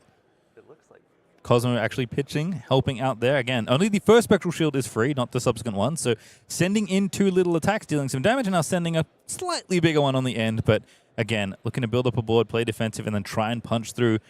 Because there is good armor still left on Chris Iaali's side. And of note, if you're new to Blade Beacon equipment and Cosmo, I learned this recently actually. The wards are weapons. Yes, so Blade Beacon does get the bonus from blocking them. Good shout out here. Does mean that Chris Iaali is likely to get maximum value on the Blade Beckoner gauntlets that he's got in the arm slot. 3 cards in hand for Chris as a might token and an agility token pop. Does want to get rid of these spectral shields. Obviously, he'd love to cleave the life total of Jude Cornett if he can. So I see a 4 with go again, and I think from what you saw recently, there is a somersault in the arsenal. So Jude, yep, is going to cover it up. Easy peasy. Springboard somersault does get +2 defense if it is played from the arsenal. Does block 2 at its base. And Chris is following up with a haymaker. It's bare fangs. Coming in for 7. He puts the dice out before he even flips the top card of the deck. The bad news is that there is another somersault, unfortunately, back in Jude's hand. So going to have to work out these blocks here. Essence of Ancestry. Oh, that's Mind. Interesting. Mind indeed. And that is interesting to my co-caster, of course, because Body is the de facto essence of Ancestry chosen for Enigma, generally, because that prevention effect that follows once it leaves the board will just cover up the entirety of a red card to follow. And usually, people are playing their reds, not their pretty blues. good. But, you know, as a pitch card, does block 3. Potentially some matchups where you get some value out of it, and, of course, lets you transcend. So does line up here nicely for Enigma, kind of a little bonus. The one time that's going to come up in a matchup is going to be very funny. And maybe the mirror is actually where it would happen myself. And Guardian is a decent idea as well. But I'm going to block one here with the boots and then play the other Essence out so we can put the other somersault in the arsenal. Jude is set up very well defensively here. Has found a copy of Oasis Respite in the hand. Also Essence of Ancestry Body and 2 blues. Again, just want to keep blocking. If you can play defensive as Enigma, the Spectral Shield keeps coming over. As long as you can protect it. It's not a lot. 2 at a time, you know, takes a while. But in 5 turns, if Chris wants to keep not blocking, I mean, again, there is armor as well. But Chris going to have to keep fighting back here. Because, again, the life total being even is a little bit, not fake, but a little bit deceptive. Again, when you're playing against heroes that have ward here. But there's only 1 blue in this hand. But Chris Iaali does have his value gained on defense from beaten trackers and a Savage Feast in hand. Oftentimes, this is the moment to pop it. When you can discard a card willy-nilly from Savage Feast, gain your action point back. Chris says no. It's Strongest Survive instead. Chris, known as being a player to set up fantastic combo turns. Watching this man play Vynnset is absolutely out of control. I could see this being a world where he just wants to discard the Agile windup and go for the death knell on the next turn cycle. Going to get some blocks here. Strongest Survive. Threatening a card in hand potentially, but all covered up here thanks to the somersault in Arsenal. And yeah, I think Chris, going to do exactly what you said. Make an agility. Go to next turn. I was just wondering which one it would be. Essence of Ancestry Mind stays on the battlefield. Something that Chris is definitely going to be cognizant of. Yeah, it does have ward as well. Like, not stopping the blue attack is a fun part of the text, right? It's the big splashy effect, but does still have ward on its own. Can attack if you pitch for it, and of course will block some damage. So 10 life looks closer to 13 here for Jude, and as we are going to see Blade Beckon and Gauntlets do the thing and block 2 from a Spectral Shield. Okay, and Jude just doing another defensive setup here. This is exactly the power of Enigma. Just chip away at your opponent's life total with free attacks and keep the defenses bolstered. I see a good card. There are etchings in the hand here for Jude. Definitely one of the better cards here, but this is going to be a big turn for Chris Iaali. Savage Feast. Pick a card, any card. I don't think it's going to matter which one you find. Randomly going to discard a Run Roughshod, which is a little bit unfortunate here. This is one of those turn cycles where you can guarantee make that card playable, and at 1 for 5, it is a fantastic rate for Kayo. In this case, 7 go again, though, for Jude Cornett to answer. Card drawn for Chris Iaali, so it's still 3 in hand. Jude is now in the tank about, do I let this Essence of Ancestry Body pop now? Yeah, Agile Windup doing a nice job. He didn't even need to use the beaten trackers for the Savage Feast turn to go a little bit wider. So ward's going to pop, block's going to happen, and Mandible Claw's going to ride on in once more. So Chris has pulled the trigger here. Makes me think that he might have himself a yellow in the hand because that is the only way to send damage and for him to dodge the effects of both Essence of Ancestry, Mind, and Body. But unfortunately, it's just reds and blues for Chris. No, it's actually relevant. That's so funny. Chris is like, yeah, go ahead. I don't want to play this turn anymore. There's no reason to. You would just be throwing cards into the wind. Yeah, IP2. Just leave him in there. Play him next turn. So all of a sudden, Jude Cornett has his first life surplus in this game, and it's yet another Essence of Ancestry Body established. This time, though, Chris was able to get rid of all of the ward boards, so there's no free attacks. Yeah. So we'll see, I guess, what Jude draws up, because Chris said he's thinking. Thinking, of course, potentially about discarding a windup. He does have an agile windup in the hand, but does look like he passed into his own turn. Because, you know, this hand works pretty darn well. Yeah. 2 blues and 2 reds. Got the claw, got this might. Can stitch it together here. I'm guessing the tank here for Chris is all about Savage Feast once again. Does have the opportunity to pop beaten trackers, get the action point back, get an extra card. On the horizon, I think unmovable 1. It might be unmovable the second. It is. Ooh. Another card that does not come well in pairs. No. Got to pitch for that one. Pitch quite a lot. And there's a... Oh, is that a red? It's all reds. It's No. all reds in the hand for Jude Cornett. And Savage Feast is back for more. Beaten trackers almost assuredly going to be popped here. Yet another run roughshod discarded here, which might make Chris think twice. Yeah, interesting to see how this plays out with the essence on the table, but Jude's hand is a bit of a brick here, even defensively. That is a stinker if I have ever seen one, Julian. Card drawn here. Chris doesn't pop the beaten trackers, though? Wow. Is this a mistake, potentially, or... I don't know. We're certainly past the window where you can say, Oh, yeah, yeah. I want to put this thing in the bin and get an action point.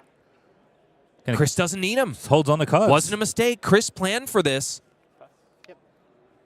Yeah, got all the cards. Pass it back. Draw up again. Perhaps Chris was just hoping to get rid of the Essence of Ancestry body, or perhaps after the run roughshod was discarded, didn't think he would have had the sauce to get through the additional prevention effect. Does now have himself a yellow card in hand, but it's an agile windup, one that you usually don't want to be sending on offense, even if you're skirting something like an Essence of Ancestry.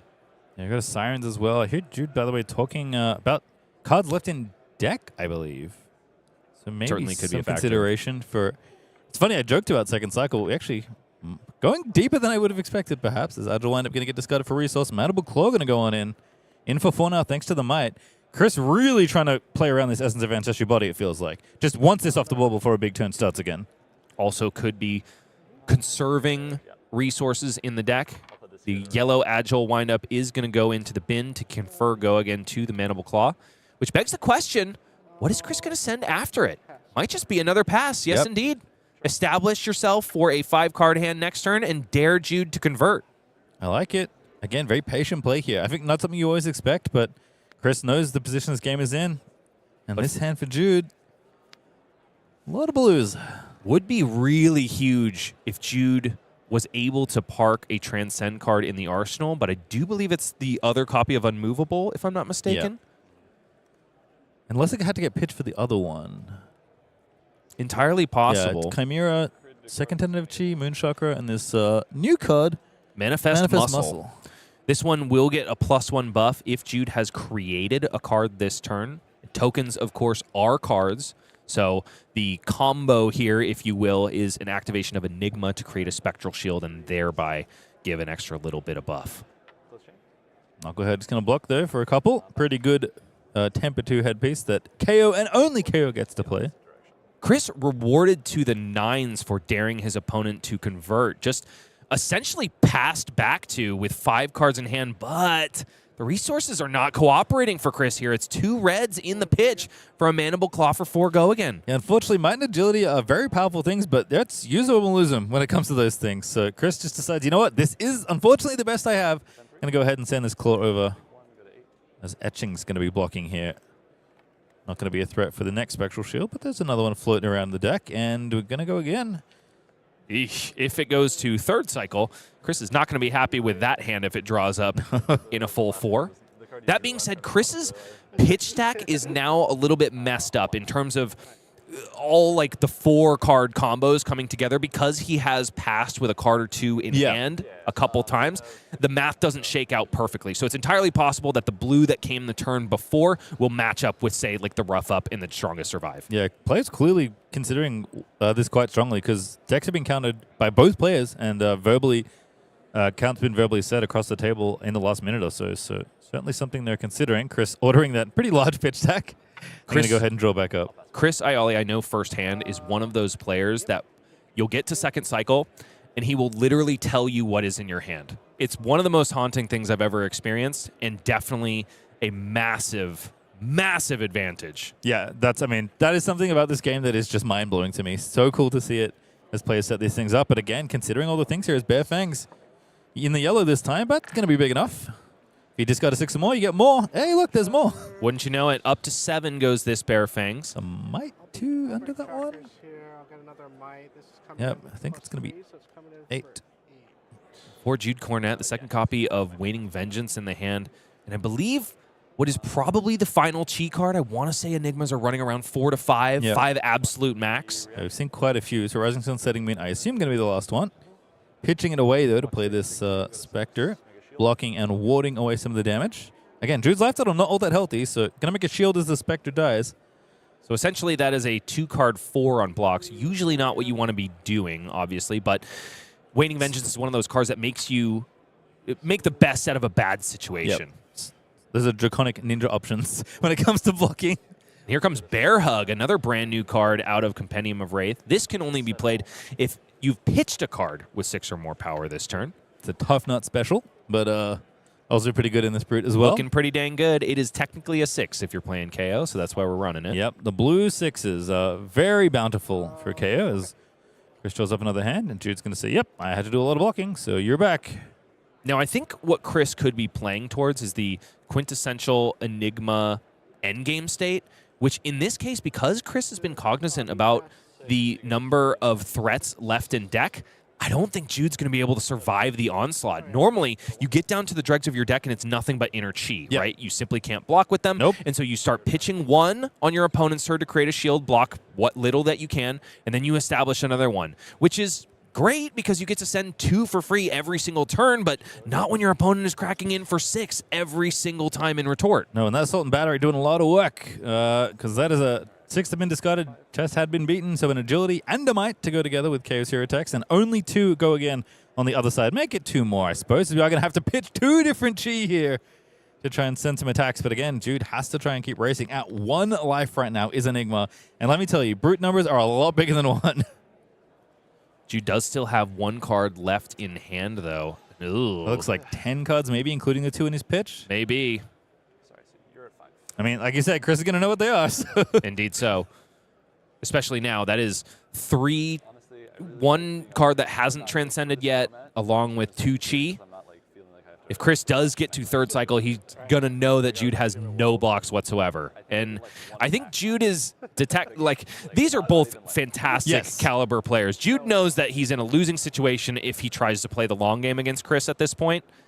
And so probably just taking all of that damage, going down to 1, making 1 final push because he knows that's the best chance of making it through. I wonder what the last card in June's hand is. Don't know if it's an attack that he can maybe send. It's currently sitting on the table as Knucklehead's going to block for 1. It could at this point be the red Sirens of Safe Harbor that he put on the bottom of the deck from Preserved Tradition. It's a pretty good ender here in this spot. 6 gain a life at the end of it all. Going to go from 1 to 2, and 6 is more than Chris Iaali's current life total. You know, I was walking around the tables earlier today, and I did watch Chris, unfortunately, reveal this card that he has on the combat chain, Unexpected Backhand, and win the game against our Ira Life of the Party combo. And he goes, I've never actually revealed that before. And it just so happened to be the game-winning play. It's just a blue 6 in K. I was like, oh, cool. Little arcane damage kind of coming from the Brood side. That's a fun one. Chris takes a lot of bloodletting there. Down to 1 he goes. This could be the final turn. Pitching this wind up. Strongest Survive going in. 6 go again. Jude does have blocking cards, but it's another copy of Unmovable, which was put to the bottom of the deck, paired with 3 reds. That was that pitch stack. Jude is going to be really hard up to survive this turn cycle. On the horizon there as well. Pretty good card, but again, like a 4 plus a 3, not all the value you necessarily want. And not only so many cards in hand. And again, this KO deck, I think to me the most impressive thing is how consistently it can go wide. It's not just big brute attacks that are coming every turn. If you let them set up, they will send multiple 6s and 7s at you.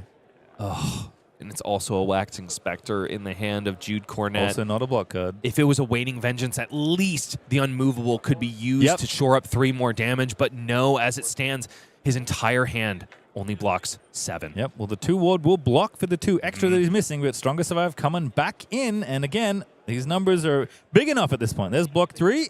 There's no blocks, and that's it. Chris Iaali gonna take it just barely at 1 life stays undefeated here at Calling San Diego. And I told you already that Chris Iaali knows the cards in people's Yeah. pitch stack as well as he knows his own. The way he was posturing there, I kind of think he was just waiting for those 4 reds to rear their ugly head once again. I bet you the moment that Jude pitched those cards, he goes, huh, that's a game-winning play right there. Yeah, and I think having the discipline to just send an attack and go, okay, that's good. I'll pass. I'll IP myself. I don't need these cards. It's fine. That is not the play you're looking for. Yep. You see how movable and you see your opponent pitch 3 cards to play it? That's great news for you. And Chris, keeping very good track of that. As we are going to take a look at something that I've actually never done, because there's a little Pro Tour coming up in Vegas, which seems pretty sweet. So if you want to get there, there's a really straightforward way to do that. You can just play in a Pro Quest. Bryce, I've never played in a Pro Quest. What is a Pro Quest? Dude, a Pro Quest, I think that Pro Quests and RTNs, mind you, are the most romantic time in Flesh and Blood. Not because you're going to be falling in love with your opponents. It is Valentine's Day. Well, that's true. You could go for that strategy. But it's mainly because that is where Flesh and Blood players come into their own. Getting your first Pro Quest, even top 8, is something that gives you the competitive bug more than anything else in this game. It's also the moment where you decide to commit and go all in, bring a good deck, and try your absolute hardest, which is why I always say that's the moment where Flesh and Blood players are actually made. That makes a lot of sense. If you want to qualify for Pro Tour Vegas, this is what the Pro Quest season is feeding into. February 21 to March 1st is Silver Age, but don't you worry, there's Classic Instructed as well, March 7 through 22. 2 different formats feeding into this upcoming Pro Tour. That is an embarrassment of riches for anyone looking to qualify for the Pro Tour. And speaking of the riches, it's an embarrassment of cards that you have disparaged on stream right here. But nevertheless, I learned this stream that Majin Bae says Tekla is probably the only hero that could pull him away from Wizard. Can you believe that? That is wild. Out of control, right? That is out of control. I know he likes his slow, grindy decks, but that's something else. This one is slowest and grindiest. He also has completely disparaged or shirked away, I should say, the boost variant. He's much more of a control tech kind of guy. Producer and Castro extraordinaire Sam O'Byrne was not happy with that statement. Does like to boost every now and then, but so many more choices now for Tekla. You can win some fancy versions of those very cool Tekla cards if you go to a Pro Quest. And you better get out there now because Tekla is going to be the next S-tier deck. You heard it here first, folks. I'm doubling down on that and not going anywhere. Well, excited for that when Classic Constructor comes rolling around. We got more Silver Age coming up after this, and we have something very special for you. We have not 1, but 2 games to end our day here in round number 7. Don't go anywhere.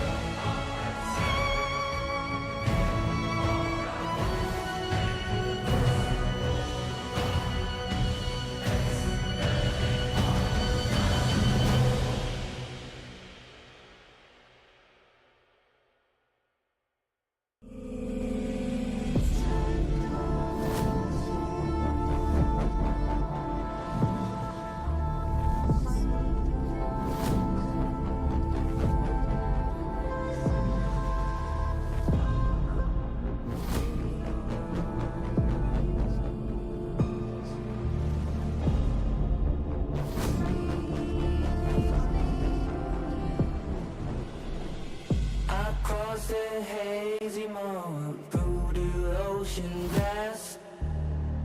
The ships are closing in, mist will turn to dust. Beyond the murky cloud, the story will unfold. The dragon of the horizon, history untold. Almighty gods of war, leaders fame and glory. With 4 reds in the clutch and no points of life in his force anymore. Unfortunately, Jude Cornett does take the old L to Christopher Iaali. It's not over for Jude, though, or Enigma by any means. That deck still remains a house in the format, just needs a little bit cleaner draw sequences to get there in the end. Yeah, absolutely. I mean, we've seen the deck do some pretty powerful stuff. It's obviously doing well. Look at Jude's record. Like, I expect to see Enigma in this format a lot. 100%. Unfortunately, no Teklo to speak of. No, what's up with that? Do you think there's a brew in Silver Age for Teklo? Absolutely not. Unfiltered opinions are what you can expect here, and also great games of Flesh and Blood. First, we turn our eyes to the current standings going into the final round of of Silver Age. I'm so used to saying final round of Classic Constructed. It is the final round here at Calling San Diego, at least for day 1. Tomorrow we have 4 rounds of Swiss, and of course the top 8 cut to look forward to. The man in 2nd seed right here you just saw on your screen is Christopher Iaali, paired with Brody Spurlock, who remains dominant on Briar, which is probably no surprise to anyone. Yep, absolutely not. I see some Kanos littered around the 6-0, 5-1. We got Tao Tao on new at 5-1. We have quite a few different heroes going on over here. If there's one thing I know about Southern California is that we can break metas wide open, even if we have World Tour contenders in the room with us. Jacob Hawkinson on Lexi, staying strong at 5-1, in addition to let's see, who did I see? Yeah, you already mentioned Tao Tao Chu, and also a whole host of Kanos. There's 5-1 with Alexander Vore, 5-1 with Evan Herndon, 6-0 with Ryan Pitcher as well. Yeah, absolutely. A lot of killers just decided to play Kano at this event. Yeah, and never mind Jacob Clemens, who is currently at the top of the World Tour race at the moment. Michael Fung as well, throwing his lot in with the Runeblade alongside teammate Brody Spurlock, but having a little bit less luck. Besides that, there is Earth representation that isn't Briar. 2 copies of Terra are in our top 40, 3 copies in our top 40 here. What do you think Terra really has over the mainstay Guardians like Flattering Showman and Oldham? Yeah, very good in the Guardian mirrors. The ability to make a might turn after turn means that their hammer is better than yours, which is pretty good. I think it's a really solid deck. I've been very impressed. Really impressed have I been as well. And look, here are all the Briars at the end of the rope. So clearly, players have found a way to target this quote-unquote best deck in the format, which is something that we can expect from metagames as they develop. Oh yeah, 100%. I mean, we've talked about it a bunch on this stream. Like, we think this format is absolutely not solved or anywhere close to solved yet. There's still so much growth, so many heroes that haven't been fully explored. It's been really exciting just to see what's happened in the past week. There's just a lot more fun to be figured out here. It's not just the world premiere weekend where you figure everything out. No, people need time to explore and also more games to be played. We've got yet another one locked and loaded for you. It is finally our first look at Kano, no longer the Drakai of Aether, just his young 13-year-old self, I assume, in that picture. It's Alexander Vore piloting that on the right side of your screen versus Nicholas Flavin on Dorinthea, likely trying to cleave Alex's big-brained head in with a great axe to boot. Yeah, one of the classic Kano gamers in Alexander Vore, too, which is really fun to see. We played this matchup a lot yesterday. A lot, trying to prepare people for the calling. And I found that it was actually quite tough on the Kano side. I expected to be very favored as Kano, but this Dorinthea deck puts out so much damage so fast. They're heavy on blues. They often have things like polarity. You can even expect some Oasis Precedent in the deck. The matchup's hard, so as the Kano player, you need to come out big You need to come out strong. Huge amounts of damage, quick is what we're looking for. Dorinthea on the left side of your screen says the first time your weapon attack hits each turn, you may attack an additional time with that weapon this turn. And it comes in really heavy here in the Great Axe build, thanks to a little foot piece called Refraction Bolters. Basically, once per game, Dorinthea is going to be able to swing that huge, taxing axe. Not once, but twice. It's not your traditional Dawnblade Dorinthea who is constantly trying to swing her weapon twice, but instead it is going to be usually the death knell if she is able to swing against a hero like Kano who starts only with 15 life. Yep. Now, to trade off for that 15 life, Kano has a pretty powerful ability. At instant speed, he can pay 3 to look at the top card of the deck. If it's a non-attack action card, he can banish it and then play it as though it were an instant. Pretty much his entire game plan is focused around this ability. It does let him play these big arcane damage spells like Voltic Bolt on his opponent's turn. Now, nevertheless, a lot of attack, I shouldn't say a lot, but a lot of Kano lists are packing some attack action cards as well. Things like Wounded Bull or, I don't know, Chest Puff, Vandal's Fighting Spirit. Where do you stand on that? Yeah, so I like to play them in my list, and then I bring them in for specific matchups. This one, the jury's still out. People aren't really sure whether the attacks are the way to go. I'm leaning towards no, but we'll see what Mr. Vore thinks. Okay, and we will also see what Mr. Flavin thinks going first in terms of the amount of Arcane Barrier respect he will bring. It's gotta be 3, and there it is. And why, for the people at home, is Arcane Barrier 3 the choice here? Well, I mean, you have to play Refraction Bolters. You talked about how powerful it is. This deck is filled with blues. And you really want to be able to use the full blue to defend against the arcane damage. And you're fast as the Dorinthea deck, but you're not fast, right? You can't take free damage from the Kano. Now, this turn 0 is an interesting point here. Nicholas Flavin deciding to send a yellow Felling Swing and a Decimator Great Axe here. Perhaps trying to leak a little bit of damage, but despite being so frail in terms of life total, Kano does block pretty darn well. He does, less against the Decimator Great Axe, but he does block pretty well. You have to present a certain amount of damage on your turn 0, because if you don't, Kano's just going to banish cards and start throwing things at you. So you want to put enough pressure to force him to block with his hand, which I think is exactly what's going to happen here. Okay, and in the hand for Alex is not just blocking cards, it's also an Absorb in Aether, which is a defense reaction that unfortunately costs 1. And oftentimes, oh my goodness, and then is that a 2 block as well, Incinerating Foresight?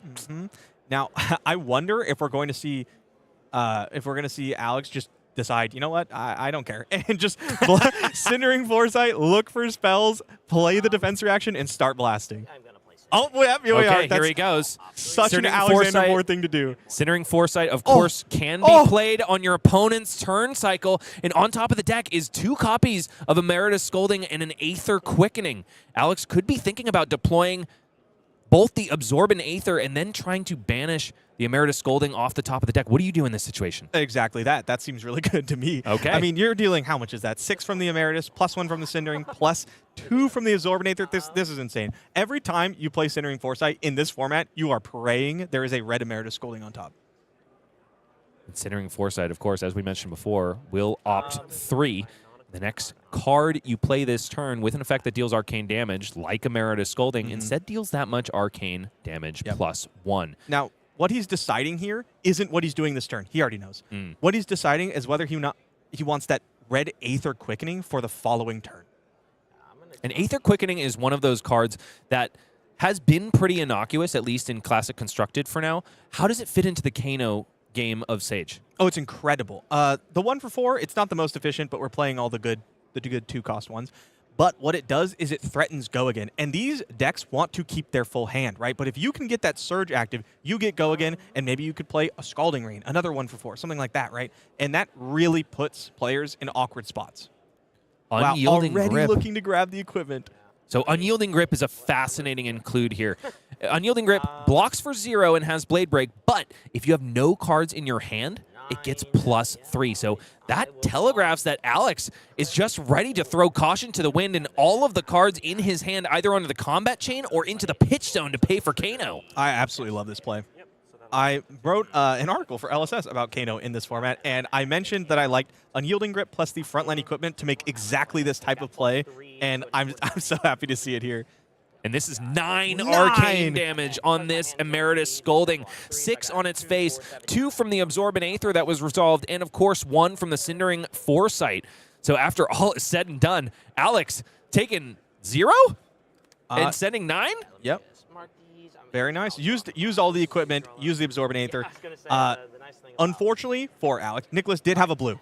Was able to prevent 3, but still 6, and now it's your turn. Did keep the Aether Quickening. Has another Cindering Foresight in hand. Could be destined for the arsenal. Yeah, this is very nice. You are threatening the Aether Quickening go again. Now, I imagine Dorinthea is going to Arcane Barrier some. But if not, okay, decides not even to risk it. Knows there's going to be some Arcane Barrier. Uses the Photon Splicing to discard to amp 1 and threaten 6. If it does more than 4, I gain go again. Maybe 3? Yep. Just take 3. Now think about, in Nicholas' spot, how scary that possible go again is. Uh-huh. There's 1 card left. What if it's another 1 for 4, right? You can't let that happen because it puts you so far behind. So it forces people to pitch to Arcane Barrier even if they don't want to, and that's why it's so powerful in this format. I think, yeah, that was the only blue. But if it wasn't Aether Quickening, then I imagine Nicholas probably would have been like, yeah, take it. Drag Down is in the hand for Nicholas Flavin. Drag Down, an interesting inclusion here because it is a defense reaction that only does blocking duty, physical blocking duty, mind you. And so in this case, Nick is in a tough situation, likely forced to just pitch 3 cards for Decimator Great Axe, which, oh man, even without Storm Striders, that does open up the floodgates for Kano to just start doing Kano things, especially when your hand is flush with blue cards. A lot of blues. Cindering Foresight and Arsenal. Like, if you see these pitches, you're just going. Like, he smells blood in the water. Lets the pass. Yeah, his opponent's got 3 cards. Might as well not let them convert. Go to your own turn. And now Nick has found the blue, but Alex is going to be sending arcane damage again, which is most efficiently blocked by blues. It is our new zap. Painful Premonition. Indeed. Painful Premonition, which is huge because it generates a Sigil of Fate token as long as it deals any damage. There's no on-surge effect here. Yep. I like these new zaps. I mean, if you're going to give me new zaps, they better be cool, right? Also, showing the Marvel Energy Potion. I don't know if they were called Marvels back then, but that's my favorite alternate art of something. Yeah. Both players having a quick quip cross back and forth across the table because Drag Down Under is laid bare in the pitch zone now. And it's an Aether Quickening again, this time coming in for 5. It's a snap block for Nick Flavin once again, only 2 damage leaking through. This is exactly where you want to be as the Kano player. You've done a ton of damage, and you're set up to do even more. There is an attack, though. Alex is on the side of bringing in the attacks. So Nick perhaps sniffing out his opponent a little bit better than we thought. Sharpened Steel plus Decimator Great Axe does come in for a whopping 7 damage and dares you to do any blocking, which honestly Kano wants to do a lot of the time. I see, okay, yep, going for the Cindering. And here we go. It's Cindering Foresight. Cards opted for Scalding Rain, Reverberate, and a blue. All right, Reverberate. Awesome here. Awesome. There's an Emeritus Scolding in hand. Reverberate, if it hits, you get to banish a card from hand that is cost equal to or less than the amount of arcane damage dealt with the card, like Emeritus Scolding. Your opponent is tapped out here. Now, Emeritus Scolding, when you draw it in hand, we don't have access to Ragamuffin's hat. It's awkward, unless you can Reverberate it from your hand. Reverberate could be absolutely huge here. This is harkening back to an action speed Kano that we haven't really seen in a long time because, of course, Storm Striders is the quintessential turn, right? But your bread and butter Kano turns are usually played on your turn. Absolutely. Okay, hold on. Let's do some quick maths here. Banish Reverberate. That costs 1 blue. Play Reverberate. Deal 4 with it, whatever. 5 because of Cindering Foresight. Banish Emeritus Scolding from hand. Deal 5 more damage. Your opponent dies unless it's Arcane Polarity and Arsenal. We know it's not. So it's if he goes for it, he kills here. But maybe you don't. Maybe you go, you know what? Sending Fennel's Fighting Spirit on my own turn is pretty good. Maybe I'll just take a half measure. Because you would have to pitch Fennel's Fighting Spirit as well, right? Yes. Yeah, you are fully sending if you're doing this.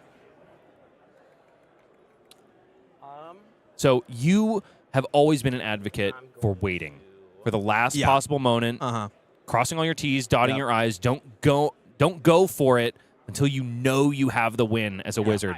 The thing is, are you pulling the trigger here? Yeah, because you don't lose, right? You either win or you're in an incredible spot to win next turn. Like, this is, I think, the best line. And here he goes. Reverberate banished off the top of the deck at the cost of a blue. Reverberate played here with a Voltic Bolt into the pitch zone. This one coming in for 4 Arcane. Nicholas snap takes it down to 6. Emeritus Scolding banished. And then here we go. Crucible of Aetherweave. And the fist bump is extended. Alexander Vore not dropping a single life point. Still making Kano look like the dastardliest dude in the format, even though he doesn't have the all-powerful wizard boots. Also laughing at his opponent in pure derision. I'm just kidding. Alex doesn't do that. He's a swell dude. He is a very nice guy. I mean, that is like, I talked about what you need to do as Kano in the matchup, and that's exactly what you need to do. Fun fact, when we did practice the matchup, I watched Peter Bedensik on Kano get 5-0'd by the Dorinthea. Jeez, boy, oh boy. So it's both players cleaving each other's heads, one with fiery magic, the other with just a good old great axe. In this case, it definitely goes in the favor of the wizard, which I'm sure is very happy for you because, Majin, you've finally broken your on-stream wizard curse. It happened. It finally happened. The wizard won while I was casting. If you have been paying attention to coverage over the last few events that Majin Bae has covered, not a single wizard has won while he is the man behind the mic, and that all ends here. And what a person to do it then. I know. Friendly Wizard Council member Alexander Vore. Yeah, classic wizard gangster. Alexander Vore. Straight out of Phoenix is that gentleman, and he's doing his best with his pink pullover, which has become his trademark. Next up, folks, we are going to give you a double feature in this last round. It's Azalea making a Silver Age debut against what is becoming, I guess, Silver Age mainstay, Vynnset. I hope so. I want to see more Vynnset. Our first Vynnset game we covered was crazy.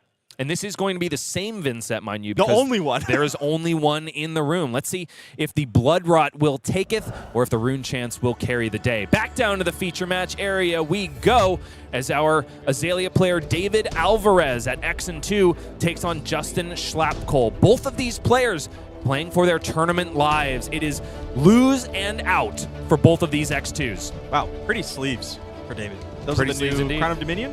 Those are. Those are really good. I'm sorry, Crown of Providence, actually. That's Crown of Providence? It does look like Dominion. It does, doesn't it? Yeah. That was great. Am I saying that right? Now you're making me second guess myself. Is it the gold one or the Arsenal one? No, you're right. Okay. Wow. I think Crown it's of Providence. Huh. But anyway, Azalea, another hero that we are seeing on display here that has ascended out of the classic constructed format, is one that is near and dear to my heart. In case you've been paying attention, I do like Rangers in all of their forms, even the Riptide ones. This case, Azalea has an unbelievable hero ability now that she has an expanded card pool. Once per turn action, pay 0. Put a card from your arsenal on the bottom of your deck. That's right, you have to have a card in your arsenal to activate this. If you do, put the top card of your deck face up into your arsenal. If it happens to be an arrow, it gets dominate until the end of turn. So the name of the game for David Alvarez is going to be flip a card from the top of the deck, ideally with known information, make sure that it's an arrow, and then pump it to oblivion. Make it damage that the Vynnset player, who has so much blocking capability, simply can't interact with. Yeah, and sometimes, Vynnset struggles to convert her hand on offense. A lot of times the Runegate cards can be free, so if not able to block with a lot of the cards in hand, sometimes they just go to waste. Vynnset does say at the start of your turn, banish a card from your hand if you do create a Rune Chant token. This combos incredibly well with the Runegate cards she looks to play, making them free from the banish zone. And whenever she plays a Shadow non-attack, she may pay 1 life. If you do the Rune Chant, the next Rune Chant effect that would deal damage can't be prevented. So both players trying to skirt damage through the other's defenses. One, however, is going to be trying to do a lot more blocking than the other. The story will be told here. Azalea attempting to give every disease from the pits. Gross. And Vynnset just trying to do it with good old-fashioned demonology. Yeah, love to see the Hope Merchant's hood again. We didn't see it activated last time. I kind of hope to see it activated this time. I do too. And Talismanic Lens looks like it's not just a Kano card. No, it'll be an Azalea as well. And if David Alvarez was on the play, you better believe he would be trying to use that all-powerful headpiece to put together a dominated turn 0. But as it stands, Justin Schlapkohl is on the play here. Does seem to have some Rune Chant generation in the hand, but it's not the Malefic Incantation turn 0 that he was able to establish previously on Feature Match. Yeah, this seems like a incredible die roll win for Justin. Not only do you get to go first as Vynnset, very powerful. You get to set up your Rune Chants, right? Also gets to Arsenal a Sigil of Suffering that was drawn, helping you get around the Dominate effect. And you don't let the Azalea player who can send a giant Dominated arrow go first. This seems very impactful. Impactful indeed. On And the the side, Malefic. and a Malefic Incantation. I didn't spy that one, so now I'm changing my tune. That was exactly how Justin wanted to play that one out. In the hand of David Alvarez, though, is a pitch arrow. The 3 pumps. and 3 pumps, unfortunately, which does mean that if he wants to make maximum use of this hand, we'll have to dip into the Blossom of Spring well, but doesn't want to do it as of yet. Pitches one of those pumps in order to load an Infecting Shot. Card drawn is a red Bolton Shot, which, is not terrible, but you do have to pitch another card in order to send this Infecting Shot. Do you go with the Blossom of Spring here? I think I would have gone with it already on the Death Dealer. I definitely would have loaded straight away and then probably pitched the Bolton Shot, sent all of the buffs. Sure. I see what you're saying. But as it stands, David is thumbing yet another buff. This one does make it into the arena. Laced with Inertia, going to give +3 to the next arrow attack and also an Inertia token if it finds home. Pretty powerful stuff, especially like the Inertia token, if you can end up dominating arrow, doesn't look like that's what's going to happen here, is so obnoxious for decks that want to block because you're going to be stuck with extra cards, and then they're gone because of the Inertia token. And here we go. It is a pop of the Blossom of Spring to send this Infecting Shot so that David can set up the Bolton Shot in Arsenal. It has been said by players better than me that Bolton Shot is the best Arsenal target for Azalea. It does all of the things that you want it to. If you're able to establish it with a buff, it will gain Go again as long as its power is greater than its base, and also allow you to continue the turn, which means that more Death Dealer activations and potentially more Azalea activations. Yeah, I would say most of Azalea's biggest turns generally involve Bolton Shot. 6 damage here represented, but it's way more if it's able to connect. The downside for David is that wasn't able to give this one dominate, which means that Justin has full steam ahead to block it out. It's 10 on its face, but in reality it's 12 because of the 2 Bloodrot Pox tokens that would infect Vynnset upon connection. Yeah, this being able to be... It does say dominate. This was not dominated. This was not... Oh, wait, no, it's not dominated. Sorry, Yeah, so this is wrong. not Okay, dominated. phew. I'm stupid. The ability to block this out I was like, I didn't think you is very impactful. Justin looking to have a pretty strong hand. Especially when the rune chants are already flowing and you found a rune gate attack like Deathly Delight that can simply be played by banishing it at the start of the turn. Ooh, and also an On the Horizon to boot. So able to protect his Sigil of Suffering as well? No, it's getting played out here. Yep. You need to make sure that you can block this out through pitching to Arcane Barrier. It was an overblock by 2 here for Justin. 2, 4, 8, 12. That's true. Even if it was Arcane Barriered, it would still cover. That's interesting. Justin was perhaps a little bit scared of some sort of a buff. It wouldn't have been able to be Razor Reflex because there was none floating. Can't be Rain Razors because that is simply illegal in the format. That is true. Maybe Justin has been traumatized in the past by Rain Razors and wants Could be. to block it out even if he would win by a judge call straight after it was resolved. It still would suck to get hit with it, though. 2 verse counters. No cards in hand. Tip down on Malefic Incantations. 2 rune chants come in their place, but there's another 2 that have to be answered on the combat chain, and Azalea being a red line deck likely means that David is going to be unable to efficiently block arcane damage, even though he has a very easy AB1 include in Bullseye Bracers. Yeah, incredible piece of equipment for Azalea, but usually more for its offensive capabilities than its defensive ones here. Now, this hand is looking pretty solid for David, unfortunately, because he was forced to fix the turn by utilizing the Blossom of Spring. Doesn't have the easy out of loading the Ridge Rider shot in his hand after Go Again resolves on Bolton shot in order to utilize Death Dealer. Well, that might not need to utilize Death Dealer. Might not have to. Might not have to, yeah. Because, of course, Bolton Shot doesn't just get Go Again on when its power is greater than its base. It also gains the keyword Reload. Upon connection, will allow David Alvarez to put a card from his hand into his arsenal, which is also important for Rangers because arrows can only be played from arsenal. Yep. That's the trade-off they get. They usually have more on-hit effects while still being the right amount of value for the cost. 0 for 4 with a beneficial on-hit. They have to have some drawback. Opting here. With No the Talismanic arrows. Lens, unfortunately, no arrow found. Does mean, however, if David wanted to replace one of those buffs with one of the ones in hand, Periphery.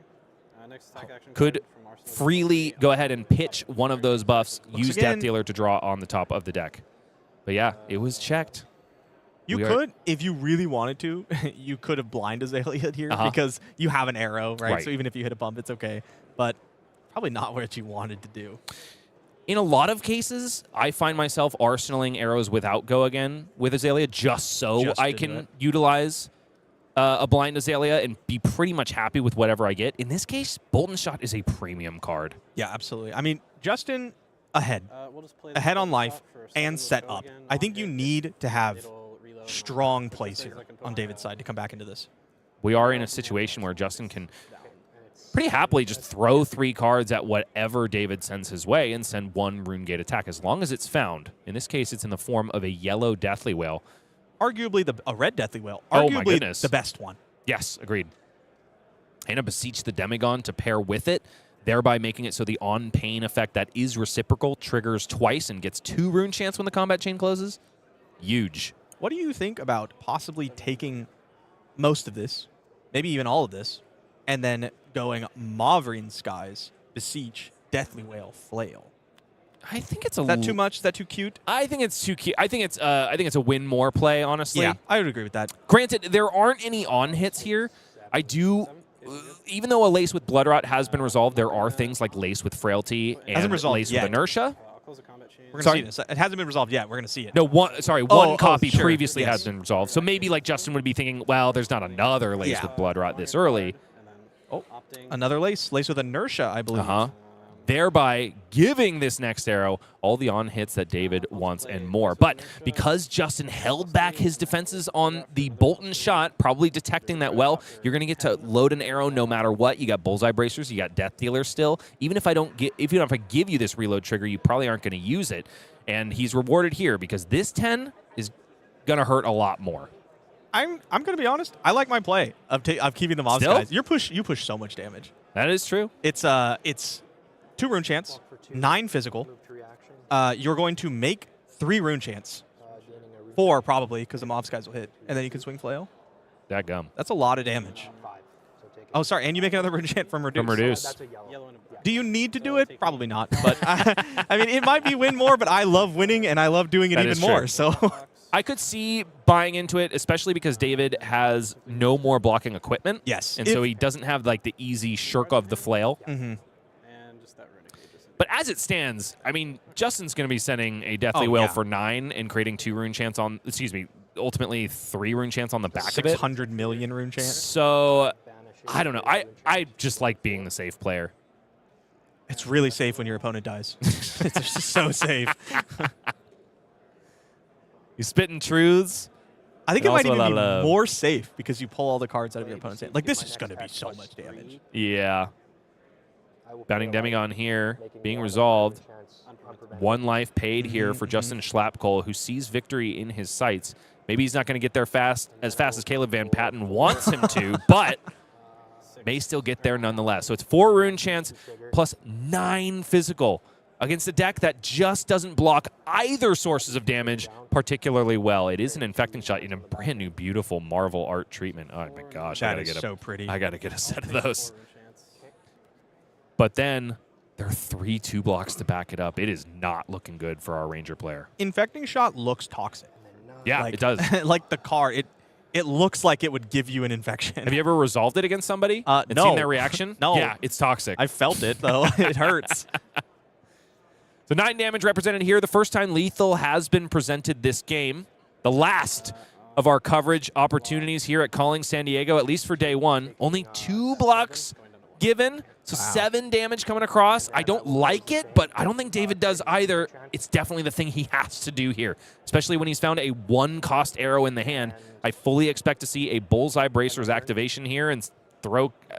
It doesn't feel good either because you have no Arcane Barrier at that point, but what, you're blocking 4 Rune Chance with 4 reds anyway? Pitch to Death Dealer. I'm going to pitch this. I don't know what to tell you. I There's think this nothing is a good really here. rough spot. Drawing a card. Card drawn here is unfortunately not a buff. Glide path. So it's going to be read the glide path, check the top of the deck, which only David knows about.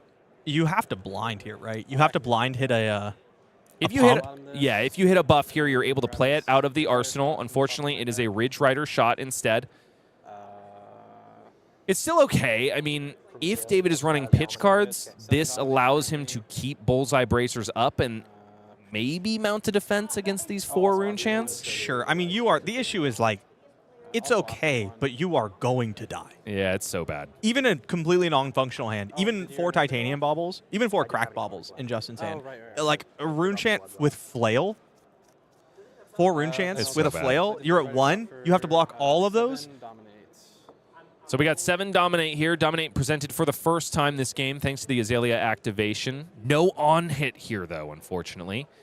So I think the maximum damage that is going to be done here is a big bad 4 based on the context of Justin's hand. He is lining up a 3-block. Could even go taller on the defense, though, because there's plenty of blocking equipment. Still, I guess not plenty. There's Blade Beckoner boots. It's 2. Yeah, and 1 more block on Embra Forge Gauntlet. Is that the new 4-cost rune gate in hand? I believe it is, yes. Deep Recesses. That is going to be good enough. You already have 4 rune chants ready to go. I'll just block for 4. Blade Beckoner is getting into the fray here. 3 damage comes across the line. Down to 3 goes Justin Schlapkohl, who sees victory in his sights at this point after a couple middling turns from his opponent. Put into the middling territory under a deluge of purple circles. And this Deep Recesses of Existence is potentially going to be the thing that slams the door on David Alvarez's day 2 potential, because there's 5 rune chants in the arena now for Justin. Why not 6? Has more than enough for the requisite 4. Pays the Vynnset. He's dead 7 ways here. And before the attack even resolves, it's victory for Vynnset here at Calling San Diego. A fringe pick? I think not, as he proceeds into day 2, X and 2, by the skin of his teeth, but still live for top 8. Yeah, love to see Vynnset doing well. Unfortunately, Azalea had to die for Vynnset to live. But I said it in the beginning of the stream. I really wanted a Vynnset to go far in this tournament, and I'm so glad our one-of Vynnset is performing. You know, Julian Carr is getting all of his stream wishes so far. The last one now is apparently he wants me to give him a pack that has a Riches of Tropaldani or an Eye of Ophidia in it. Yeah. Oh. He pulled some punches there. He could have said Heart of Fyendel, I guess. Right, is that better? Strike. Yeah, Enlightened Strike. That would be the big one. I'll take one of those please, if we're doing wishes. That is going to be wrapping up our coverage today. Day 1 of a 2-day event here at Calling San Diego. Before we go, we're going to take a look at the final loadout of standings here. The top of the leaderboard and the talk of the town, of course, are going to be Brody Spurlock and Christopher Iaali, who remain the only undefeateds here at Calling San Diego. Briars abound. It's nice to see new players do well. Undiscovered players, you know what I'm saying? That's what Silver Age is all about. Actually, this first top 10, I recognize every single name on this list. Yeah. Which, you know, Silver Age is supposed to be the new player getter, but it is also the old player exploiter. Flesh and Blood still, even at this entry-level format, is undoubtedly a game of skill. Yeah, it turns out when you're good at Flesh and Blood, you win games of Flesh and Blood. Yeah, boiling it down, distilling my thoughts into one succinct sentence is my co-caster. Lexi, still alive in a couple copies here, but trudging across the finish line with Anthony Pham at X and 2. Besides that, our Vynnset player, Justin Schlapkohl, comes in at 23. We proceed on down the line, taking a look at Enigmas, Iras, and here are our Guardians, only in the top 60 here. We should mention it's only the top 48 that will make it into day 2. So some X and 3s got through because we've got a little north of 100 players, but otherwise, it's X and 2s all the way. Oh, we just missed our Azalea player by 3 places. So tragic. That is David unfortunate. Alvarez, I just think the draw sequences kind of didn't go badly for him necessarily, as they just went so well for Justin. Yeah, I mean, okay, so we've seen this Vynnset deck on camera twice, and the draw sequences went very well both times. Very fortunate. How many times does that have to happen before we go, that's just what the deck does? That's a good point, but also if you've seen a Runeblade hand with, I don't know, now could potentially have a full grip of defense reactions even when you can only run 2 copies of each. That's when it gets a little sticky. It does. have a nice hat to try to bail you out there. I do love the inclusion of Hope Merchant's I think Hood, that's honestly. cool. Yeah, I think that's cool. I love formats like Silver Age for giving shine to cards that are just Yeah. like you'd never play that in Classic Constructed, right? Especially But when after Compendium of Wraith, there are very legitimate blocking Oh, choices yeah. besides Blade Beck and her Helm in the Runeblade equipment suite. there are a ton of really cool equipment in this So set. kudos to Justin for knowing the lose condition of his deck and playing around it with the headpiece. Absolutely. That's going to do it for us here today for the first day of coverage at Calling San Diego.